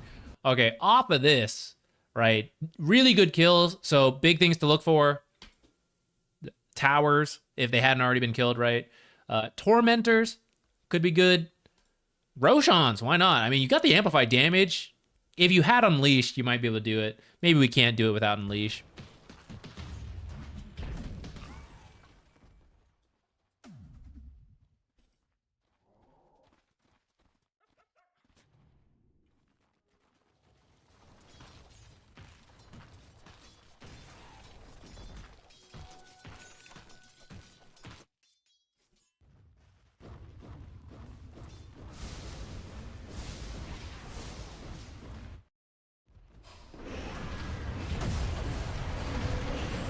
So then right off of this, just start pushing this. Carry players, if you're too scared to like join these types of pushes and you're just like in farm mode, that's fine. You deal with the lanes. So PA comes over here, too late to join the fight, that's okay. She should go back this way and be ready. Zeus is already pushing back mid, and he's probably going to do one more wave as it comes in. Someone is going to have to deal with mid. So PA should be looking for that to immediately come back. Maybe even cancel this TP, honestly. It's like, okay, it's not needed. Oops. All right, and then these guys should just shove this lane in real quick. And this is where Marci should just keep going as well. Like, forget this jungle farm. It's not like I'm like 10 gold away from a BKB. Like, we have it. And I know we don't have Unleashed. I'm not looking for big fights, but neither are they with 2 dead teammates. So this should be the tower falling here. 30 seconds. Like, if you ran forward with this creep wave, you're here as the Marci, which means as soon as the creep waves show, you like jump in, dispose, next creep wave's dead, and then you're hitting this for 10 seconds. And by that point, like this creep wave dies now, and then we keep going, and then we have 20 seconds to finish the tower.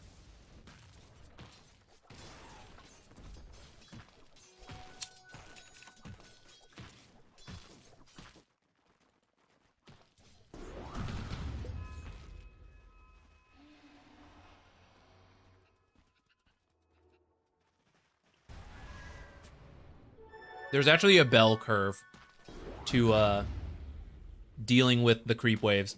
Because I've had this conversation a lot with coaching students and replays and all that. But for a long time, you go from like, you just need to farm. How do you gain MMR? You guys just need to farm. You just need to split push every wave. Don't let them push and just push waves. That is very good general advice. But there comes a time in the Dota game where you have to say, it's just 150 gold. You know, it's like, it's just 200 damage on your tower. It's the price you pay in order to be active. You must sacrifice something, right? If we need every wave pushed every single time and every single jungle camp farmed, we will never do anything.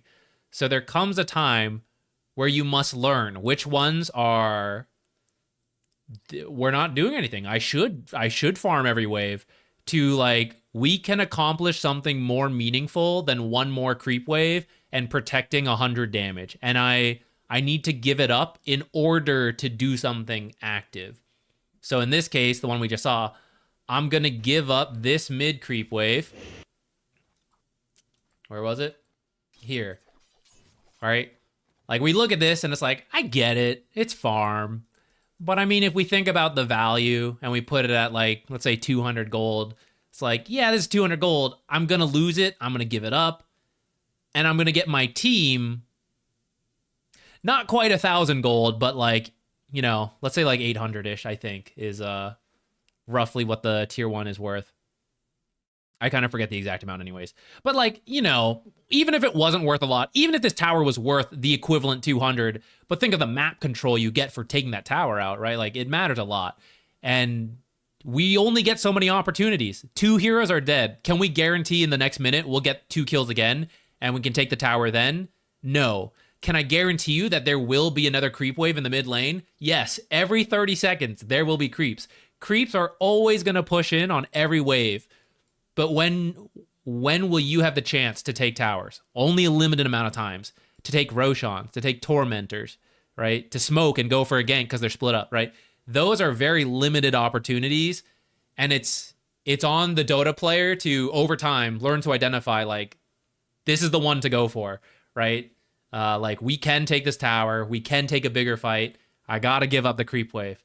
And you have to like get to the other side of that bell curve of like, farm everything, never let things go to waste. Everyone says like there's poor efficiency in farming. I must get it all, right? You gotta, it's okay to give it up.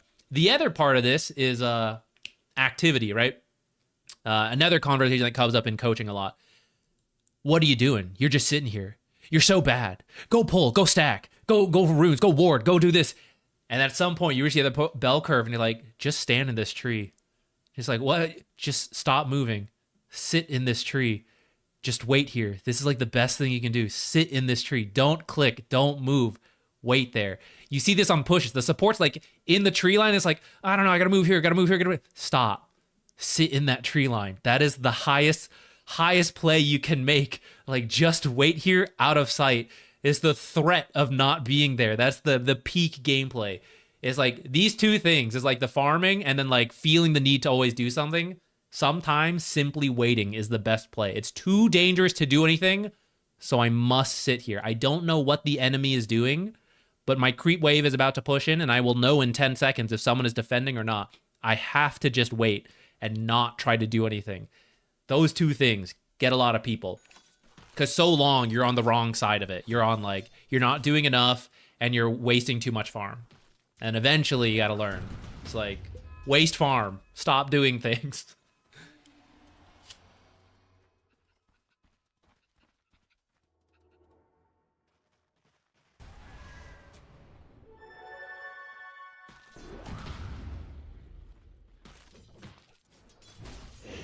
The items seem good, though. You're still pretty high net worth, you know, for like all the critique we gave. You've been very successful on kills. So my current read, which we've already said, but to reiterate, feels like you mostly know the limits of your own hero. Also, considering you first pick, you mentioned like you first pick your hero a lot, so that's awesome. And if you can consistently be near the top net worth with the first pick mid hero, that's actually amazing. That's a really good skill to have. So the next part, the next step that seems to be lacking is like after you get the kills that you've identified you can get, how do you capitalize on that? And for now, we're saying towers.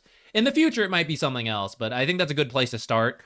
Once you get the kills, how do you get the most out of the map in that time? And that's either towers or aggressive farming. Like, okay, we got the kills, I'm low, I'm going to TP home. It's like, well, actually, you killed everyone, so why not farm their half of the map? Why not cut the wave, you know, and then farm this way and then go home, right? How do you maximize the kills you're getting? Even if you don't get the kills, you forced them home, you know, that kind of stuff.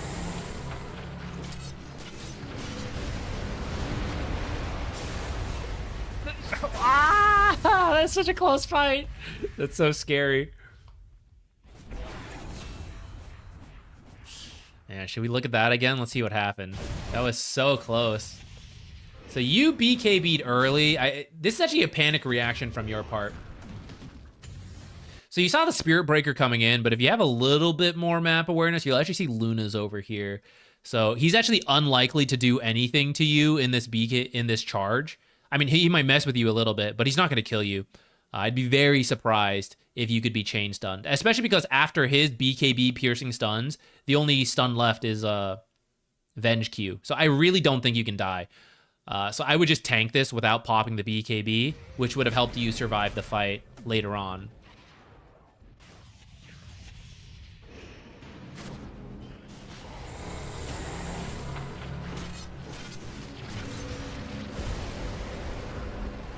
Now it's kind of awkward because we already used this stuff when we jump in.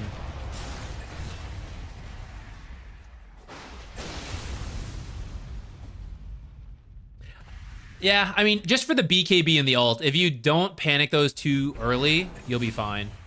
You'll actually win this fight pretty one-sidedly, I'd say. Because it was that close without either of these abilities. After the Basher, I'd say go Lincoln's. Then you won't have to worry about the Spirit Breaker nearly as much. You'll have a lot more freedom. Even if it's not the Spirit Breaker, it'll be Venge swaps.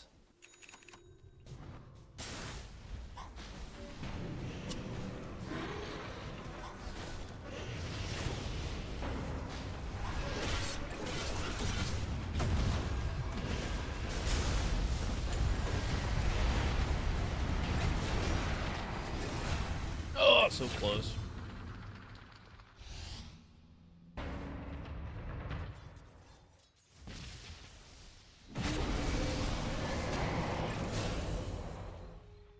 It's unlucky on your neutral choices.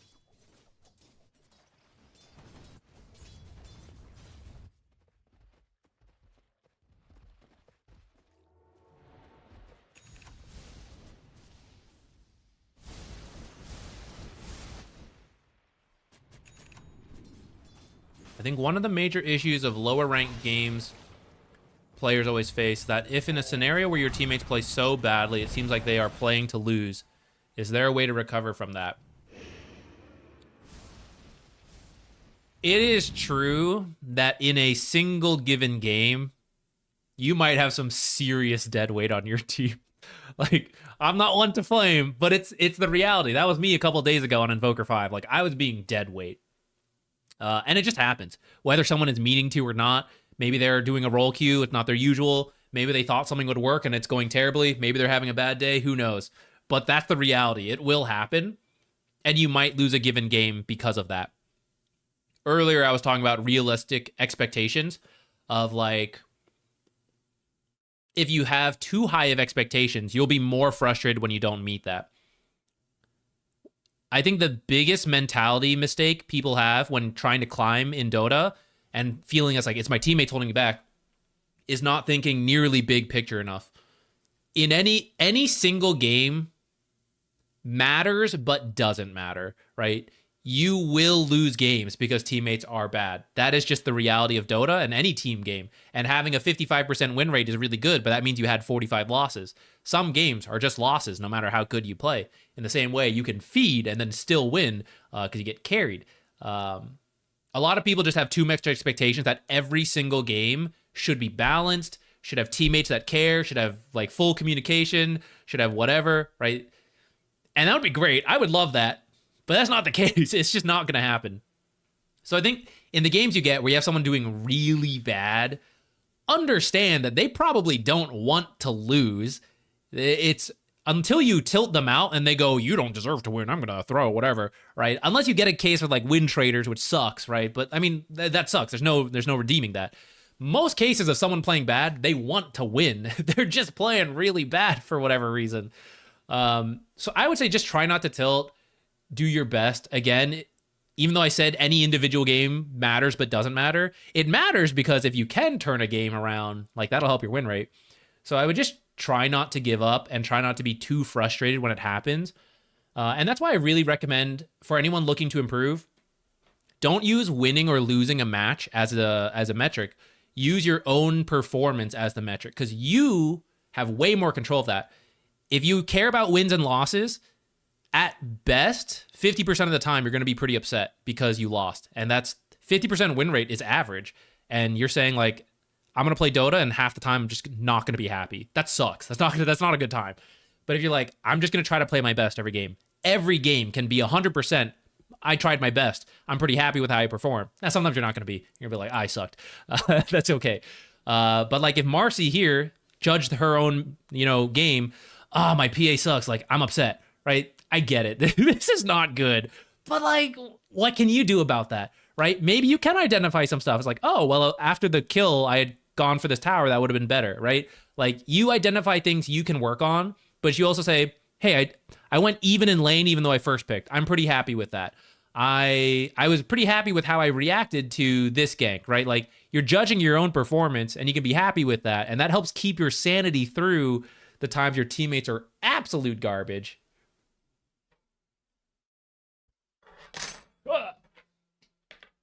Sorry, knocked over my fork.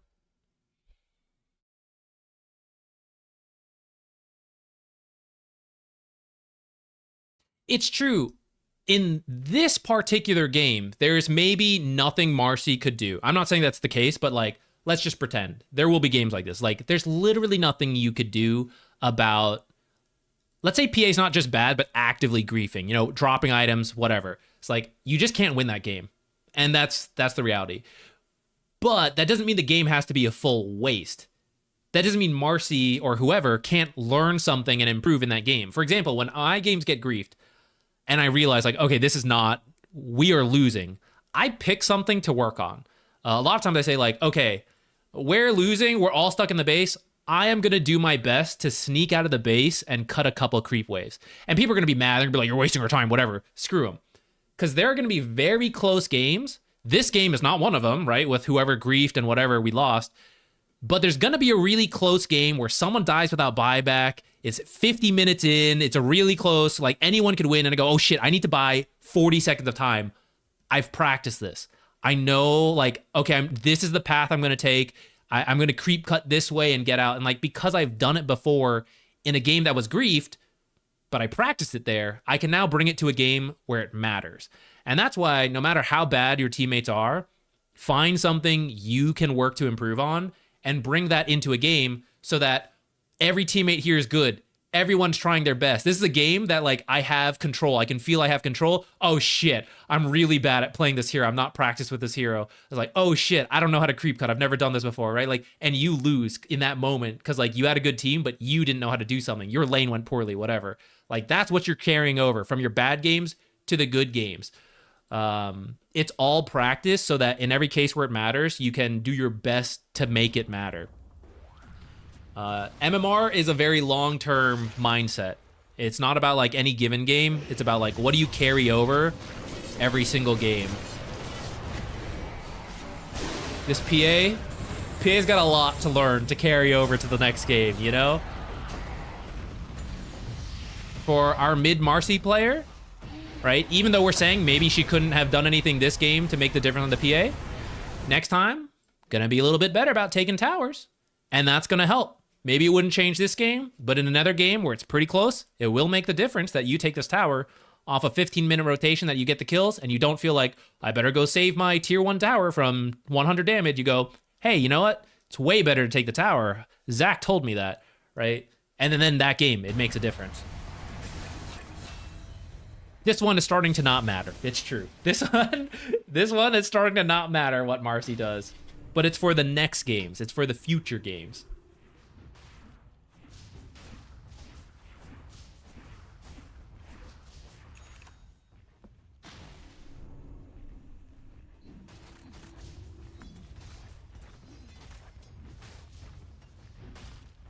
%50 win rate. How do you climb? Because you don't need 50%. You don't need a positive win rate all the time. The game is actually designed to put you at 50% win rate. That's just... That would be, in theory, even matchmaking. You know, like 5 equally skilled players versus 5 equally skilled players. Some games, one team wins, some games the other team wins, and everyone's having fun because they're all playing their best and they're evenly matched. That's actually the idea. Force 50%, right? I'm not saying it's forced, but like 50% win rate is actually the goal for the matchmaking system. But they don't care where you are. They don't care if you're an immortal at 50% or a guardian at 50%. The system is... It does not care about you specifically. So when you're trying to gain MMR and you're thinking about like the win rates, it takes 40 games to gain 1,000 MMR if we put it at 25 MMR per win. So you don't... Let's say you play 2,000 games and it's 50% win rate the entire time. Then you watch every single ZQuixotix video and you like pay for his coaching and stuff, right? Suddenly, your next 100 games, God mode activated, right? And you go quick math, 70 and 30, right? For that 100 games, you have an insane win rate and you win 1,000 MMR in that time. And then God mode's over. You improve to that amount, and you're back to a 50% win rate. In the grand scheme, your win rate is going to look like 50.4. But in that window of 100 games, you have a very high win rate. So that is gaining or losing MMR, is that in the small frame, you either have a really big win rate, or over a very long period of times, over like 1,000 games, you have like a 50.4 win rate. And that is what slowly is the climb. It's different for different people. A lot of people go through the bursts of like, you get stuck, you slowly improve different things, something clicks, boom, huge win rate gains, and then you get stuck again for a while. It's not really a forced thing. It's just like, it just depends on the person, how they improve. I've seen a lot of different cases of this, having done a lot of coachings and replays and stuff. I know I can't like prove it in any one way or the other. This is just my own experience, my own philosophies on win rates and stuff.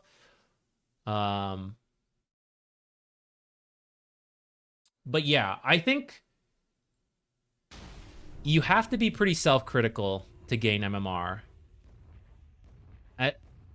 That sounds like a little left field, but I'm just saying, like, Pretty Maladies, thank you for the donation. It was super nice of you. Yes, hit towers, yes. We've made it through all the paid ones, by the way. So while we finish our ramblings, let's do the next chaos mode. Send in your match IDs. We'll pick the next one. I think a lot of people get caught in the like small things of Dota. There's like a combination I see. It's a mix of one, thinking MMR gain should be either deserved or consistent or easy. I don't know exactly the way to phrase it.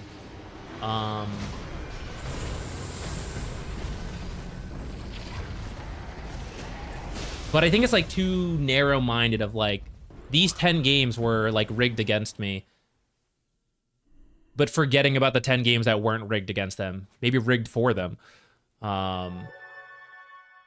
It's like not a big picture enough mindset. And the other thing is like,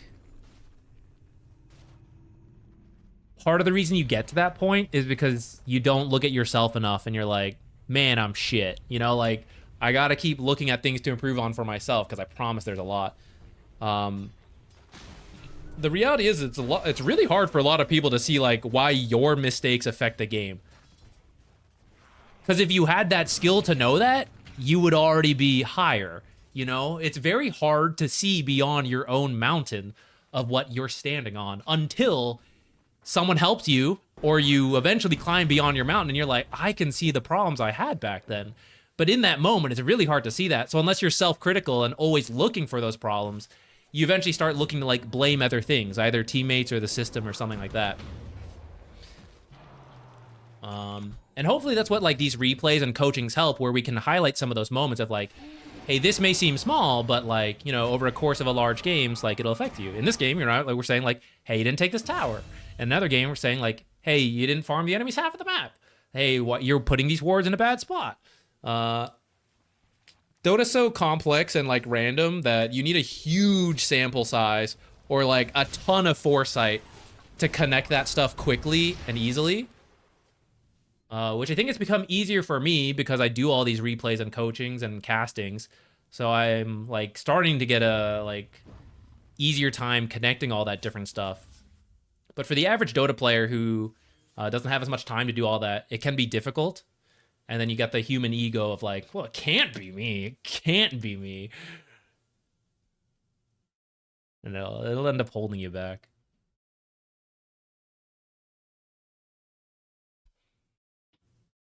All right, let's see. What can we look for? We should probably do a support game. We actually did like a bunch of core games in a row, which is a nice mix-up. We've only done one support replay today. So I might try to pick a support game here, guys. Let me see what you guys are talking about. Oh.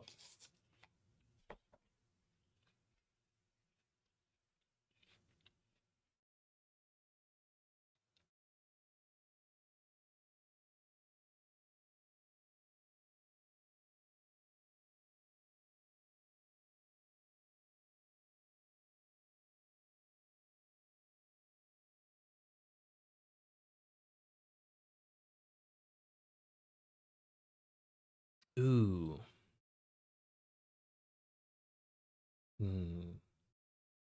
That's a good question. I think I'd like... Let's do this one. I think this fits... This is a good transition game of different farming things we've been talking about from all our core games, but also relevant to support players of like, how do you enable this? So this time we have Phoenix, 5, Archon.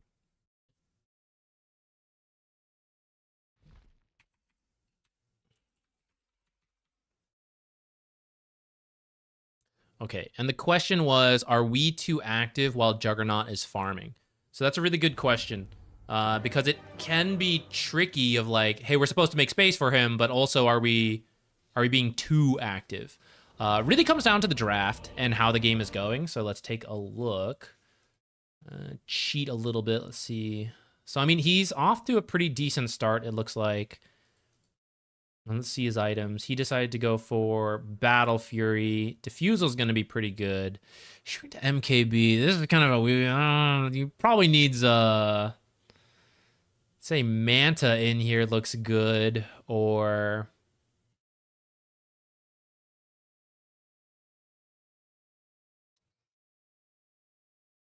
I don't know. Diffusal into MKB feels kind of bad to me, though. Yeah, I don't know. I feel like there should be a Manta in there and then the MKB or something else. He also needs a Nullifier this game. Kind of tricky. Well, anyways, let's not worry about it too much. The moment we're looking for is like around the Battle Fury timing. Like, are we doing too much in that time? So let's see. Here's you helping him in the lane. Okay, go back a little bit. Actually, you know, let's go back even further to the point where this lane is ending. Because I think a lot of people stay in the lane longer than they need to. And in... especially depending on your bracket, people may not be comfortable ending the laning stage as soon as they can. So if the laning goes longer, that's fine. But at least be aware of, like, I think I would usually be able to leave here. I think I should be able to.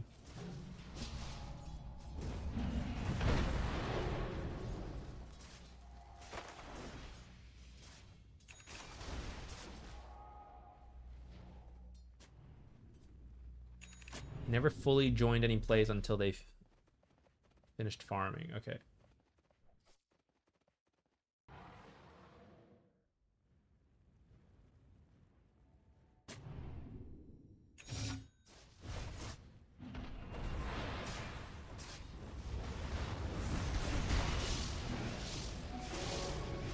Okay. This is around the point where this lane is getting pretty tricky. And if Juggernaut is doing well enough, he can stay here and hold it as long as possible before it's done. Or you can hold it while Juggernaut goes and farms until it's done. I would say leave Juggernaut here, and you try to go top or mid and get something done at any window you get. Either that's just leaving and doing it, or maybe you take a good fight coming up here. Like, you're getting Dawnbreaker pretty low, you know, and this wave's pushed in. I'd say... hey, maybe we go through the Twin Gate and wrap on this Medusa. All right, she's pretty far up here. Maybe we even TP and force, although Omni Knight's pretty low. But Puck's coming in, you know, so looking like a possibility to me. Looks like she did heal up. Okay, so we end up... play gets forced down here. This could be okay, though. All right. Get the Pugna kill, so then we do the quick pause here. So they push aggressive, we react, we get a kill. Even though I said try not to play your carry too much, these kind of things are okay. But now we need to not... we either need to take this tower off this play, or there needs to be some scatterings. So people TP'd here, everyone TP'd here. If someone were to leave, it's pretty much the safe lane that has to leave. The fastest. So like Juggernaut could TP mid now, hold this, and then move back this way if he wants to come to the safe lane again as they leave. Or maybe that's just it, you know? These guys commit to like taking this tower, and then Juggernaut's holding mid, moving this way. If he was a different carry, he could maybe farm the triangle. I think Juggernaut at this point is not that type of carry, so he's probably farming this, and then jungling and holding a lane. Which lane? I don't think it matters that much. See what they end up choosing to do. So you end up coming mid. If no one's coming, that's fine. But part of the reason Phoenix should have stayed is that Phoenix has Supernova. If anyone's going to get active, you would want Phoenix. And Juggernaut already used the ultimate. So Juggernaut is in full farm mode right now. When the ultimate is up, you might join to threaten a kill. But right now, Juggernaut is just trying to get to the Battle Fury ASAP. So that's why Juggernaut should actually be the one coming over here. Oh, I guess he didn't have a TP. I thought he had when I... maybe I missaw. I thought he had a TP. If he doesn't, then I guess it's okay that you're here instead. Let's almost get the tower. Oh, you do with the Catapult and Illusions. Okay, pretty good. This tower being down actually gives Juggernaut a lot of safety to stay here. So, again... he is in farm mode. Where can he go? Since he ended up staying down here and we took the tower, I want him to stay down here. As a support, if you had a ward and you could leave it somewhere to help protect him, that'd be great. There's one here, but somewhere more in the lane could also be really good.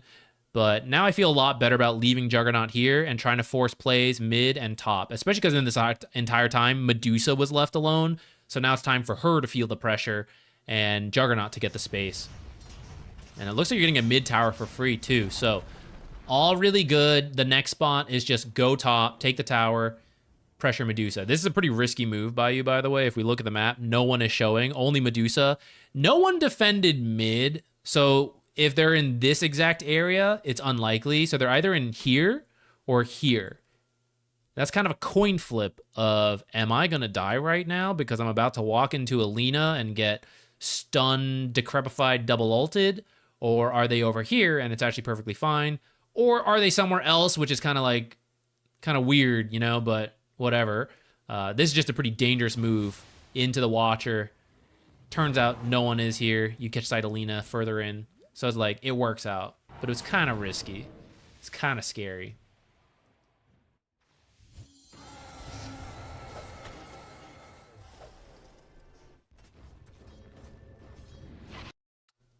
This is one of those moments we talked about earlier. I gotta give up some farm in order to do things. We had 4 heroes here. We have ultimates ready. We're good to go. This is the last tier 1. This is where Medusa is. I want to make something happen. And then for 2 or 3 creeps, we're leaving that. That's going to give them less confidence. They're going to start scattering too. This tower's pretty low.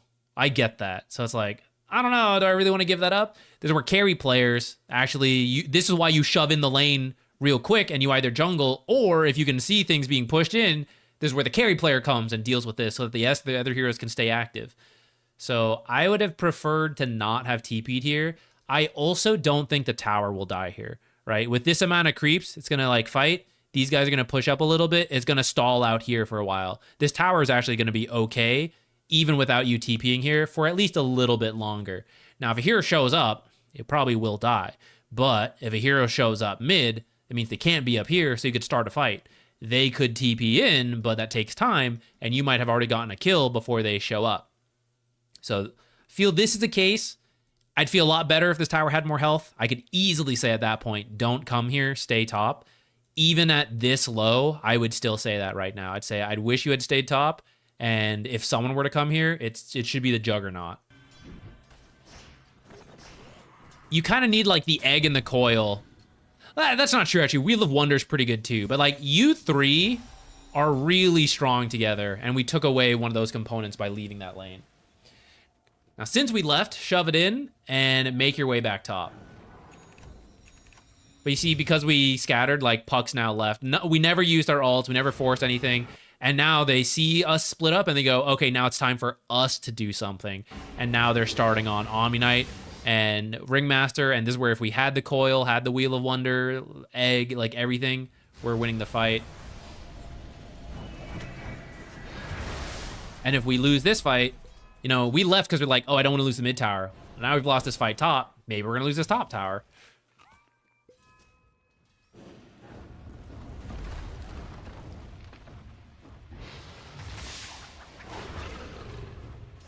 Maybe they're simply going to let us pull the creeps away, too. Tower defended. Nice.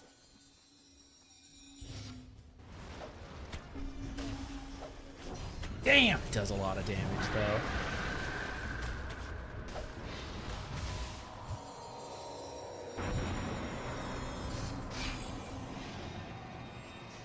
Now, this isn't as clean as I would have liked, but it is you guys winning a fight, getting a kill by being together. Did cost us the tower, though. Because we were a little bit off on lining everything up.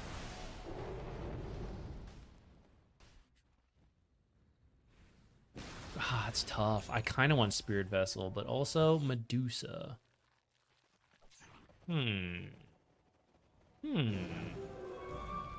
Either way, Juggernaut alone in this time, and that's pretty good. Even for everything I nitpicked of like, here or here, all the plays were on the top half of the map, so notice Juggernaut in that time, completely left alone. Medusa got a tower, got some farm. She's not ahead of the Juggernaut, because she was always around heroes. Same deal.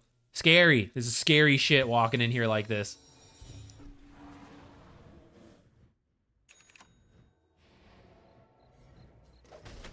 To finish that point, did it matter what you just did? No offense.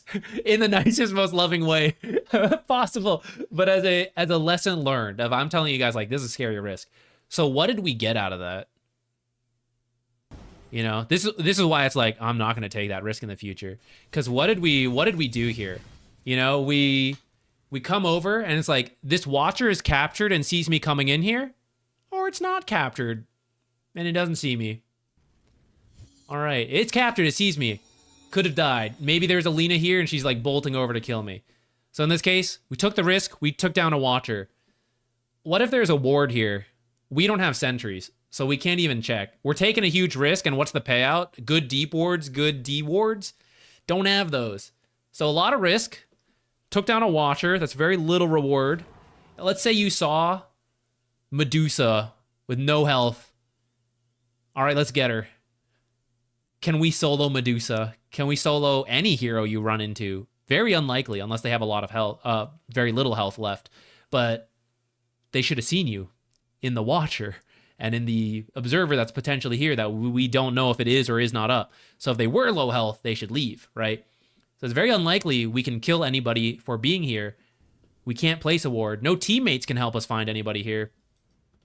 And then eventually we come top, like we capture a Watcher. I don't want to undersell Watchers, but it's like, again, kind of a minimal reward for the risk of dying, right?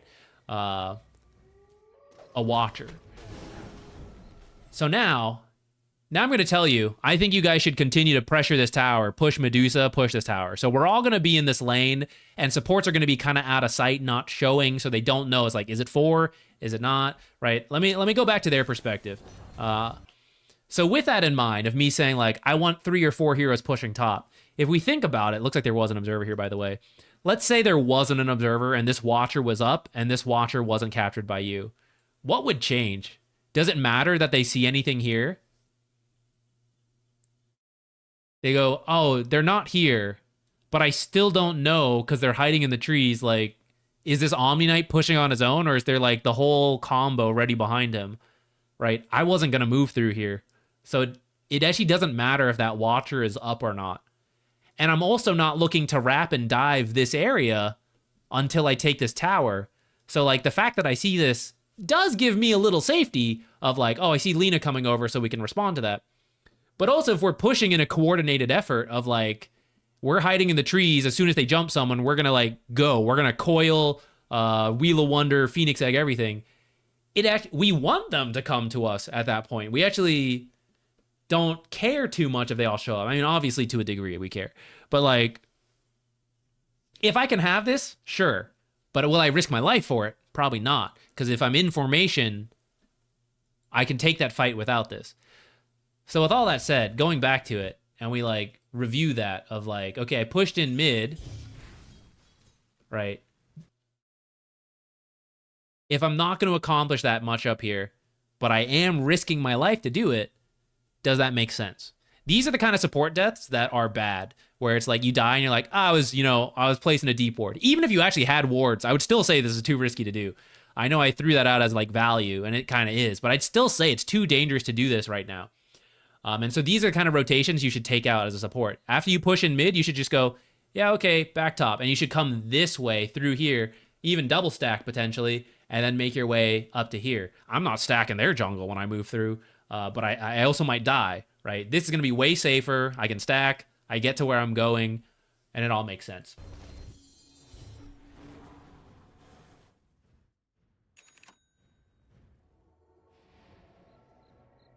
Well, I have my big abilities, I want to clump up more with my playmakers. Yeah.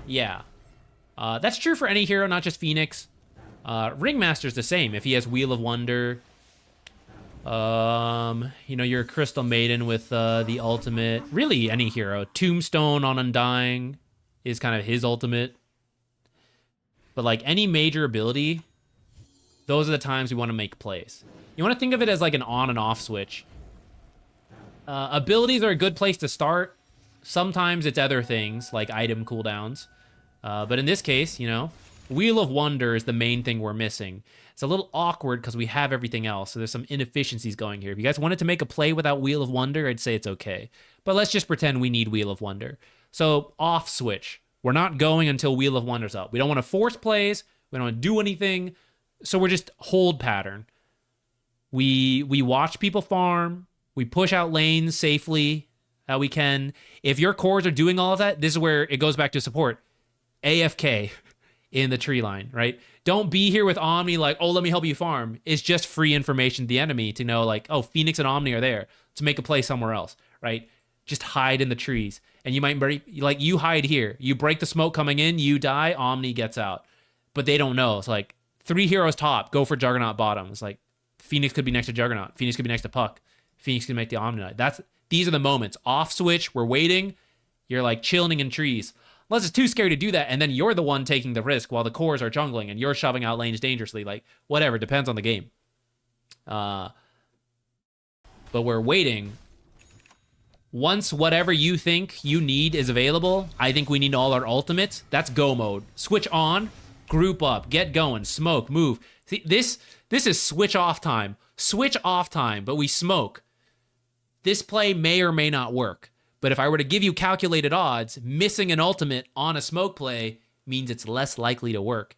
And in general, for pub games, you want to take the highest odds with the best rewards consistently. That's how you slowly win more games than you lose, and you gain MMR. Smoking at night, already kind of iffy because the smoke will break and you don't see them. And then you go, Wheel of what? Well, don't have it. You know, we get killed. They Wyvern ult us because we can't chain stun because we don't have Wheel of Wonder. They Dawnbreaker in on top of that. They Laguna us, Medusa Petrify, right? It's like, oh, all this could prevent it with Wheel of Wonder. It's like, so I should wait for it. This is actually a weird time to smoke. And then Juggernaut just breaks the smoke, pushing in the lane anyways. You want to reorchestrate that? Let me pitch to you a much more high success version of this. 37 seconds. I want to smoke. I want to make a play. Even though it's nighttime, I want to make a play. I'll have Wheel of Wonder. So I'm okay with that. So in those 37 seconds, let's get ourselves some useful information to help us smoke. What will help us? Deep wards. I've just been flaming Phoenix for like blindly walking up here, right? So I'm not going to do that. I'm not going to like walk up here to place a deep ward. I'm not going to randomly walk up here to place a deep ward. It's too dangerous. But what can I push in safely? I can push in lanes safely. So Dawnbreaker's pushing this in. If we smoke now, this is going to happen. Either the carry gets baited to do it, or we have to do it because a huge creep wave pushes in bottom and we go, well, I can't just lose the tower, so we have to deal with it. So it's a bad time. So before smoking, Phoenix and Ringmaster are just hiding in the jungle. Juggernaut comes here, pushes this wave in, and what's going to happen is that this creep wave is going to move up. And in the same way Juggernaut feels the need and he's compelled to do this, someone on their team is going to do the same thing. Someone, as this creep wave gets closer and closer to tower, you know, they're going to be in the middle of a play top and they go, oh shit, not 100 damage to my tier 2, and they're going to TP home. And that's your target. That's your smoke target to kill this guy who came back on his own. Or the supports who aren't AFK sitting in trees waiting for the right moment, they're going to show here with the Dawnbreaker and you're going to go, wait, this is not a good place to go. 3 heroes are there. That means if we jump here and there's a Lina, only 1 hero's here, though we have to respect that they could come over. Or maybe there's something up here. We see Medusa here, 3 heroes here. We can now like choose which target to go to. Or we can blindly run into this jungle because at best it's the Lina, and that's what we're hoping to see. We either get the Lina kill or we bring observers, and so we don't find Lina, but now we D-ward and we place our deep ward, so the next smoke is likely to work out. This smoke is actually happening a little bit too soon. This is the case of like, it's high level to wait a little longer and do nothing. God, I wish I had Wheel of Wonder to protect Egg. Oh, there it is. Now it's up. Egg's gone. What a combo on the Lina that could have been, right? Egg, as she turns to hit the Egg, you Wheel of Wonder her. You get the Wheel of Wonder proc. You get the Egg proc.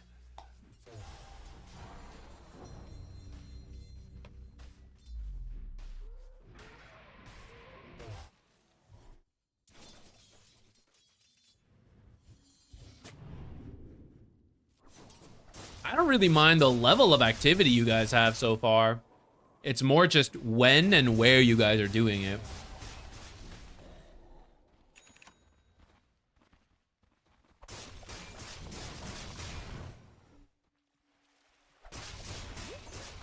Juggernaut Diffusal is a good time to like take a play, I would say.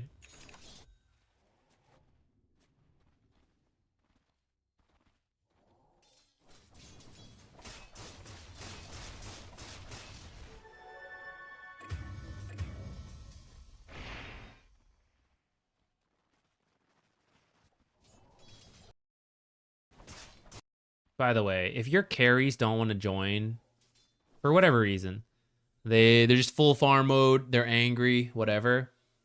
Life hack here, guys. Don't try to get the Juggernaut to come to you. Simply smoke and go behind the Juggernaut.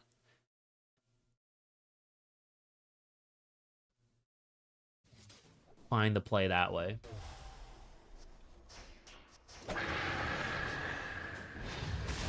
All right.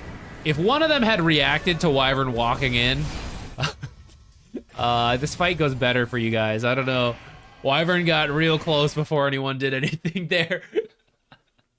I don't know if that's a replay bug and she was invis or something, but I feel like Wyvern walked up and then landed an ultimate.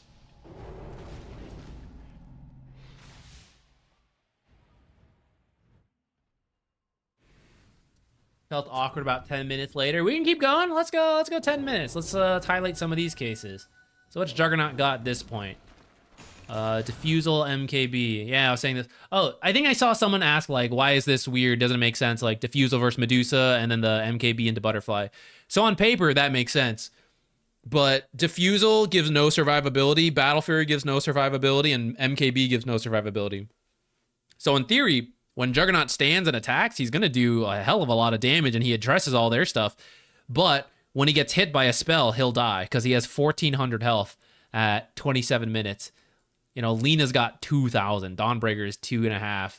A support Wyvern has the same health as Juggernaut. This is Juggernaut's issue as a hero right now, is like, he is so pitiful when it comes to stats. And so when you have to do a build like this, you're so sad. The stats you get from, like, Ags and other more like Manta stuff puts you at like being a normal hero. Now some of it's balanced around having Omni Slash, so you can't be hit, and that's kind of true. But this is why like doing these items back to back without having some other survivability felt really weird. I will say I forgot about the Omni Knight, so getting Repel for free and getting some base strength does help a lot. So if there's a game to do it, it's this one. Will we have the coordination to make that work? Let's find out. Roshan's kicking the hell out of Juggernaut. Healing ward is percent HP. This guy's got no percentage on his HP. It's such a sad heal. Look at him getting his ass kicked. He's gonna lose. He's gonna lose.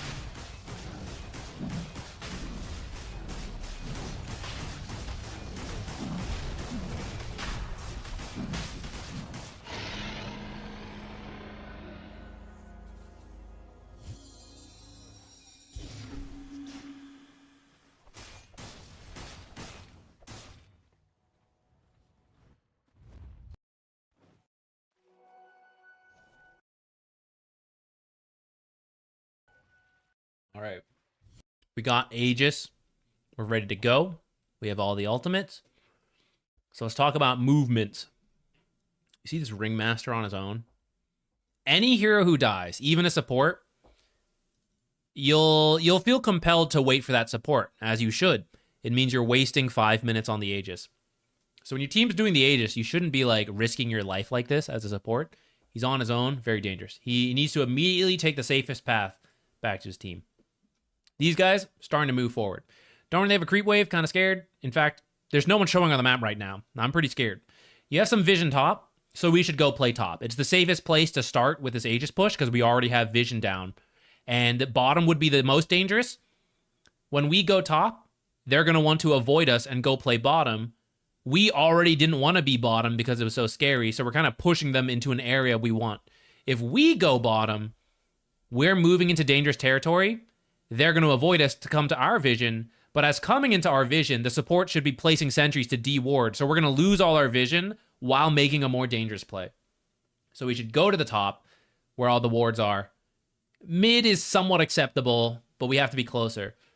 Look at the burst potential here. It's immense. Wyvern ult on the Puck, Jug kills Puck, double stun, Laguna, Jug's dead. Omni Knight will have made it here at that point. So coming up to high ground on their own is pretty scary. This is really risky what they're doing. Phoenix and Omni Knight are currently moving backwards. We're in go mode, but we're coming backwards. Now Phoenix is going to turn around a second here and go, wait, they're going. I'm going to go. So that's good. Omni continues to jungle his own part of the map, but there's no way for him to join his team. So this is really bad. This needs to be with his team right now. And these are the small risks, right? For those of you asking, like, what do you do when your teammates are griefing? And I'm saying, like, you got to find something to improve on. In a game that matters, this is a potentially game losing positioning from Omni. At a higher ranked game, from kind of everyone's doing something game losing. But like in a higher ranked game, if you can't contest Roche, you often look for a pickoff after Roche.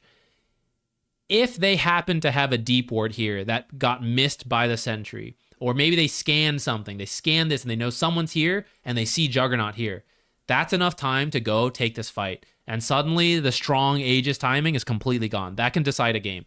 It's these moments here that often slip by. And this is why I say, like, many people don't realize the mistakes they're making. This is a really bad mistake from the team, and it may go completely unpunished. And so no one realizes how bad this is to do. Then you go into higher game, you get destroyed, and you go, map hackers. That never happened to me before, but they just knew to punish this kind of stuff, and that's why you drop, and that's why you go force 50%. But you just didn't know you were making horrible mistakes until someone punished you. And that's when you have to realize, I'm making horrible mistakes that are now being punished, and not that the game is just like, it's now suddenly hard because it wants to keep me in this MMR. This kind of play is, again, still really bad. We're now going to smoke without the Omni Knight, the Radiance and all this stuff, right? He's critical to this, but we're smoking on their half of the map, still not knowing where anything is, and he is still way too far to join, right? This is the wrong time to do this stuff. Will it be punished or will we win off of this? Who knows? But it's extremely risky from the Radiant side of things. Now we are together. In the end, we get rewarded for the bad play. Let's review all of that, but from the dire perspective. So they get Tormentor, you guys get Roche. I actually missed that they did Tormentor right before you guys finished Roche. So actually you probably had a good idea that they're down here. I still stand though that off of Tormentor, you can immediately TP mid and do something if you have vision in this area, which you guys, right, have checked a little bit, but there's still room for observers to be down that you guys don't know about. So off of this Tormentor play, it's very possible to all TP mid and start looking for a play. Medusa also taking a huge risk. This, incredibly risky.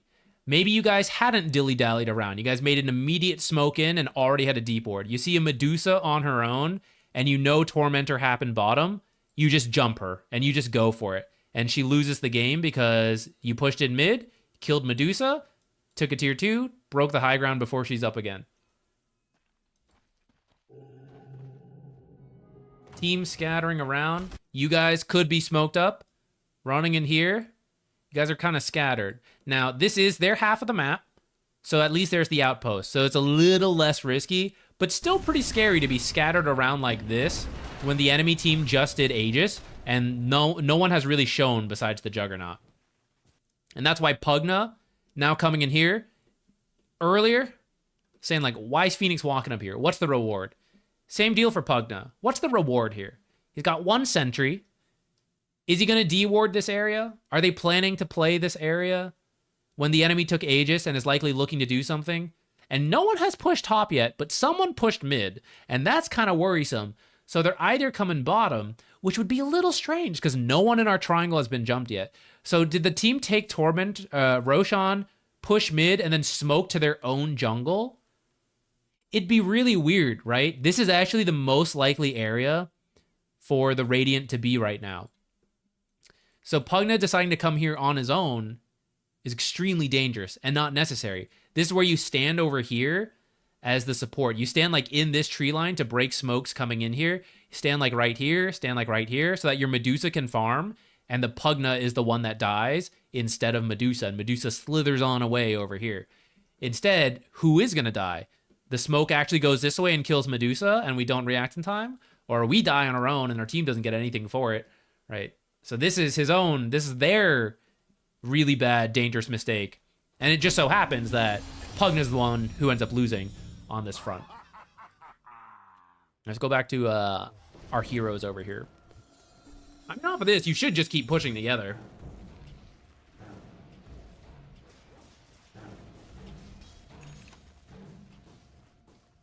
See, I see you guys grouped up. I think it's fine. Go to buy an apple. You guys are trying to throw again. All right. These guys start running in here. You guys are back here. Until you have a gem, or unless you have a really good read of the map, and you've been doing a really good job of keeping track of observers and sentries, but no, it only takes one observer to lose you the game, right?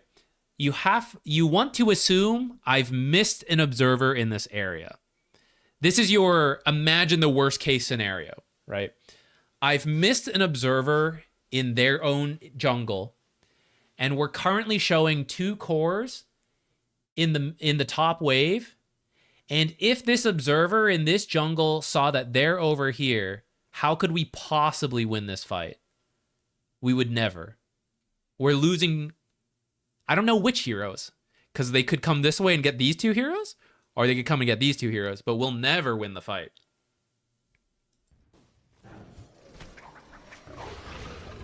Do these guys care? No. Our teammates are showing top. Let's jump this wyvern. Let's get her. Let's get her. Let her know we're here. They didn't know before. Now they know for sure. 2 of us are here and 2 of us are here. Where's Phoenix? I'm not sure. But let me do the math for you guys. 4 versus 2 is still good. 4 versus 3, still good. Doesn't matter where Phoenix is.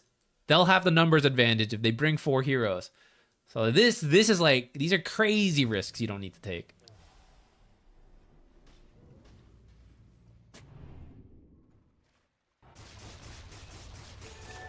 We're not talking about low health Jug, how quickly he'll die. So we all need to be ready to react to low health Jug, and we gotta be there.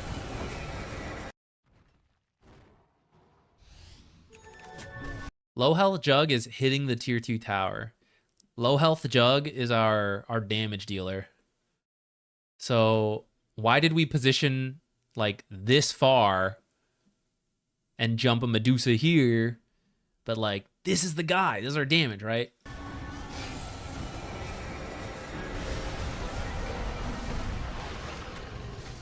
And without our guy, we're dead. Thank you for the sacrifice, Pugna. Oh, I thought he decrepified in time. So in the end, we do get punished. It took several tries, but eventually the split positioning got us. This is kind of what I mean when people don't, like, you don't realize what mistakes you're making until you're punished for it. I don't know if a player in this game who isn't like super critical of themselves and like reviewing it and getting help, would you realize like, oh, it's not just this one fight we messed up. It's actually 10 times in the last 2 minutes that we've been doing this. And finally the 10th time got us. We got rewarded on the 7th time from the Pugna, but got punished. And it's totally random which way it goes, right? Medusa could have been alone and you guys kill Medusa. You guys win the game here. Could be that her team rotates, and then we're losing the game because we just lost as many heroes here. It's just kind of random. That's why the better you are at reading the map and understanding how to move, like even if one person on a team's got to do it, and you share it to your team, and then 9 times they ignore you, but the last time they listen, right? That's the extra game you win rather than lose. That's the 50 to 51.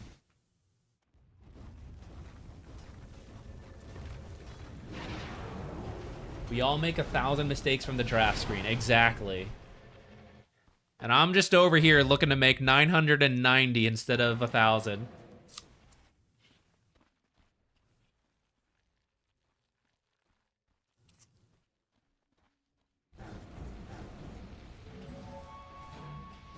I think this was a pretty good example. I think this one had a lot of good map movement talk.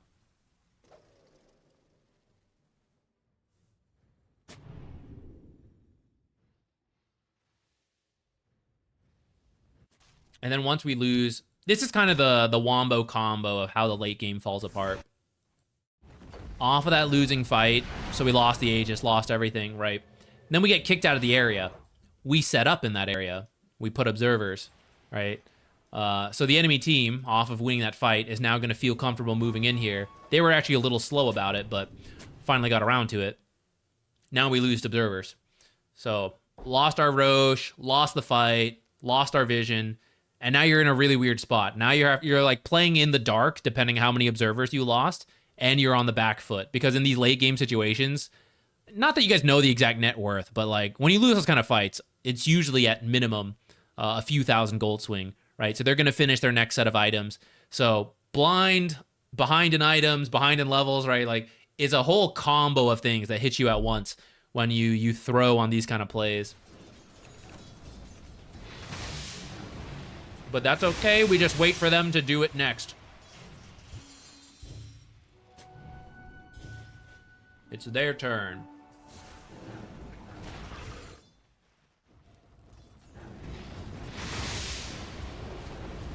That's true. I did kind of forget to comment on Phoenix's actual play in that last team fight. I think you dove in a little too soon into the Stone Gaze and unfortunately got like Stone Gaze burst. Vincent's right. Be a little more patient. A lot of times you're going to start with the Sunray in the back. Now Medusa is a little bit of a pain, but like usually you can start with the Sunray, see how things go, and then dive in an egg. You actually should buy the Shard, unless this changed. No, it's still here. Because they're separate cooldowns, right? I don't play that much Phoenix, but I'm pretty sure you can start with Sunray, and then Egg, and then have another Sunray.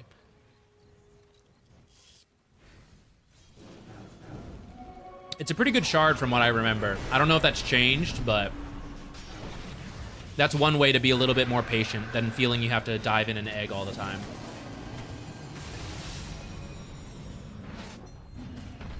I took this fight and our damage guy, where the heck is he? All right. So this is where the whole original point is like, is this guy too passive? Maybe. You know, he's back here, we're up here. At the same time, it's a mistake from both people, you know? This guy's being too passive, sure. That's bad. Can we be aggressive without this guy? We really shouldn't be, you know? So we can say it's Juggernaut's fault, but when we continue to act without him, does that not just become our own fault as a team? So this is where you just gotta like, sometimes you have to play even more patient than you should, and you might lose. At the same time, making aggressive plays without him is also a very likely path to losing. Here's how you trick him. Here's how you trick this guy. This guy's not ready to move forward until every jungle camp is empty and he's forced to go forward, right? So this is where I'm telling you guys, follow the carry. Come over here. And without, don't be super obvious about it, because maybe he'll get angry and tilt. But if he's the kind of person to get angry and tilt over this kind of stuff, you were going to lose anyways, most likely. But he's like, oh, I can't move forward until all these camps are farmed, right? So I got to TP here and farm this stuff. So while he's farming this stuff, you guys make your way over to Juggernaut and you kill these camps. And he comes over and he goes, there's no camps. Where's the this camp, I guess. So he comes over here and he starts farming this camp, and you guys follow behind him and you take this camp. He goes, where do I go? There's a creep wave here. I guess I'll get it. There's a camp over here. And you come up and you kill this camp. And he's like, where do I go? And suddenly this moron's been pushed into the enemy half of the map. And boom, you've got him to participate. And you're standing behind him the whole time, ready to help. And that's how you get a carry off your own half of the map. They can't help themselves. They only know how to go farm to farm to farm. You gotta herd the sheep. I gotta lead the breadcrumbs this way. Remove all the distracting breadcrumbs. There's breadcrumbs everywhere. Take away the ones that you don't want him to go towards. Fool him forward. He's a carry player. He won't see past it. Don't worry.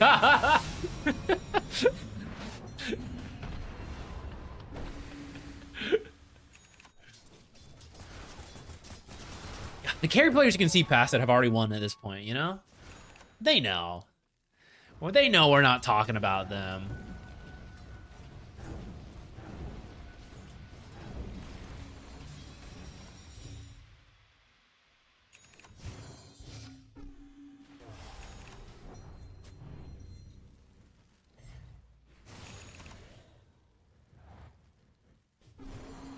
Okay, let's do a new one. Boss mode.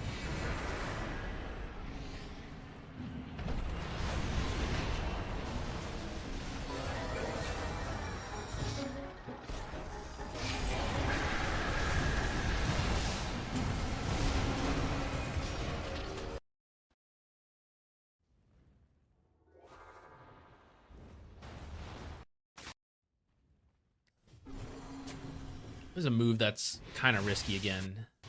How many times are we gonna walk up this ramp and risk our life? Listen, man, this is a really dangerous ramp. At all parts of the game, this is a pretty dangerous ramp. Be really careful about coming over here. whether it's 5 minutes or 40 minutes, it's a pretty dangerous place to be. That goes for everyone. Goes for myself too. I feed there a lot as well. You just gotta be very careful. But off of that, your team kind of gets baited into like a weird spot, and yeah, he's once again not here. Though, did you guys need to be this far up, or could we have waited for him to hit 25 and then be able to TP here for the fight, right? This is a case where you guys actually should just take a very defensive posture here while you wait for Juggernaut to hit 25, and you wait for the Roche to be up, and when it's up, if they start it, right, you'll be able to throw spells and Jug will be able to TP in 25 or not. But if they wait and Roche is long and they're like stalling with you guys, Juggernaut should hit 25, should hit whatever items, should be pushing in other lanes, right, to try to bait people back, you know, push in bottom, get someone to TP home. Medusa, right, she's like ready to fight for Roche and win the game, and she goes, oh shit, not 100 damage on my tier 2 tower, better TP back, right? And then you go.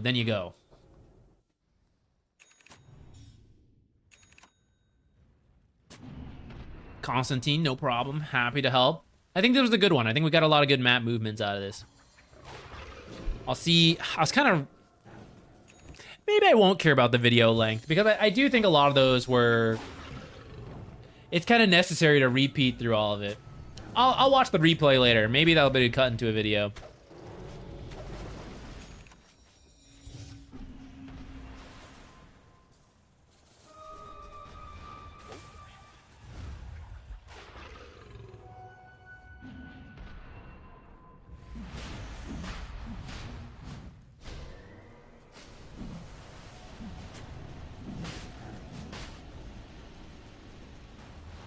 Treant Protector. We got Axe and Omni Knight off lane with very similar questions, actually, about throwing an early lead or, like, games being a stomp. Essentially, like, how do you find the right opportunities is what I'm interpreting those as. That could be good. Oh.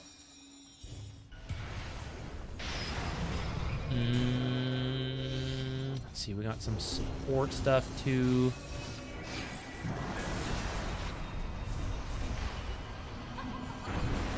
What's the least played role? It depends a little bit on your MMR. Support used to be the worst. I think it still is, but people are forced into it for role queue, so there's more available players now. Off lane is actually the least popular a lot now. And then occasionally, depending on your bracket, many people feel they're forced into mid quite often, which is funny. Because that used to be like the most high roll to like go for it.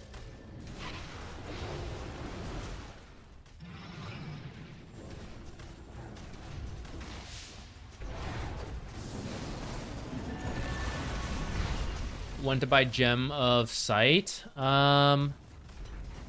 Step 1, you can't die easily. You have to solve your survivability issues. Either that's a tanky offlaner or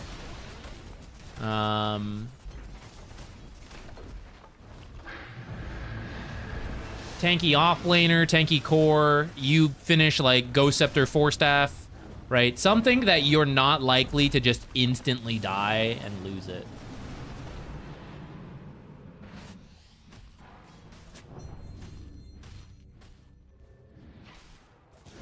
Okay, after reading around a couple of these, we have done a lot of core games today, so I'm going to grab a support one.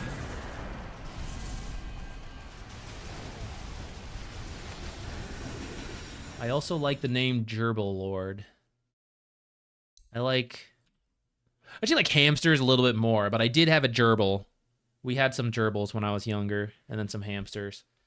I wish I didn't get to. Maybe I will, guys. If you guys stick around the channel for maybe, if I stay relevant for like 15 more years, I can't go back for hamsters now because we have cats. It's just not going to be good. But before getting cats, I would have loved to get an extensive hamster setup, and we would have had ham cams. I would have had them set up so that we could keep track of the hamsters and stuff. I really like hamsters. They're so cute.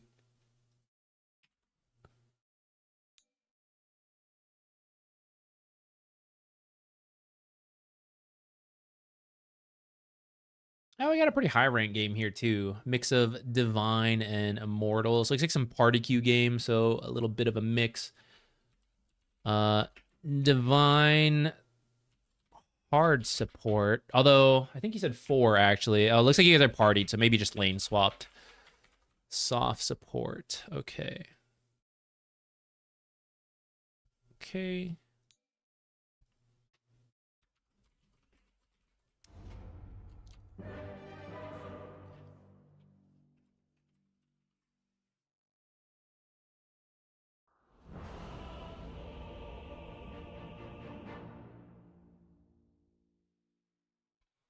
Yeah, I really kind of dropped off on the, like, get to the next rank video. Guess I should. Yeah, I also think there's not really an off-lane content creator as much, like someone super dedicated to it. I have been thinking about that, of like adding it into this channel. Even if I can't do the highest level, I could cover a lot of good concepts for like the majority of players, right? I've been thinking about that. Part of the reason I haven't done like these various things is just the feeling a little burnt on YouTube videos for a while. But lately I've been thinking about working with an editor or something, and maybe that might make it easier to like get some of this stuff out of it. For example, like this stream, I think we talked about a lot of useful things, and surely stuff could be cut into a video, but it's just more work for all these different things, and I'm kind of like tired of it. This is my job, so I can't be, but that's where maybe an editor could help. It's like, please cut something out of this. Okay, let's talk about this one. How do you not die and win the lane? Centaur died multiple times near tower. I was trying to leave lane to double stack, since usually tower is safe for Centaur. Okay. Let us take a look. Used to be high immortal, lost 1k in new patch. Laning is hard now. Gotcha.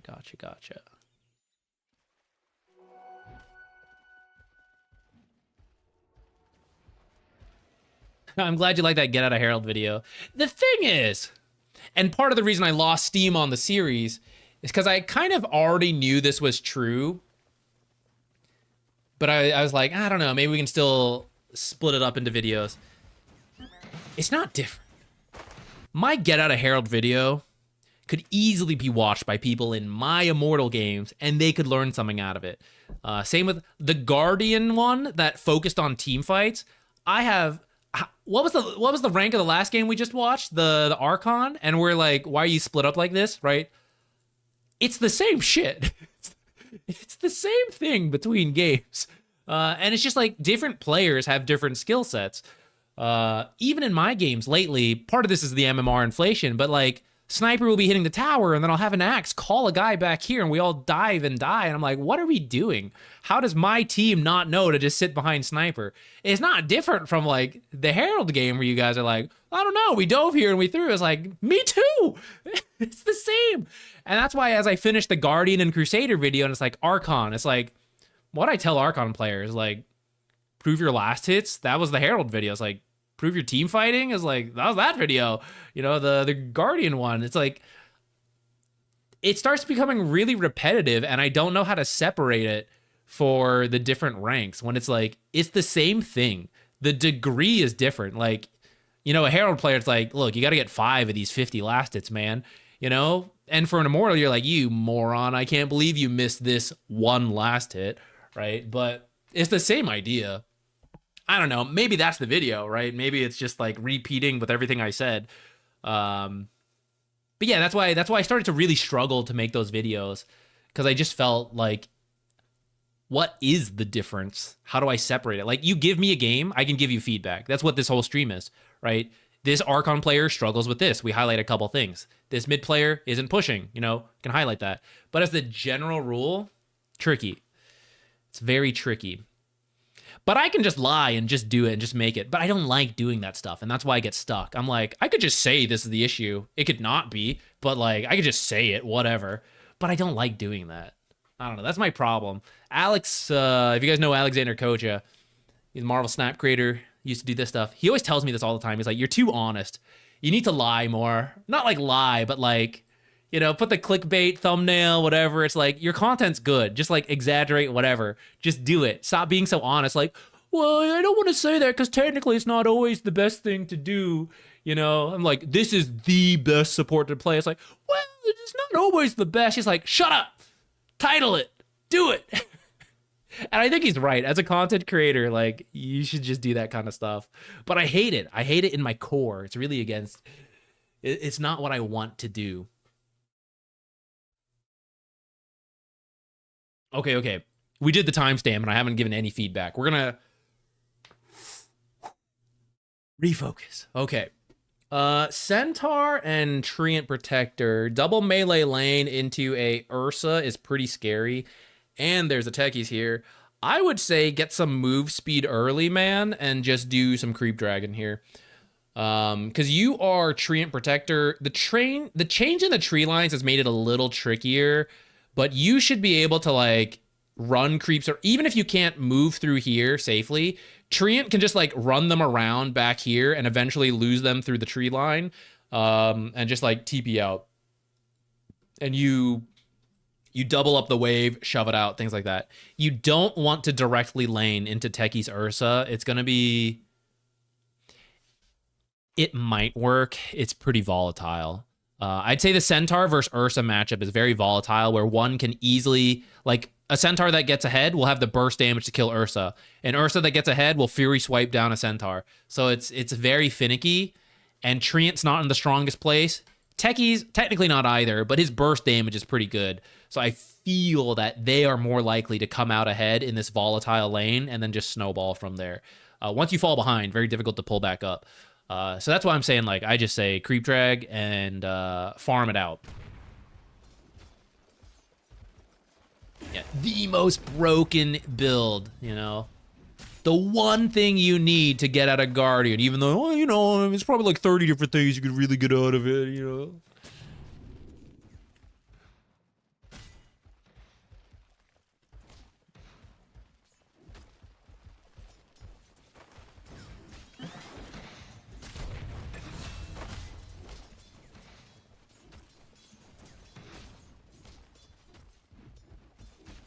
I think you can just hit your own creeps there a little bit more. I haven't felt much of your impact in this lane so far. You like chased Techies and you like walked around this camp a little bit, but you know, now we're starting to hit creeps, but now they're level 2, so they've killed us.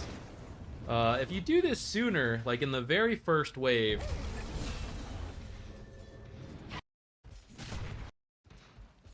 it's kind of dangerous because Treant needs the, you know, the whatevers, the trees. But even here, another thing Treant can do, very first wave, body block. But anyways, you come to the lane, right? Creep aggro, like some of this stuff over, makes it easier for you. But also, like, standing in this tree line, you see it meets like this, you come over here, I'll pop out, punch this creep, walk back in, you know? Ursa is setting up good equilibrium while you guys are chasing a Techies. That's not really what you guys want to do. Techie's build is kind of stacked on gold spending. If his sentry is in his backpack, I'm not actually sure he could have bought another sentry. I don't really mind you checking this camp, but I think there's a good chance as long as he doesn't body block it, it's fine. Centaur shouldn't go for this creep. This is part of what leads you to die. You guys should just... This is a really good position, actually. They kind of messed it up. I don't know how he messed it up. What did he do? You guys were chasing a techies. He's hitting the creep. Stop that, Ursa. All right, so Ursa pushes in his own lane that you guys aren't in. And then... Right, due to the way it splits, he's still hitting creeps. This is really good. Like, around this point, you should start to realize, like, I don't need to do anything. If this camp is blocked, I'm gold. The next 2 minutes is done. This lane will push up to here, and there are no camps available, and that's it. He's going to have to lane here. So you guys don't have to take any risks. And the biggest risk is them hitting level 2 because your creeps are dying and theirs aren't, and then they kill you, which is why you can't go for this deny. Because, like, I don't know how close they are to level 2. It could happen at any moment right now. So you should just give up this creep, give up the deny, walk back. You'll be weak for a moment, but you'll be right here. You'll hit level 2 as well, and then it'll bounce back out. And then you'll just have really good equilibrium, and you just have to stop any pulls and blocks, which they can't even do right now. This is like the final window to mess this up, and that's what happens. It's like Ursa hits 2, they jump, they take out all his health. They didn't actually kill him right here, but they took out all his health, which he didn't need to lose. This right here, even without you doing anything, like now you're walking in really aggressively. Even if you two sit right here, this lane will continue to push. It's unsavable for Ursa at this point. So no major risks necessary. Minor risks, I took 10 more health, 50 more damage than he did. Like, that's whatever. Walking up to level 2 Ursa when Techies is now, like, at any moment about to hit level 2. This is, like, too much risk, especially when Centaur's low. So just, like, do whatever little creep aggro, stuff like that. But that's kind of what gets you guys killed here. And then, actually, Ursa, yeah, runs down the Centaur, right? This is actually more risk. Guys, you don't need to take that much risk as the Ursa. He could have just farmed here and it would have been fine. Now he's in such a weird spot. Shouldn't have done that. What's Centaur gonna do? Walk back into the lane with 10 health? No. So you don't need to kill him there. Hey guys, you guys managed to pull it back out again, so it's actually still gonna stay here. So Techies unblocked this. Oh, he actually doesn't see yours. Nice. So you can kill this and then block it again. By the way, your Treant Protector. I don't know if you saw my shorts recently. I don't usually make YouTube shorts, guys, but go check them out. It'll give me 0.00001 of a penny. Treant Protector doesn't need a Quelling Blade because you can walk to the trees. You can eat this tree or this tree. They'll both work to unblock, open up the spot, and you can block the camp from in there. And I bet there's a good chance that they won't know about it. You just need to block this at 3 minutes. You'll give up the Lotus, but it's fine. Like, at this point, you guys are losing. I said it's a volatile matchup. You guys died first. It's very difficult to recover from here. So give them the Lotus. If it's a closer game, I'd say maybe you could choose the Lotus instead of the small camp. At this point, I'm still really good on equilibrium. Without the small camp, it won't be fixed. Every time you block this small camp from here, you buy yourself another minute of good equilibrium. So we don't have to do much. That's your main job. Just block that camp. And don't let this camp be pulled. But it's much easier for you to prevent these pulls than the other stuff. So you use a sentry to block this. I'm fine with that. I would just be careful of that hard camp pull. You end up with a Lotus because of it. Ah! Scary. Say you don't have to take that risk, but it did work out in the end. It was pretty close, but because you had a salve ready, I said it was hard to turn this matchup, but actually this is a window where maybe you guys can, because they're still low and you're pretty healthy. So it's possible, but still pretty risky. Yeah, this is really good. Right? And even without looking to fight, you know, I said maybe we could, but I mean, look at it, right? There's like 8 creeps here. I don't want to do anything. Just bring them to the tower, farm it.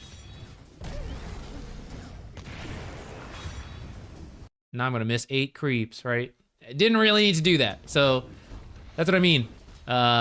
You guys are just in a farming pattern now.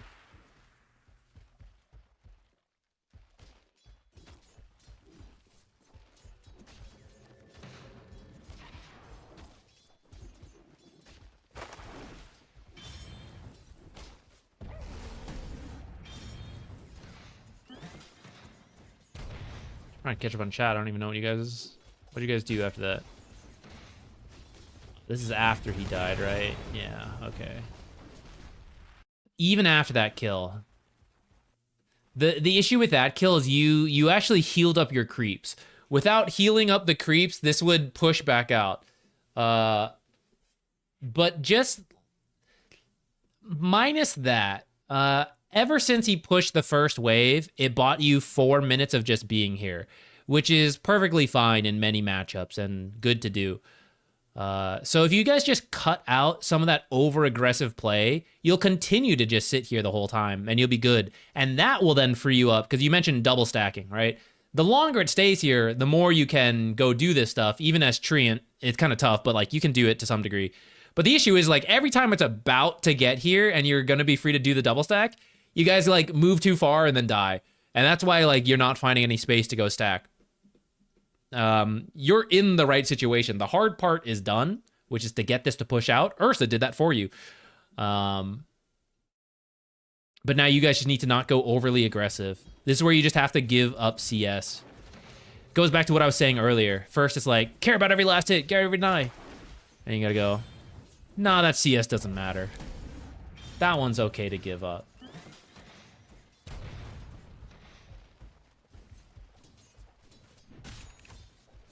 As part of working to get this to come back, either hit your own creeps or creep drag could be another option. Shove it in real hard with a, heal up the whole wave so it pushes in, meets the next wave under tower, eventually push out. That's your longest option, but possibly safest. You could also do a pull if it worked out.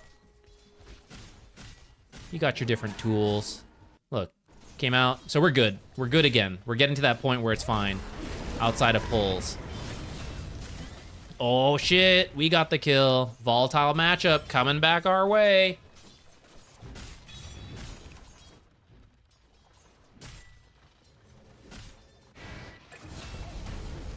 Oh, shit. Volatile matchup going back the other way.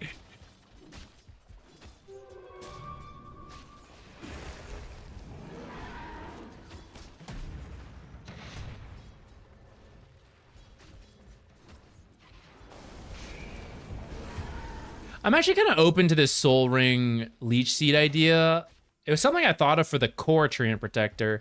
I'm kind of open to it for position 4 Treant Protector, but you got to use this way more. And then it's not going to be good for holding the lane here. It's going to constantly shove the lane in. But I think it could have worked this matchup as long as you guys didn't lose the level 1 thing. Like, pull it back, get level 2, level 3 together, and then just keep shoving the lane in using Leech Seed to spam. Keep him low.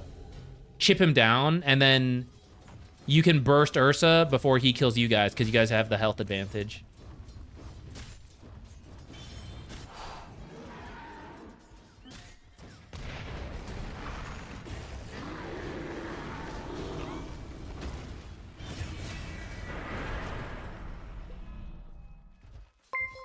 Ursa's overcommitting a lot, saving us a bit.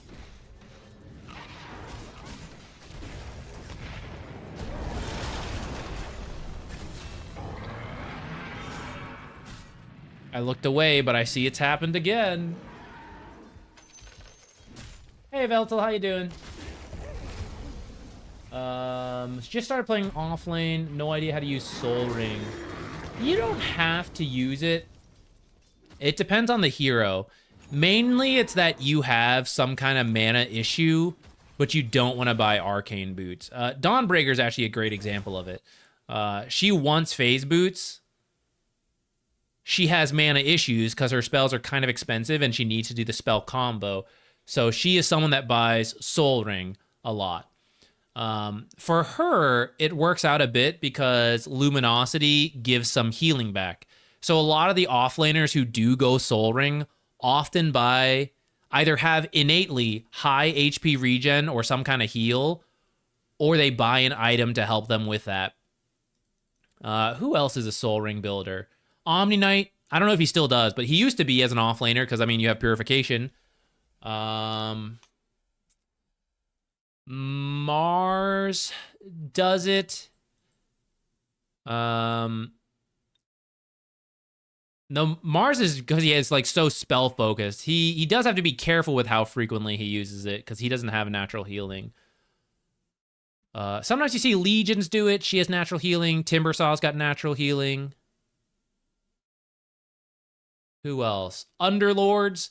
He himself does not have it, but his items, you know, he frequently goes like pipe or mech or something like that. So that's got healing in it.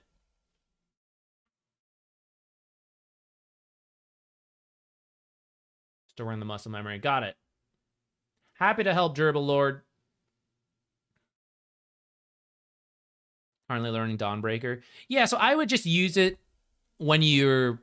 I mean, keep it simple. Just use it before you use a spell, you know? If you need to build the muscle memory, for example, like in this one, just do it in a demo lobby. Every time before you press W, press whatever you have it bound to, D, W, repeat 500 times. Yeah, you become muscle memory at that point.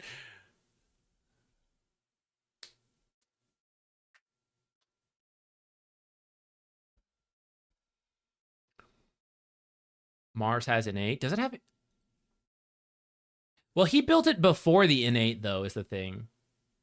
I guess you're right. I kind of forgot. I forgot about this.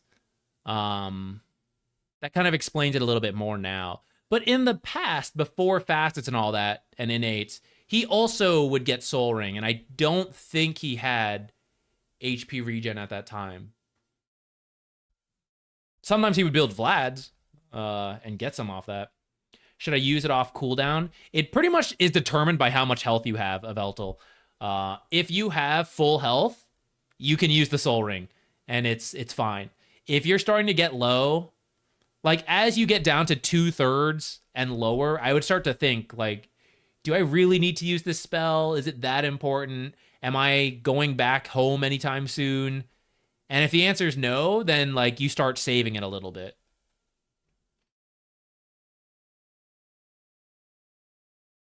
You're also a hero, though, that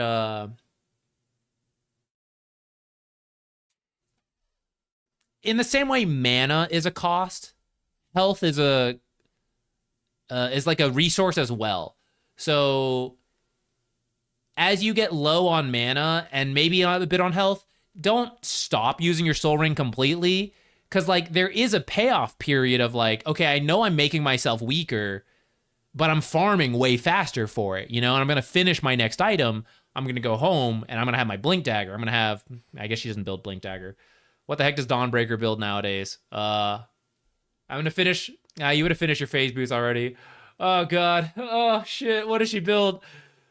I'm building a Desolator. No, that one's not good. Echo? Yeah, let's go with Echo. Echo's good. You know, you finish your Echo faster, you go home, now you're stronger, you go back out. So you were weak for a moment, and then you went... You know, you went in. Kind of depends on the exact situation, but like, you buy the Soul Ring so you can do more. Who's that? Thank you. So try to do more with it. I missed you subscribe, but thank you. It's not popping up in the feed for whatever reason. Oh no, there it is. Noob Cannon, thank you so much for the Prime sub.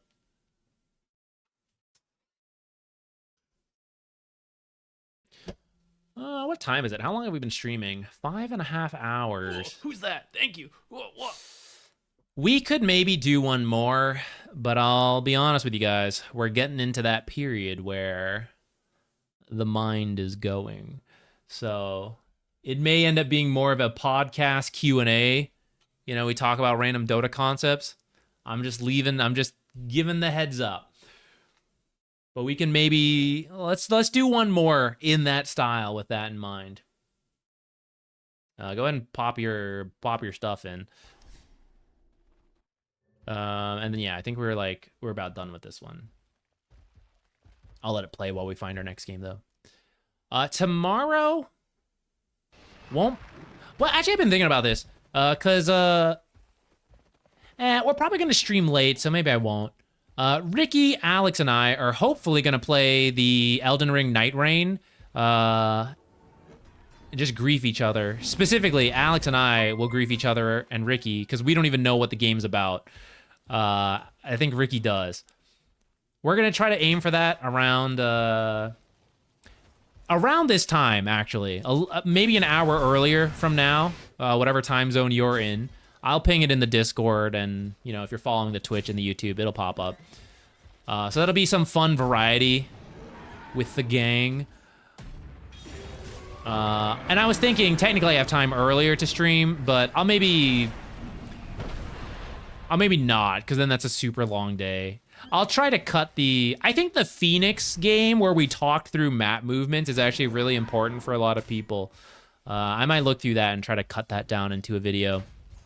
It might end up being a bit of a long video, but IDC.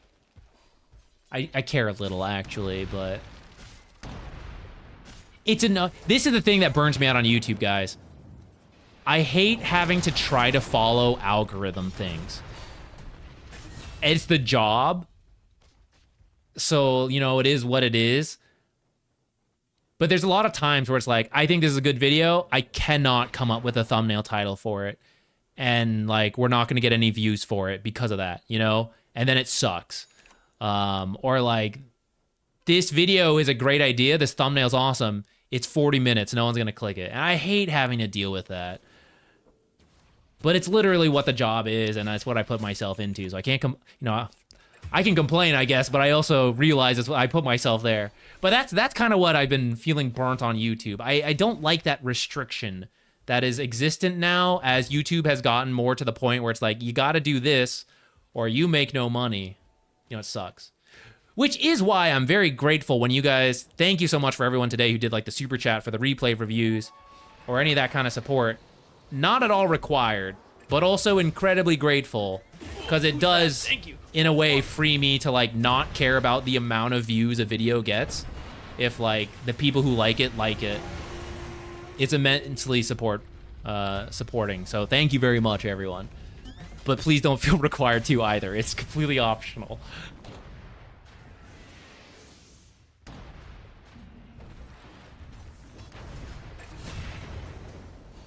Let me find a game real quick. Reminder, it's gonna be a little rambly, a little off topic.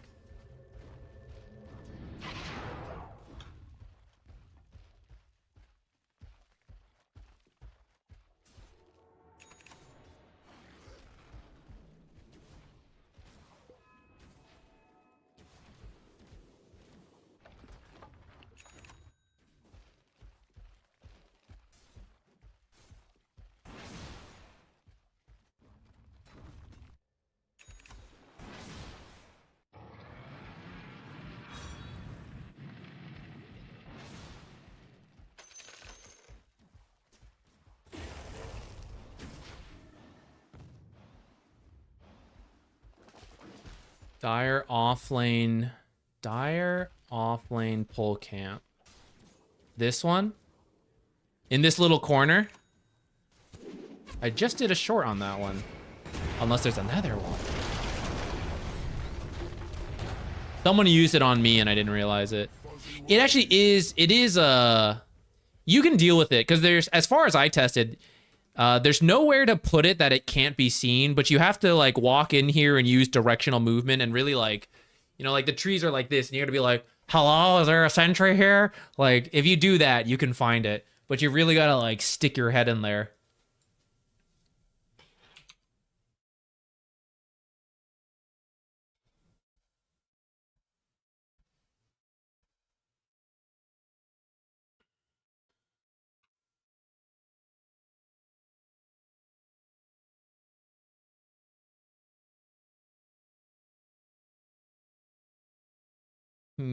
Okay, let's try this one. Because I think it'll be a potentially good follow-up to what we just did here.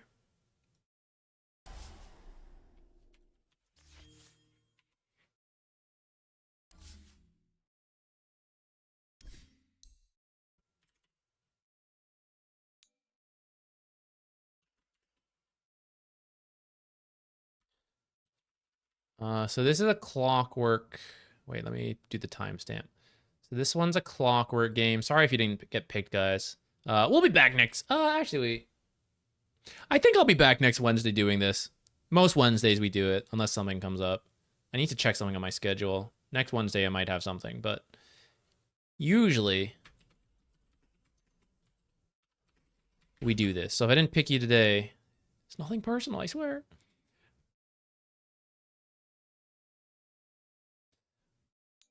All right, let's load into this. Load in podcast mode. But also the original question of this one was, it was double melee versus double range.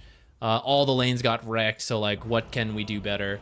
We can at least look to the Clockwerk's lane, which I think we can cover quickly, and then full podcast mode. Could there be community cuts of the stream? If anyone ever wants to do that, it gets into a weird issue. The main thing is like I have to organize that ideally, like if I want to benefit off of it, which is only fair, right? I wouldn't want people to have to do it for free for me. That's no good. But the cost of how much it takes to pay a video editor to do that stuff is not break even at the time of this this channel. Eventually, I'd like to do that because I think it is a way to keep content more consistent and help the channel grow to a point where it is self-sustainable. So I'm approaching that point where I think I want to bite that bullet, but not quite. I don't know. Getting close. Oh, hell yeah, dude. Nice cog kicks. Oh, he almost got away. You might kill me, but I've already won. Okay, be a little careful here. So you got the first blood. We are low, though, right off of that. So you can't do anything too crazy here, because if you feed the kill back, it pretty much bounces out the first blood. So we got to be a little careful. We are in a good spot. You can go do some body blocking of the creeps and all that. But because it took you guys so long, the next wave is actually already here. So this is where sometimes the first bloods can actually backfire a little bit and hurt us in the lane. We're like low health and we're behind on this stuff. So the first minute or two, you guys got to be a little careful here. You could go for the creep drag. Luna is actually quite good versus Tidehunter. She's considered a counter because she has very high base damage compared to most other carries. So the Kraken Shell that he eventually gets, you know, sometimes you have very weak carry damage in the early game, but hers is pretty solid.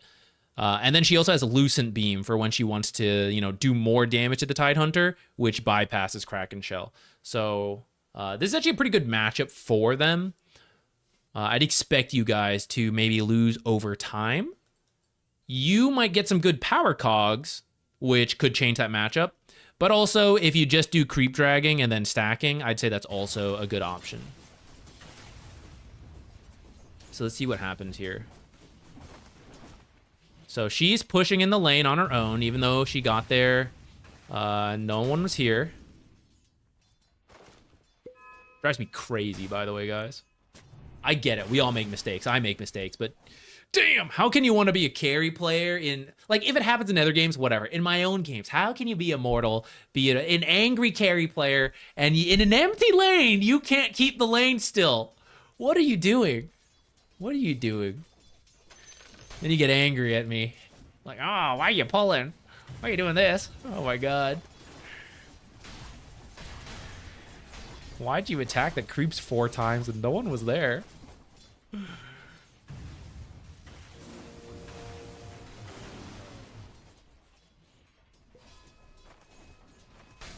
Messing, sometimes I talk about this of like, you should be messing with the carry, not the other support. But actually in a situation like this, where this lane actually is pushing into you guys favorably, and the main way to deal with that is for the support to either help kill the Tidehunter or do a pull and stuff. If you actually mess with the Disruptor over here, that's where it's okay. Technically, we're not winning the 1v1, especially in a losing matchup like last game, Ursa vs Centaur, as we fall behind. But if the core can't kill the other on their own, like Ursa getting a kill by himself is tough. With the techies, it becomes much easier. So in that case is when you keep him out, that makes a difference. In this case, as you keep the Disruptor away from Tidehunter, this matchup's like playable, especially because it's moving back. And he also can't get any of the pulls off because you're messing with him. Don't take too much damage because you are low, but this is where it's okay to be like a support goofing off in the jungle. Even though we didn't quite get him on the power cogs, like right there, but you are messing with him a little. Looks like he did get the D ward in the end, so we're just gonna have to make a note of that to come back. But this is very good, right? This situation really strong. A lot of creeps here. Even if Tide brings this under the tower, it'll die here, push out, die here, push back in, and bounce back and forth. There's a video on this. It happens all the time, as I reference it all the time. Like, it's just classic situation in the lane. So you're really good in the position 4 right now. Prevent pulls. 216. This camp's blocked. He unblocked this, so we can get a sentry ahead of time for the next 3 minutes, especially if we want to go for the Lotus. But if you just body block, I think that's fine. So in the meantime, you can hit your own creeps as they get low. You can try to like fake your way, like, oh, I'm gonna get you, Luna, and make her back off, but don't actually plan to do anything. You could potentially stack if the timing's right. You could consider a rotation if that time's also right.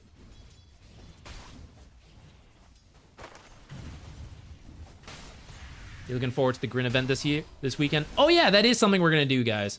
Gonna participate in a charity event with Grin Esports. It's for the Leukemia and Lymphoma Society. So it's a Dota game that's goofy, essentially. Like, people can donate and you can make crazy things happen. You had the right idea there. You just got your career killed, unfortunately. But you did the right thing there. Walking back in, taking a bunch of damage, maybe not so much. Walk a little wider around. But it should be a fun time. So if you guys want to tune in, it'll be on this Sunday. I will post it in the Discord. I don't know if I will really be able to notify it on Twitch and YouTube, if you usually depend on those for notifications. But yeah, it's like all day this Wednesday. And if it's not me, there'll be other people casting and other stuff. Ricky's actually going to be on one of the teams playing. I don't think I'm casting him, which is too bad. I would have loved to flame the shit out of Ricky. For charity, of course, you know? Like, what was this piece of shit doing over here? What a garbage play this is. That would have been so funny. That would have been great. But yeah, it should be a fun time. So come hang out if you want. You can just watch. If you feel like donating, it's for a great cause. But of course, that's not mandatory.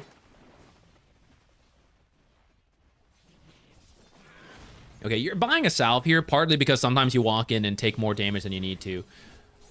I think if you had been a little bit more careful with your positioning, you wouldn't feel the need to get the salve, so then you get to save up a little bit more money. We might get glimpsed here.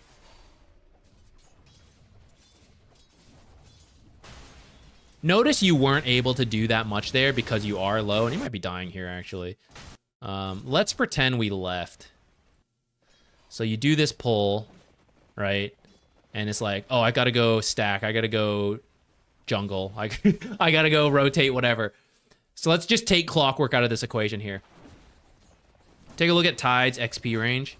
Even if they come farm it, Tide will get some XP. Now, we don't want that, right? We don't want to do a pull and then Luna farms the whole wave and the hard camp. Like, that's actually kind of bad.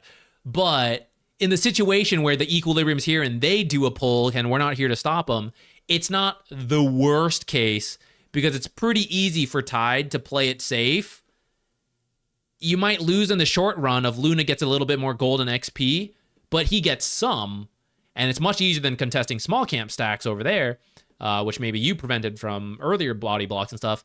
And then hopefully, although you're giving something to Luna in that she's farming this while you're gone, maybe you doing your own stacks that will be secured by your team later. Or maybe you're rotating for a rune, and that rune helps you kill the Luna later, right? It's like you give a little to get a little, and you're just hoping to be the one getting more in these exchanges.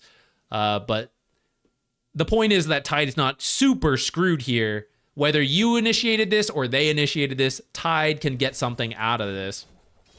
And that's why these are the windows where the position 4 can consider moving around, and that the lane will very likely still end up back here. This is actually an extreme example because Luna has glaive, so she killed everything really quickly.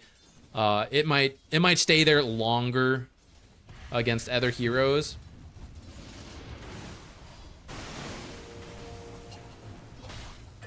No! That was like the last tick of the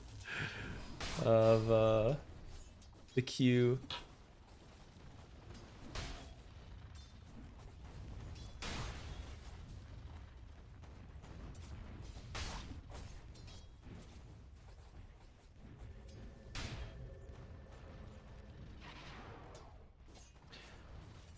That's true. I have heard of that situation like that where an editor works and they get a percentage of the money from the channel.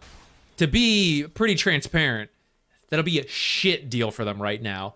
Unless they really believe they can help grow my channel to a lot more, that is absolutely not worth their time for the money they'd be getting for how much the channel makes right now. They would be working for dollars for however long it takes, which some content is easier to do. Like if you were to just cut the stream, maybe something from today into a video, maybe that's not so long. But some of the other stuff would take a lot more time, and it just would not be worth a few dollars for like however many hours they have to do. Unless they think it is, because they're like, I believe this channel's going to be huge and I'm going to make multi-millions from you. I mean, like, you know, maybe. But it's tricky, too, because, like, I would still want to say in it. So it's like, I don't know. If there's an editor who wants to work for that, you guys let me know. But I think most editors who are good usually want something more guaranteed than that. Unless you're already a very big and upcoming channel, I think. And not that I'm huge in that editor space and know a lot of like insider info on that, but that's my take on it.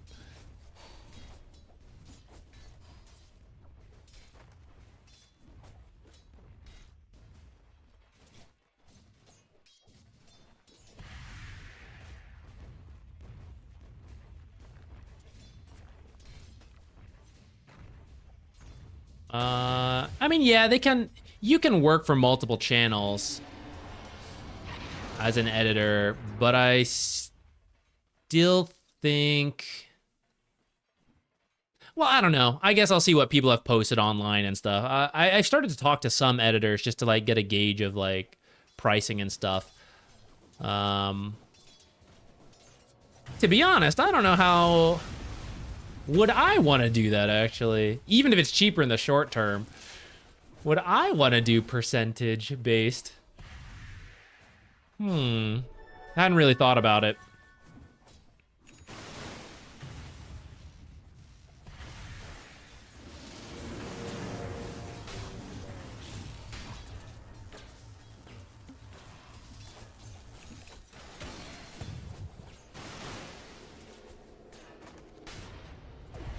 At what level is the hero's power spike to try and change the flow of matchup? This particular hero, like Clockwerk, or in general? Clockwerk is pretty strong at level 1 with the power cogs in the right situation can be a kill on its own. Well, not like on your own, but like with one other hero there. You isolate some guy and you bounce him back and forth like 3 times. 3 to 4 times. It's difficult to consistently do that, especially after they change the ability. But sometimes it happens based on the enemies messing up, and then you get insane value. So level 1's already deserving of respect. Level 2 is very threatening with W and Q. I'd say level 3 is also very strong. And then beyond that, it starts to drop off a little bit. Like, look how much damage that power cog did. Didn't connect on the other one, but still a lot. Clock and Tide as a team. I would say in this particular matchup, outside of isolating one of the heroes because Disruptor leaves or steps up too far, something like that, I don't think they should look to fight too much. They do different damages, you know, like Clockwerk is all about magic damage and keeping people stuck. Tidehunter does a decent amount, but it's all physical, negative armor. So it's like they don't actually amplify each other aside from like helping them both stay near each other to do damage, which is kind of okay. And that's why like if Disruptor's too far, you can go for that. But in a more straightforward fight, especially with the Luna, I think it's kind of tricky. Especially because apparently there's a freaking Spirit Breaker in this game. I didn't even see that. No, no, Shadow Fiend. I would say you just creep drag for the Tidehunter, get him like what he needs, and Clockwerk starts to look to like stack a lot or to make plays mid to help your mid lane win. Potentially keep an eye on the Twin Gate rotation, do something there. I wouldn't say though that like Tide and Clockwerk should be looking to try to crush this matchup outside of the occasional fight here and there.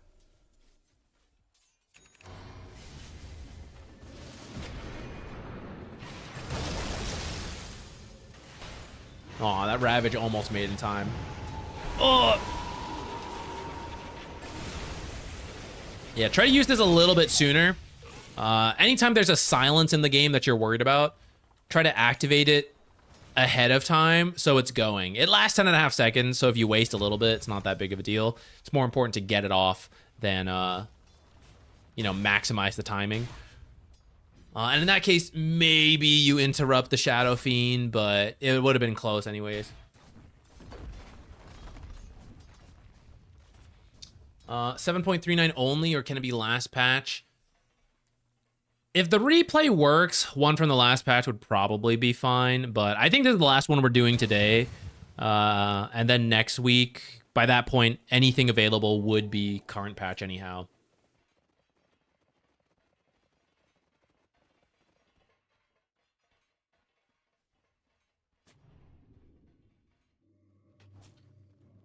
Yeah, we're actually at the end of the stream today. Sorry. But we'll do it next Wednesday as well. Again, unless I have something next Wednesday that I've forgotten about. But most Wednesdays we do these replays. And I might extend the... I'll add it later to the channel description somewhere or something. I was wondering why you were just standing there. But yeah, I think like any guaranteed ones we'll just put at $5. If anyone wants to guarantee a replay. Otherwise, it's just like a random raffle that we do most weeks. And by raffle, I mean it's been me picking stuff. I do have to look to see if there's a way to do a better raffle system between two streams.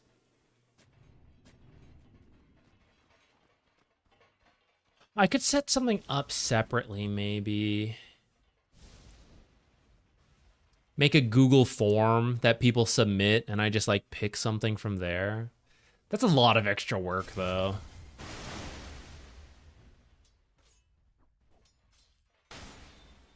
Oh, no, I'm happy to do this stuff. I actually, lately, I used to like playing Dota more on those streams than the replay streams. Lately, I've been having a lot more fun doing replay streams, I think. I don't know why.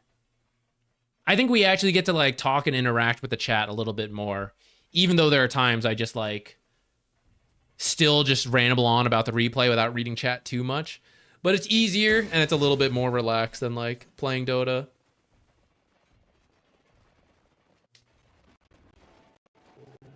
Hey Kevin, glad you like it. Thank you. Thanks for dropping by.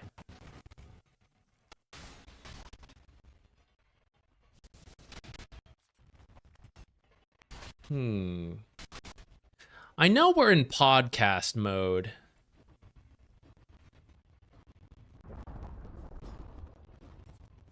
And we kind of covered this Clockwerk stuff, and I was just going to keep rambling about random stuff. But since we kind of covered the laning stage, which was the initial thing, never mind. Game doesn't want to... We're still kind of rambling around. I'm willing to throw in someone else's game. I'm going to grab Daedalus's, I think, here. Though, again, I don't think you're going to get the best feedback. We're kind of mentally...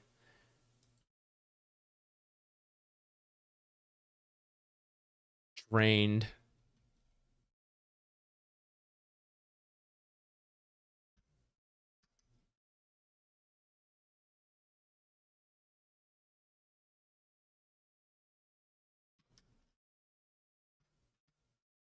What are all these pings I have?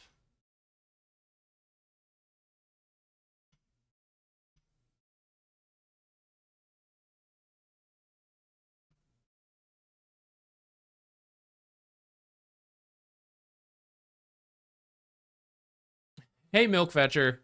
We're at the tail end of the stream. I'm not going to lie. We're in the mental podcast mode.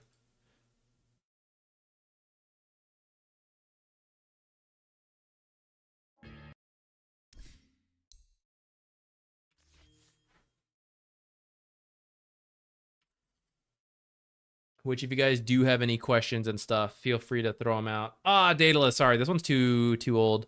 Can't cover this one. Too old.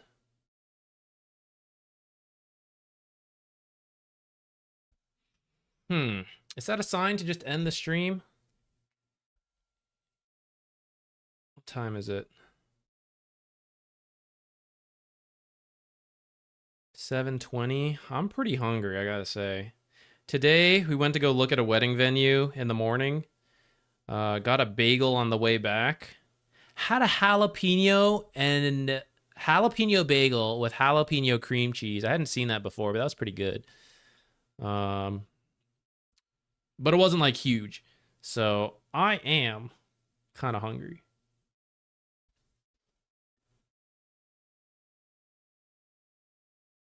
But we started late. Oh, we did make it 6 hours. That's not that bad.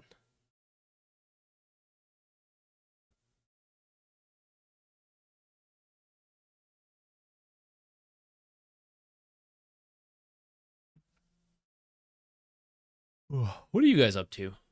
Let me scroll up further. Let me see. Who else's game did we have?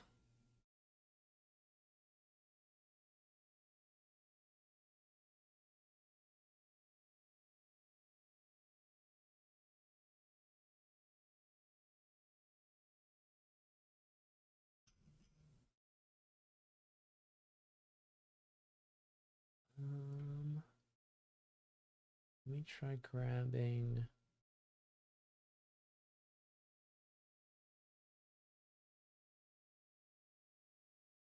this one. I don't know if I'll even give that much useful feedback here, so I may not even add this to the timestamp.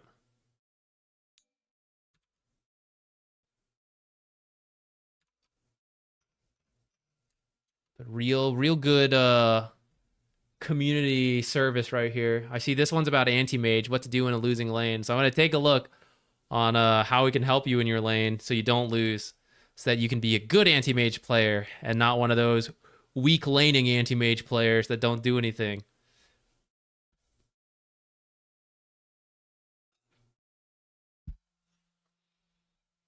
Good fours to pair with Centaur at the moment. It depends what you want to do. Two styles I would recommend, depending how cool your Centaur player is. One, anyone that helps enable more burst damage is pretty good. Because Centaur, you can do a hoof stomp and double edge build. That's a lot of upfront burst. Now, can you finish the kill, or can they get away in that time? So either another hero who adds more burst or has more stun so that double edge can come back up and you can use double edge again. Either combo works really well. So for example, Lion brings more stun. Not the most damage, but more stun so that Centaur can do more. Skywrath Mage works because you can slow them, but Skywrath Mage also with the silence, you can go like WE at level 2. So you slow them, and you boost all the spell damage going in with the silence so that the damage does even more. Ancient Apparition just got nerfed, but he was kind of doable as a 4. Bat Rider adds a lot more damage, slows, knocks him back. Who else?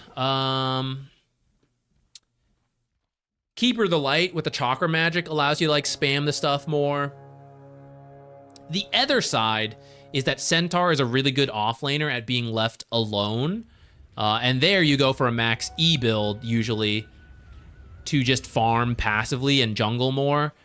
And the position 4 does a little bit of stacking, does a little bit of wacky stuff. So anyone who can get away with that can be good. So in the past, it would have been like Jungle Venomancer is a good pairing with that. The Monkey King rotating around, killing couriers and all that stuff. Very high roaming heroes could be that pairing. And if you're one of those, you also want to be able to do like some creep dragging for him to set him up in a good spot. And then after that, you kind of like do your own thing. Slardar and LC. More physical damage can be good. For Legion, you just need to get through the lanes. You can win the lane, so if you're a strong laner, that's also fine. But ultimately, when she gets duel, she needs to kill people, you know? So any support that brings a lot of damage can be really good. Someone like Snapfire can help you get kills in the lane, and then at level 6, duel and I will just throw the ult. Like, whoever it is will die. You know, Skywrath Mage with his ultimate is like, just duel anyone. I will slow them, literally just run at them with the phase boots, press duel, and I will drop my ult and we will kill them. You know, those kind of combos work really well. For Slardar, usually Slardar is already a winning matchup. Like, Slardar's the type of offlaner you pick because you're going to bully the shit out of someone melee. And at that point, you don't need to do more damage. You just need to help Slardar punch people more. So usually slows and stuns are good. Some range damage for any melee hero is good. Because, like, double melee, double range usually has its weaknesses. It can work, but there are weaknesses. So any ranged playmaker is good. Slardar and Muerta, for example, could be a good pairing. Wind Ranger, good pairing. A lot of poke. Some stuns to help him do more.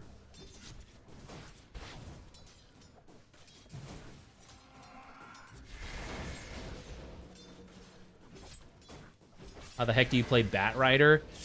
The current build, I'm not fully sure because it just got changed with the facets.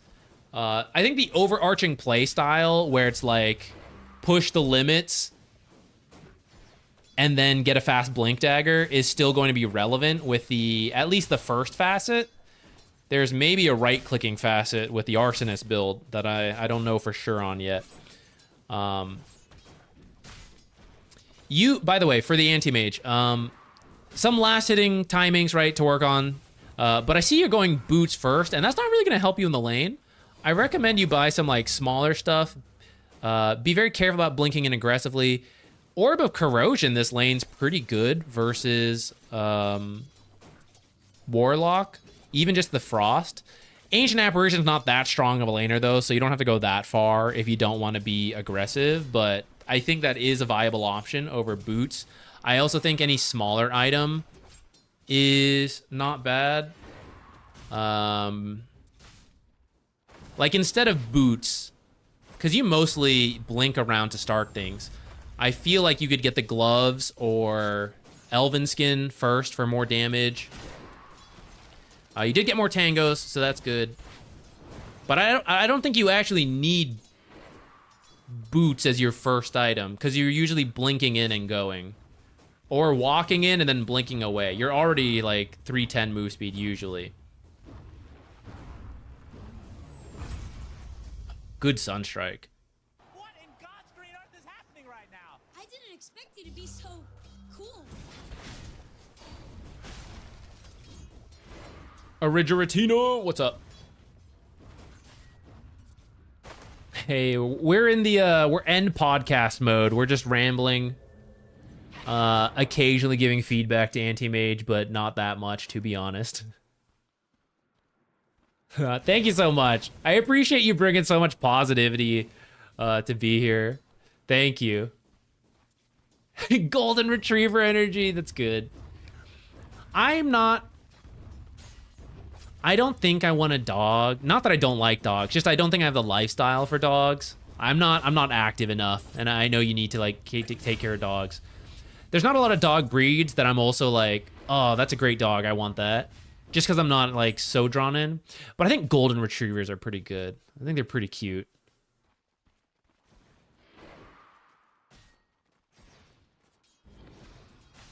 I feel like there was something else I was answering and then I forgot.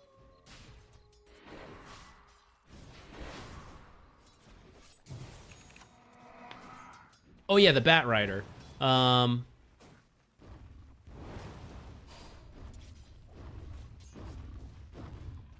Mainly, I think the way it's going to work, you start with W, the old build. I don't know if it's still the same. He's actually one of the heroes I need to like look further into with the recent changes.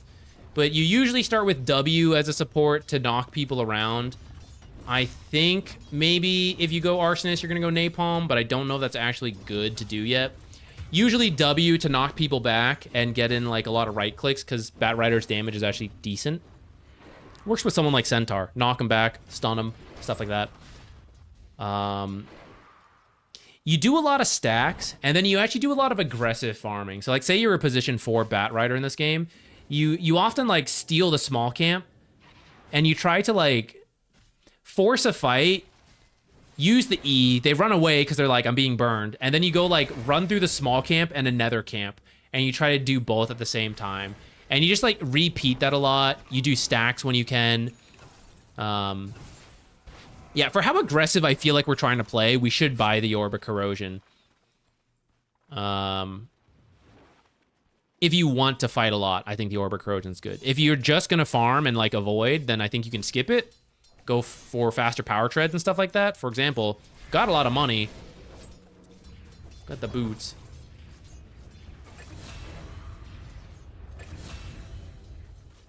I like to just walk through.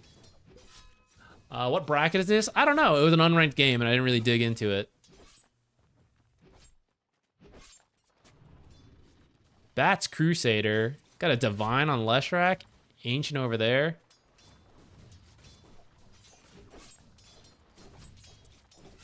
Unranked mixed. That guy's very proud of his commends. How many was it? 8,922. That's quite a lot. That's pretty good. Who's your highest rank player friend? I don't know what his MMR is now. I had one friend who was a very high ranked mid player for a while. I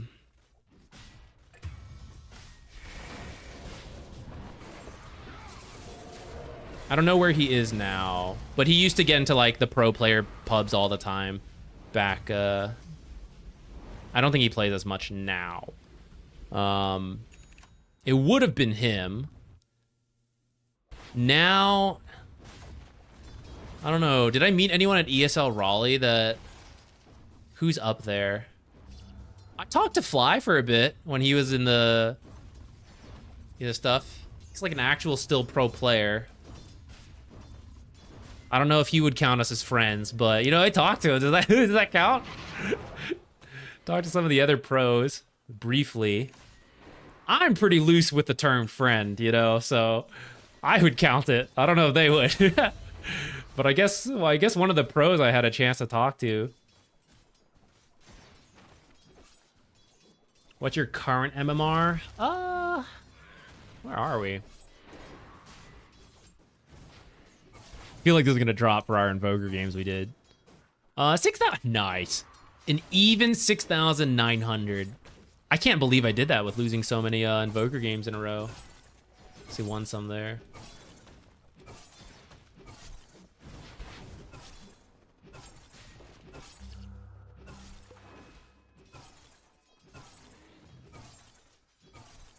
Everyone's welcome to submit their replays. I'm at the end of the stream. I'm just chit-chatting with people.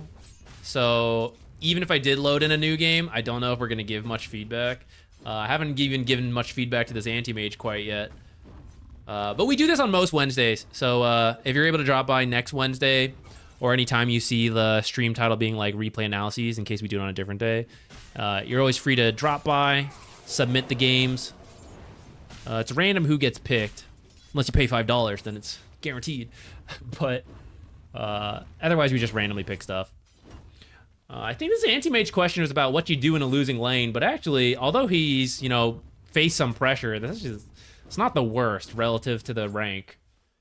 I think this is actually, like, okay. I think changing the items and the way he played a little bit would help a lot. Because if you're going aggressive, like, commit to it, and then your aggression will go better. If you're not going to go too aggressive with the items, then focus the farm, the playstyle on the CS, and then that helps too.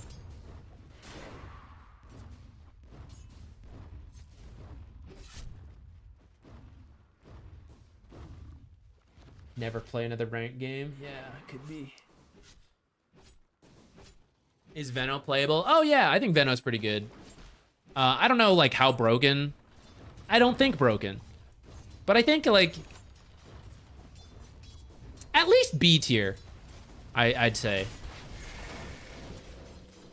I've been playing with the new facet. I actually don't even think you have to. I think you can do the regular facet or the old one, Patient Zero. I think both of those are okay. But so far I've only done the new facet and it's felt fine. I did feed in my most recent game. That was bad positioning for me. But I think the careful lane harass with like Septic Shock coming naturally on the Plague Wards is not too bad. And you still do a lot of the same stuff you did before.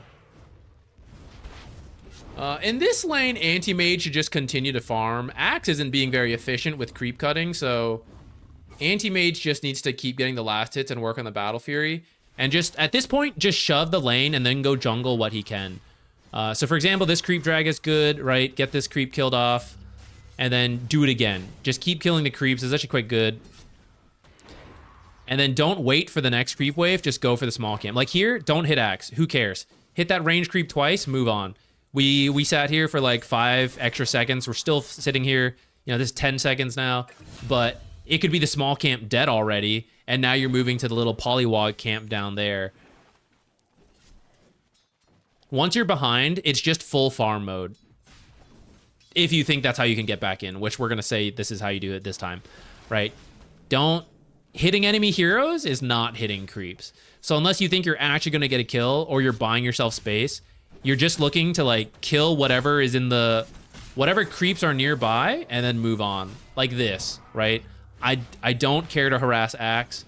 I'm not interested in getting the kill because I don't think we can get the kill. That's why I'm in full farm mode. So all I'm going to do is hit creeps. Because I fight Axe, now I'm low, now I'm scared, now I'm being zoned off of the creeps. But if we actually just stay, we get to farm this sooner and then move on with more health. Like from here, we go straight to the polywogs.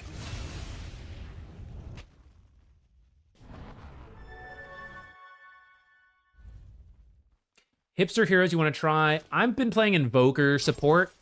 Tried 5, that was grief. So we're gonna go back to position 4 Invoker only. But I think it's fun. I like it a lot. Trying to learn Ursa, and for some reason Dota Plus and even pros, everyone picks level 15 talent, 5 more damage over 25 status resist. I gotta see that real quick.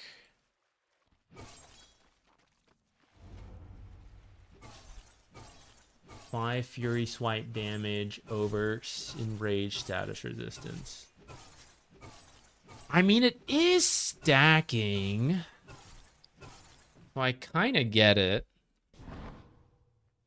Status resistance is pretty good in the right games, though.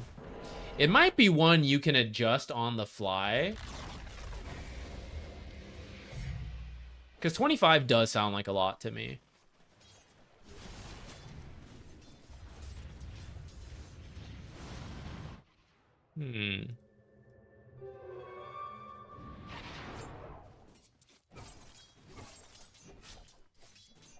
I agree. Wraith King Skeletons should give way more money than they do.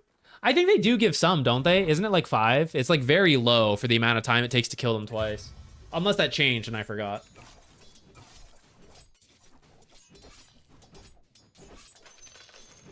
Five stacking damage is kind of good. The status resistance did just get buffed recently, though, in this recent patch, because it was less. It was 20, I think.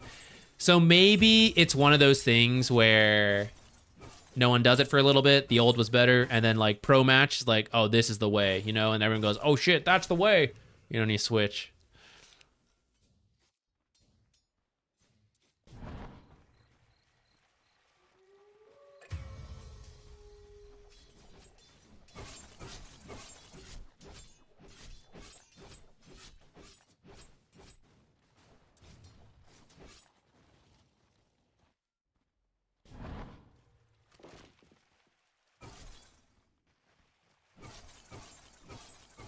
Dude, I want to be Kez.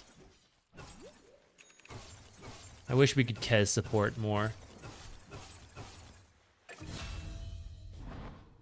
I can't wait to get back to that parry build. I was a little annoyed the Dota patch came out, actually. I was really hoping we wouldn't get a patch and we could keep going through Elden Ring straight into Night Rain.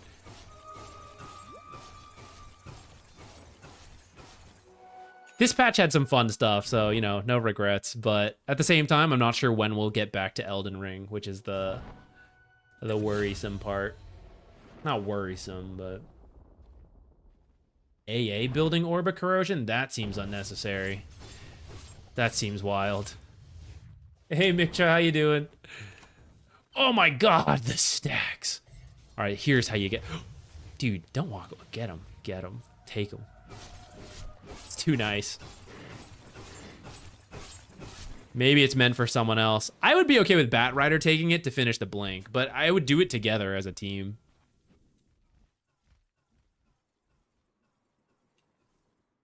You see, okay, I haven't been fully watching, but ideally Antimage would just kind of like deal with this stuff on his own. So you need a ward somewhere there so that he knows where Axe is, because that's like the one way he dies is Axe finding him.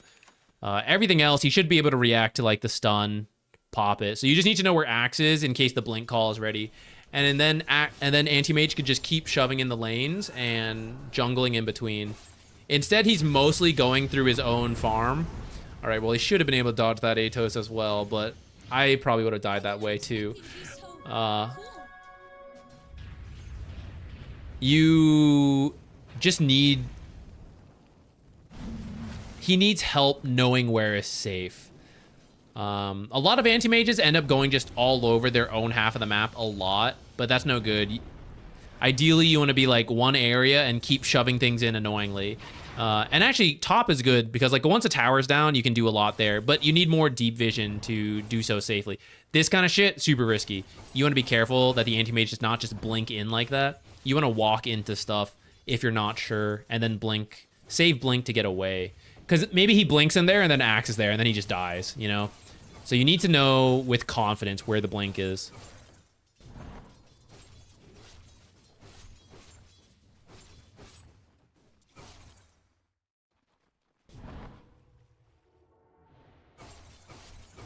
I'm excited to see all the different bosses in Elden Ring. There's been some fun ones already.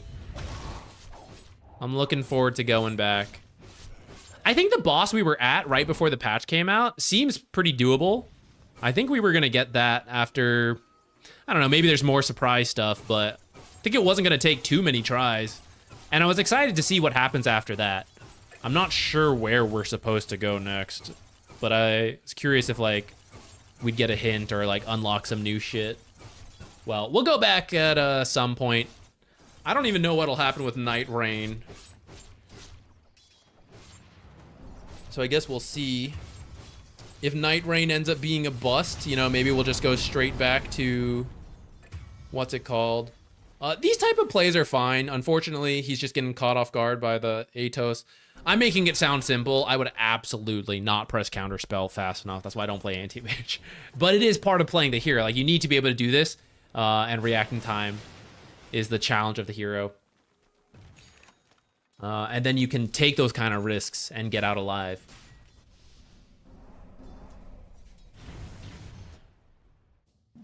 Favorite boss so far?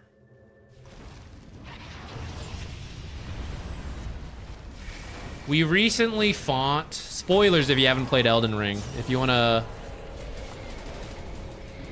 mute. I'm not gonna talk like that deep into it, but there was one enemy that was actually two enemies that we struggled with for a while. Another one joins the fight, and we struggled through that for a while. It felt rewarding to finally beat that. I don't even know if I found the fight that exciting in like a, oh, this is so cool the way the fight's going, but I just enjoyed the challenge of like having to keep trying it until we got it right.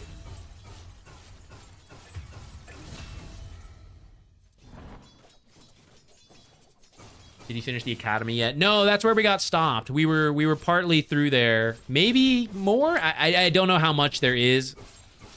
But the patch came out before I finished it.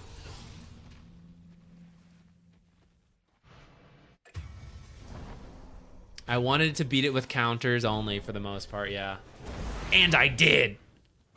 Ha-ha!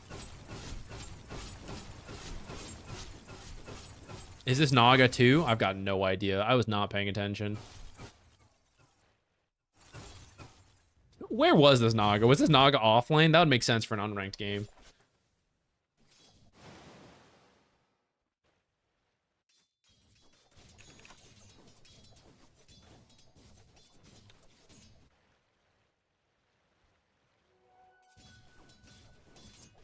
I hope I eventually have enough time to do another run through Elden Ring and we do a different build. Cause we're finding a lot of cool stuff and then I just don't touch it because I'm finding everything except the better dagger. Which is, it's funny for the story, I think, of the playthrough. But I would like to try all this cool stuff we're finding. I think it's, you know, it's interesting. I want to use it, but we can't. I think I would try maybe a faith build because I've never done that. I've never tried a faith build in any of the Souls games. Is it your first Souls game? No, I played Dark Souls 1, Dark Souls 3. Those are the two that I have beaten, at least the base game. DLC on the first one, I can't remember if I did it all. Definitely didn't get to the DLC on this third one. Tried the second one, tried Bloodborne. Just didn't have time to get through all that. Those are the Souls games I've played so far. I do want to play Sekiro. I think that one's gonna be a lot of fun. What else?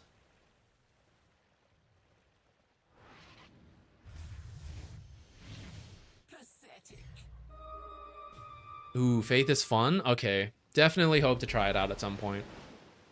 Also, you guys told me there's respecking, so, I mean, you know, maybe after we beat a lot of stuff, we could just respec to try things.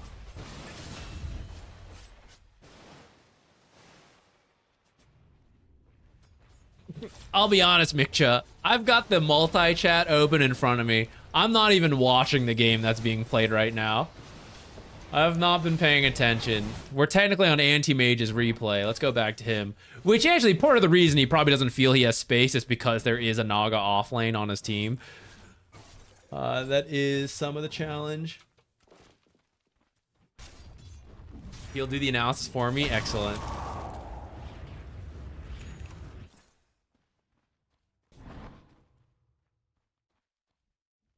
I think Ricky was telling me a bit about Frostpunk because I didn't know too much about that game. I think that would be, yeah, I'd be up to play it. See, this is the thing. This is why, you know, one day it'd be great to just be able to full pivot over to variety streams because there's so many games I would love to play. But the challenge with Dota, especially because I've set myself up as like an educational Dota content creator and we cast, like I have to maintain a certain level of Dota knowledge. I feel I need to. There's a lot of time, like even if I'm not making YouTube videos, there's a certain amount of time like you have to stay committed to Dota just to be able to maintain that because it's late in its lifespan and it's pretty complex. And I personally, others may be different, but I personally feel if I take too long of a break, I lose a lot in terms of knowledge and everything going on. And that makes it difficult to like do variety too much. One, the time commitment, but two, it's not easy for me to just like come back to Dota and be like, okay, we're so back, you know? It's a challenge.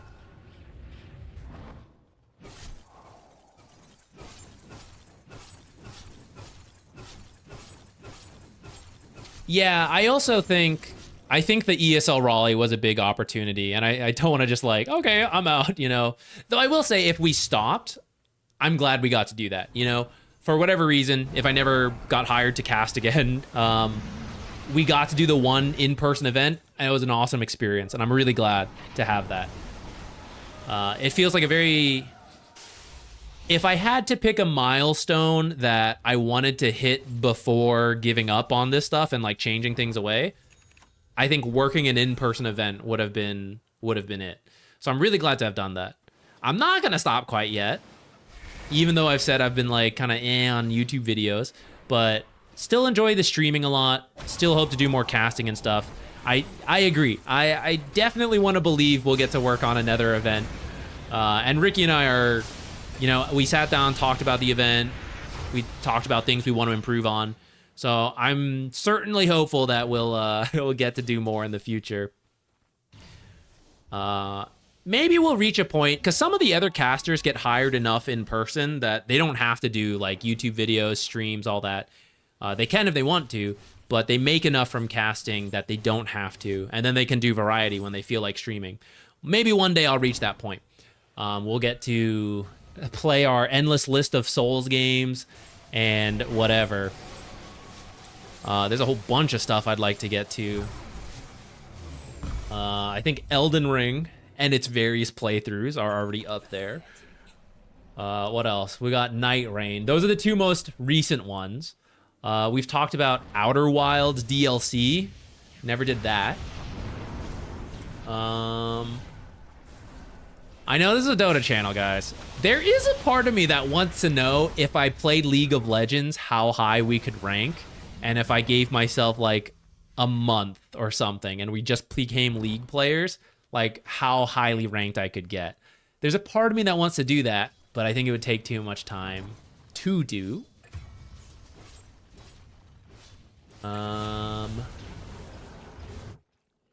I also think it would be interesting, as a Dota content creator, it would be useful to know for people who switch between games. I could do better videos for those types of people.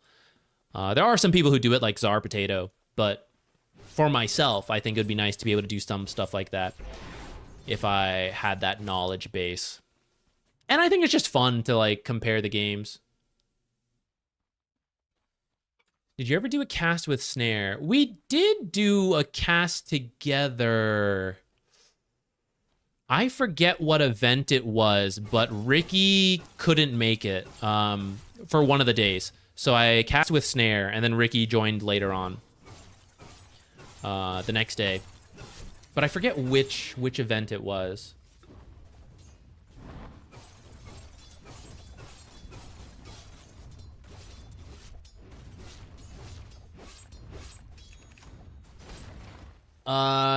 Jasper, I'm sorry if I missed the message. It's kind of just random what we picked through. I don't mean to ignore anyone. No hard feelings.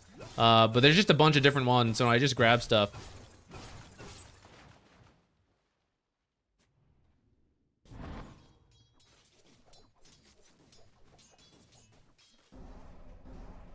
Did you get to talk much with him? Only in between games. That's the funny thing about casting.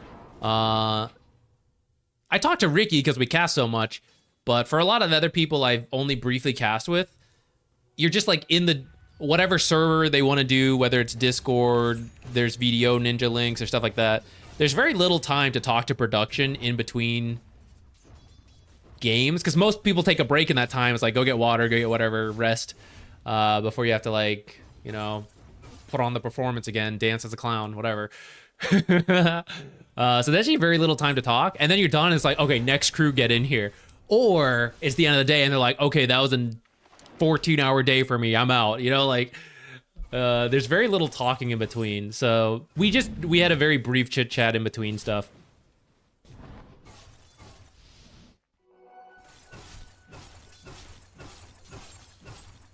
League Classic, where you could pay 2013, 2015 era. That is when I was playing. So it could be, that would just bring me back to when I last played. I want to see what it is now. I would just be curious to see what it's like. You'd get blacklisted by a good amount of Dota players for playing League.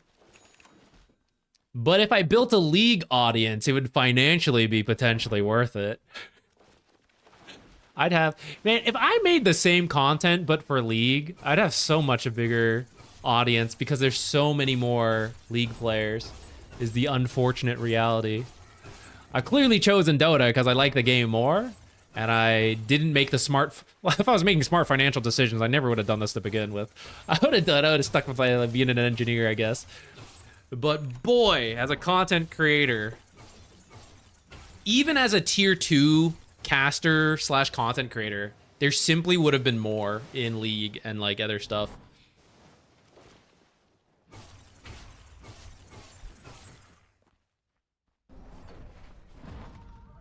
It'd be more saturated. True. That's always the challenge. Part of the reason Dota worked out is I felt no one was making support content, which at the time was pretty true. So it was like my niche I could go for. At the same time, even though it's saturated, I think a scene can continue to grow. There are some struggles with this in Dota that I think is improving a little bit, but I think a lot of people have a like zero, what's the term? Zero-sum game, whatever. Like if I'm winning, someone else has to be losing. For content creation, and it seemed that way for Dota, where there was like very little collaboration. It's like people don't want to raid into each other on streams and stuff. It's like, I kind of get it, but also like I think you can grow a scene, you know, as big content creators. If you make a game more interesting and you make it seem cool and fun, like more people come in. So it doesn't just have to be one person or the other. So in the same way, like League is saturated, but if you're part of a growing scene, then even if you have a smaller audience, the total audience is like still bigger. Anyways, at this point, it maybe is in decline. League seems to be, it's still bigger, but you hear more and more of people like getting fed up with all the design changes. Though maybe that's just what I hear in a Dota atmosphere. Oh, I'm glad. Thank you. I'm glad you like the casting between Ricky and I trying to resign. I appreciate it. Hopefully it just gets better. I think we're improving more and more. And I hope Night Rain does launch correctly tomorrow and we get to do it. Sometimes new games, you know, they have launch problems, but I feel like that'll be like a fun team bonding exercise, you know? Get to actually play some of these other games together.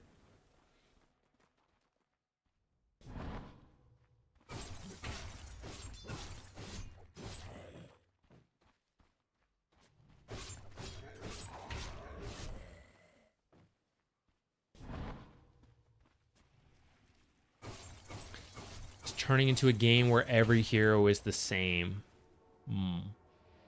Yeah, this is where I'll just take your word for it. I'm not doubting you. I have no idea where that game is because I haven't played it in so long. That would definitely suck. Like if that is the case, that would suck. They used to have pretty unique stuff.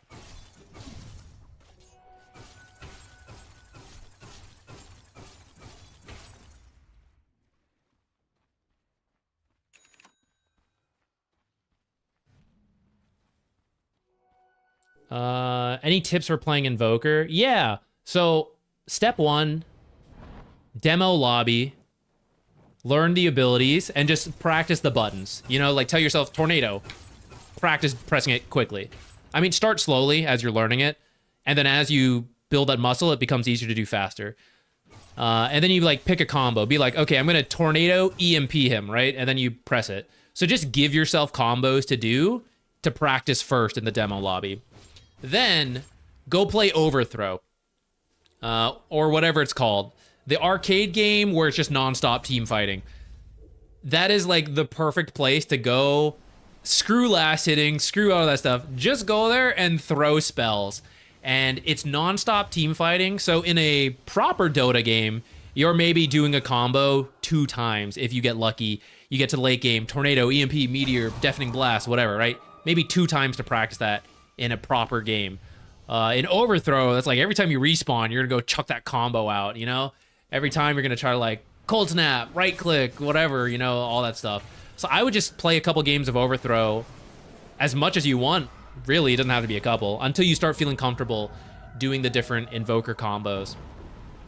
And that might scratch the itch, honestly. You don't even have to do it in a real Dota game at that point. You're just like, yeah, I had my fun, I pressed my buttons, don't think it's for me, or I'm happy keeping it here, you know, and you got to do it. But if once you get used to the button combos, if you still want to play the hero, yeah, then you just head into the unranked or ranked at that point, give it a go. Have you tried or are you involved in the testing of Relic Arena? They showed it to me at Raleigh. They asked for a little bit of feedback from all of it, not like me specifically. We were all trying it. It's fun. I like it.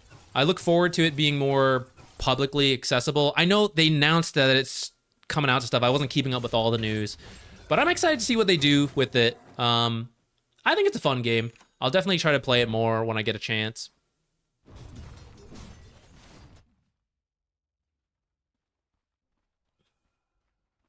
You know what I didn't like about League long ago? They changed the lore on the heroes. The heroes had different lores, and then at some point they rewrote everything, which is like, it's fine, I get it, but I'm also like, boo. You know, like Amumu just used to be like a sad mummy. He just woke up and he was sad, and I was like, damn, I relate to that. And then they gave him a story, and he's like, oh, mystical this, mystical that, who is he, what is he? He was just a sad mummy before. I liked him like that.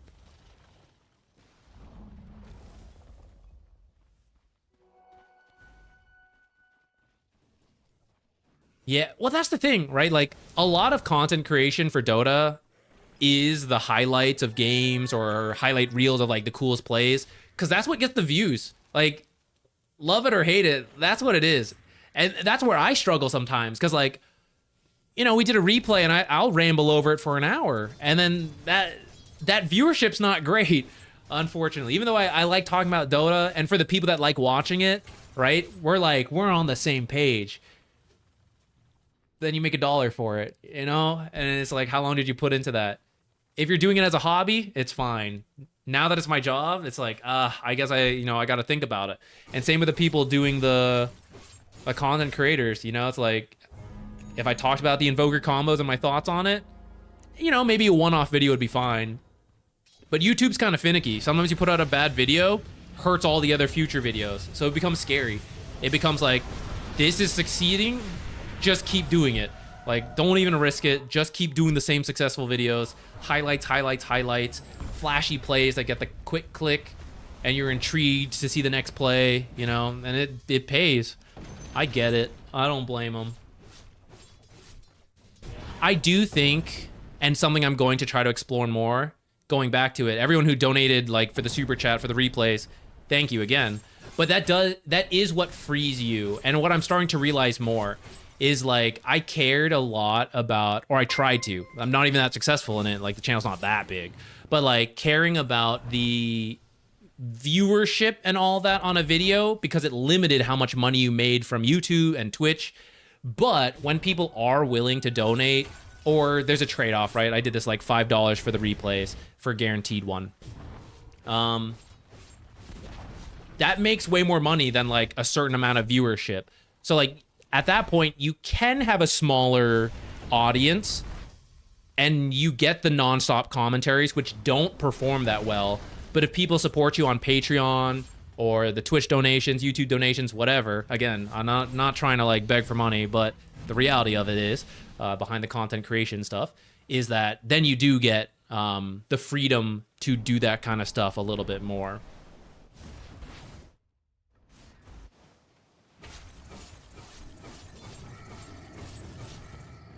Yeah, hopefully the channel keeps growing, right? Like, that's my question of, like, how big can a Dota channel get? And we can compare it to some other big Dota channels, sure, but my channel's kind of specific in, like, support educational content. This is something Alex told me long ago, is like, as long as you do support, you'll be limited to just the support players. And there's way more core players than there are support players. So even my audience is a little bit limited. I know we have core players who drop by, you get the real ones. But that is just the generic take on it. You know, it's like, I'm not a support player, why would I watch Zach? It's like, I get it, you know, that's fair. So maybe we do need to make more core content to, like, grow that audience. Then again, I think the support audience is way nicer than the core audience. Like, as a general thing, I think there's a way more toxic core players who like give shit to the content creators, you know, like flame BSJ, flame, like, whatever streamer they're watching, like, you're so bad, what are you doing, right? I feel like support players are generally nicer, and I have way less toxic interactions with you guys and, like, YouTube comments or Twitch whatever, right? Like, because I feel like support players are generally nicer.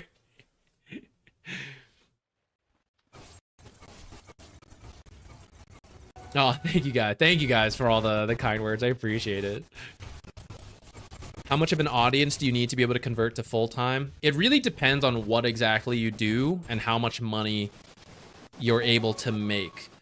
The main thing is like different categories make different amounts of money.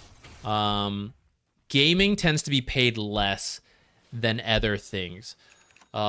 I can't give you the exact calculations, but a lot of it comes back down to advertisers deciding like how likely am I to make money from advertising to this group, to that group. So depending on how many, like how much money you get paid per thousands of views is, it ranges a lot.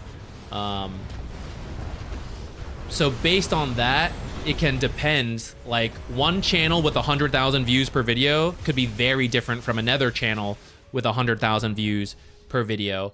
Especially some videos might be way shorter, have one ad. Another one might also be short, but just with way more ads will make more money. But you might also have a longer video that has more ads, but people don't watch the full videos, so then you end up getting less ad view time than the shorter video that had way more views, and even though it's way less, more people clicked it, watched the initial ad, you got paid more. So it really depends on your type of content, but if it puts a frame of reference there, my channel does not make enough money to be sustainable in the US. If I didn't also get paid for casting and Twitch, and then also my fiance helps us, like we split a lot of costs, and she is the breadwinner, right? If I didn't have that support, I would not be able to do this full time in the US. It's easier if you live in other countries that are cheaper cost of living, because content creation can happen anywhere to a certain degree, depending what you do. Breadwinner here. Channel would be deleted without that. Without her.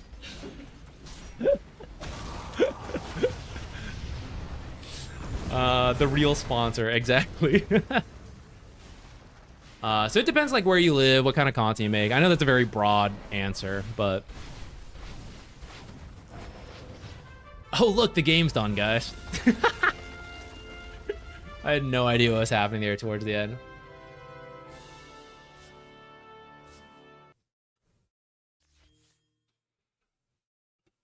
Time to eat dinner? What's even our dinner plan?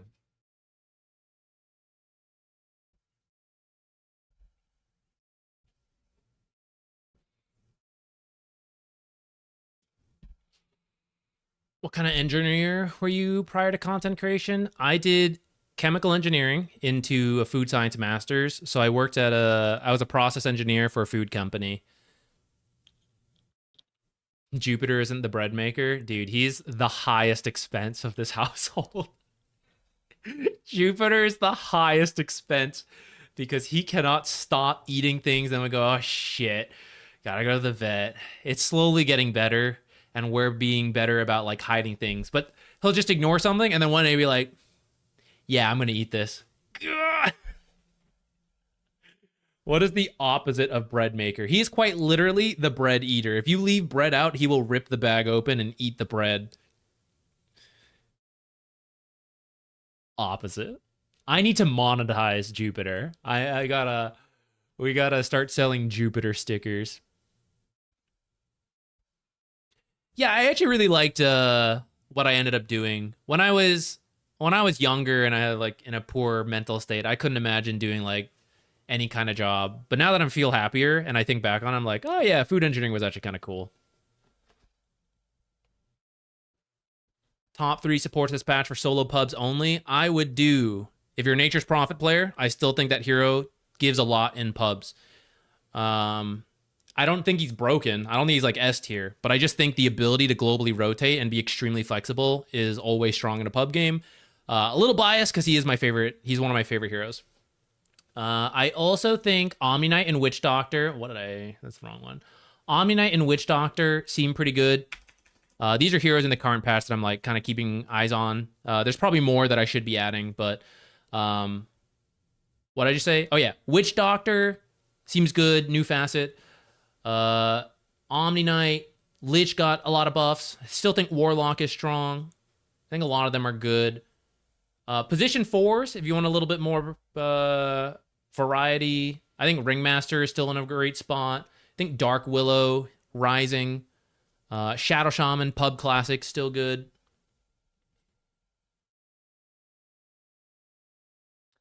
Jupiter really is like a dog. He's a cat that was meant to be a dog. I actually do have a cat cam, but they don't always sit. They're cats, you know. They don't always sit in the same spot. So, Hef, my gray cat, when he sits around the table, we do have a camera for that.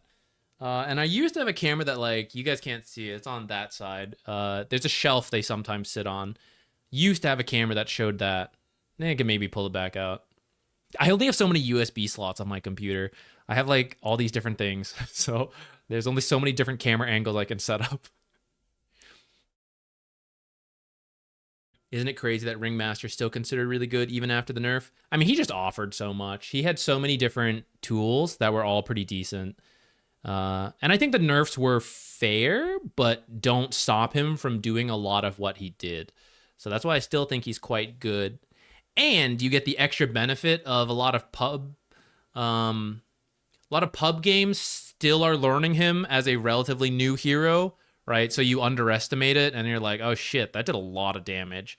People are also bad about clicking inventories, me included. And so you're expecting to kill someone and then the strongman tonic comes out, or like the whoopee cushion, whatever. It still catches a lot of people off guard because you don't know to expect it, or you don't know what's coming up until it just happens.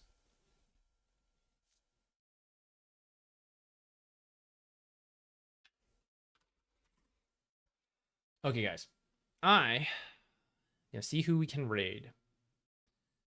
See, Ricky's playing World of Warcraft. We got any Dota streams, maybe, though?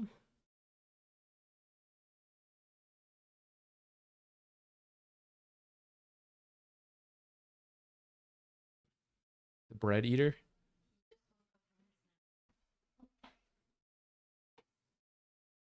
Bread Eater Jupiter. Here to say hello.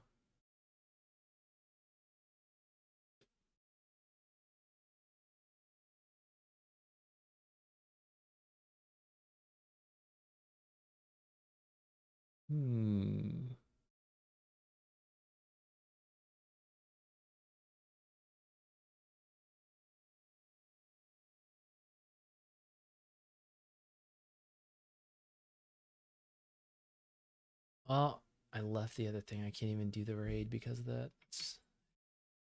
Didn't think this through. All right, guys. We are gonna end for the day. Tomorrow, Rick and I and Alex should be playing Night Rain in about 21-ish hours. So that'll be variety. Should be fun. Otherwise, Friday, probably back to Dota. But maybe not. Maybe we'll still be doing Night Rain. I'm actually not, we'll see.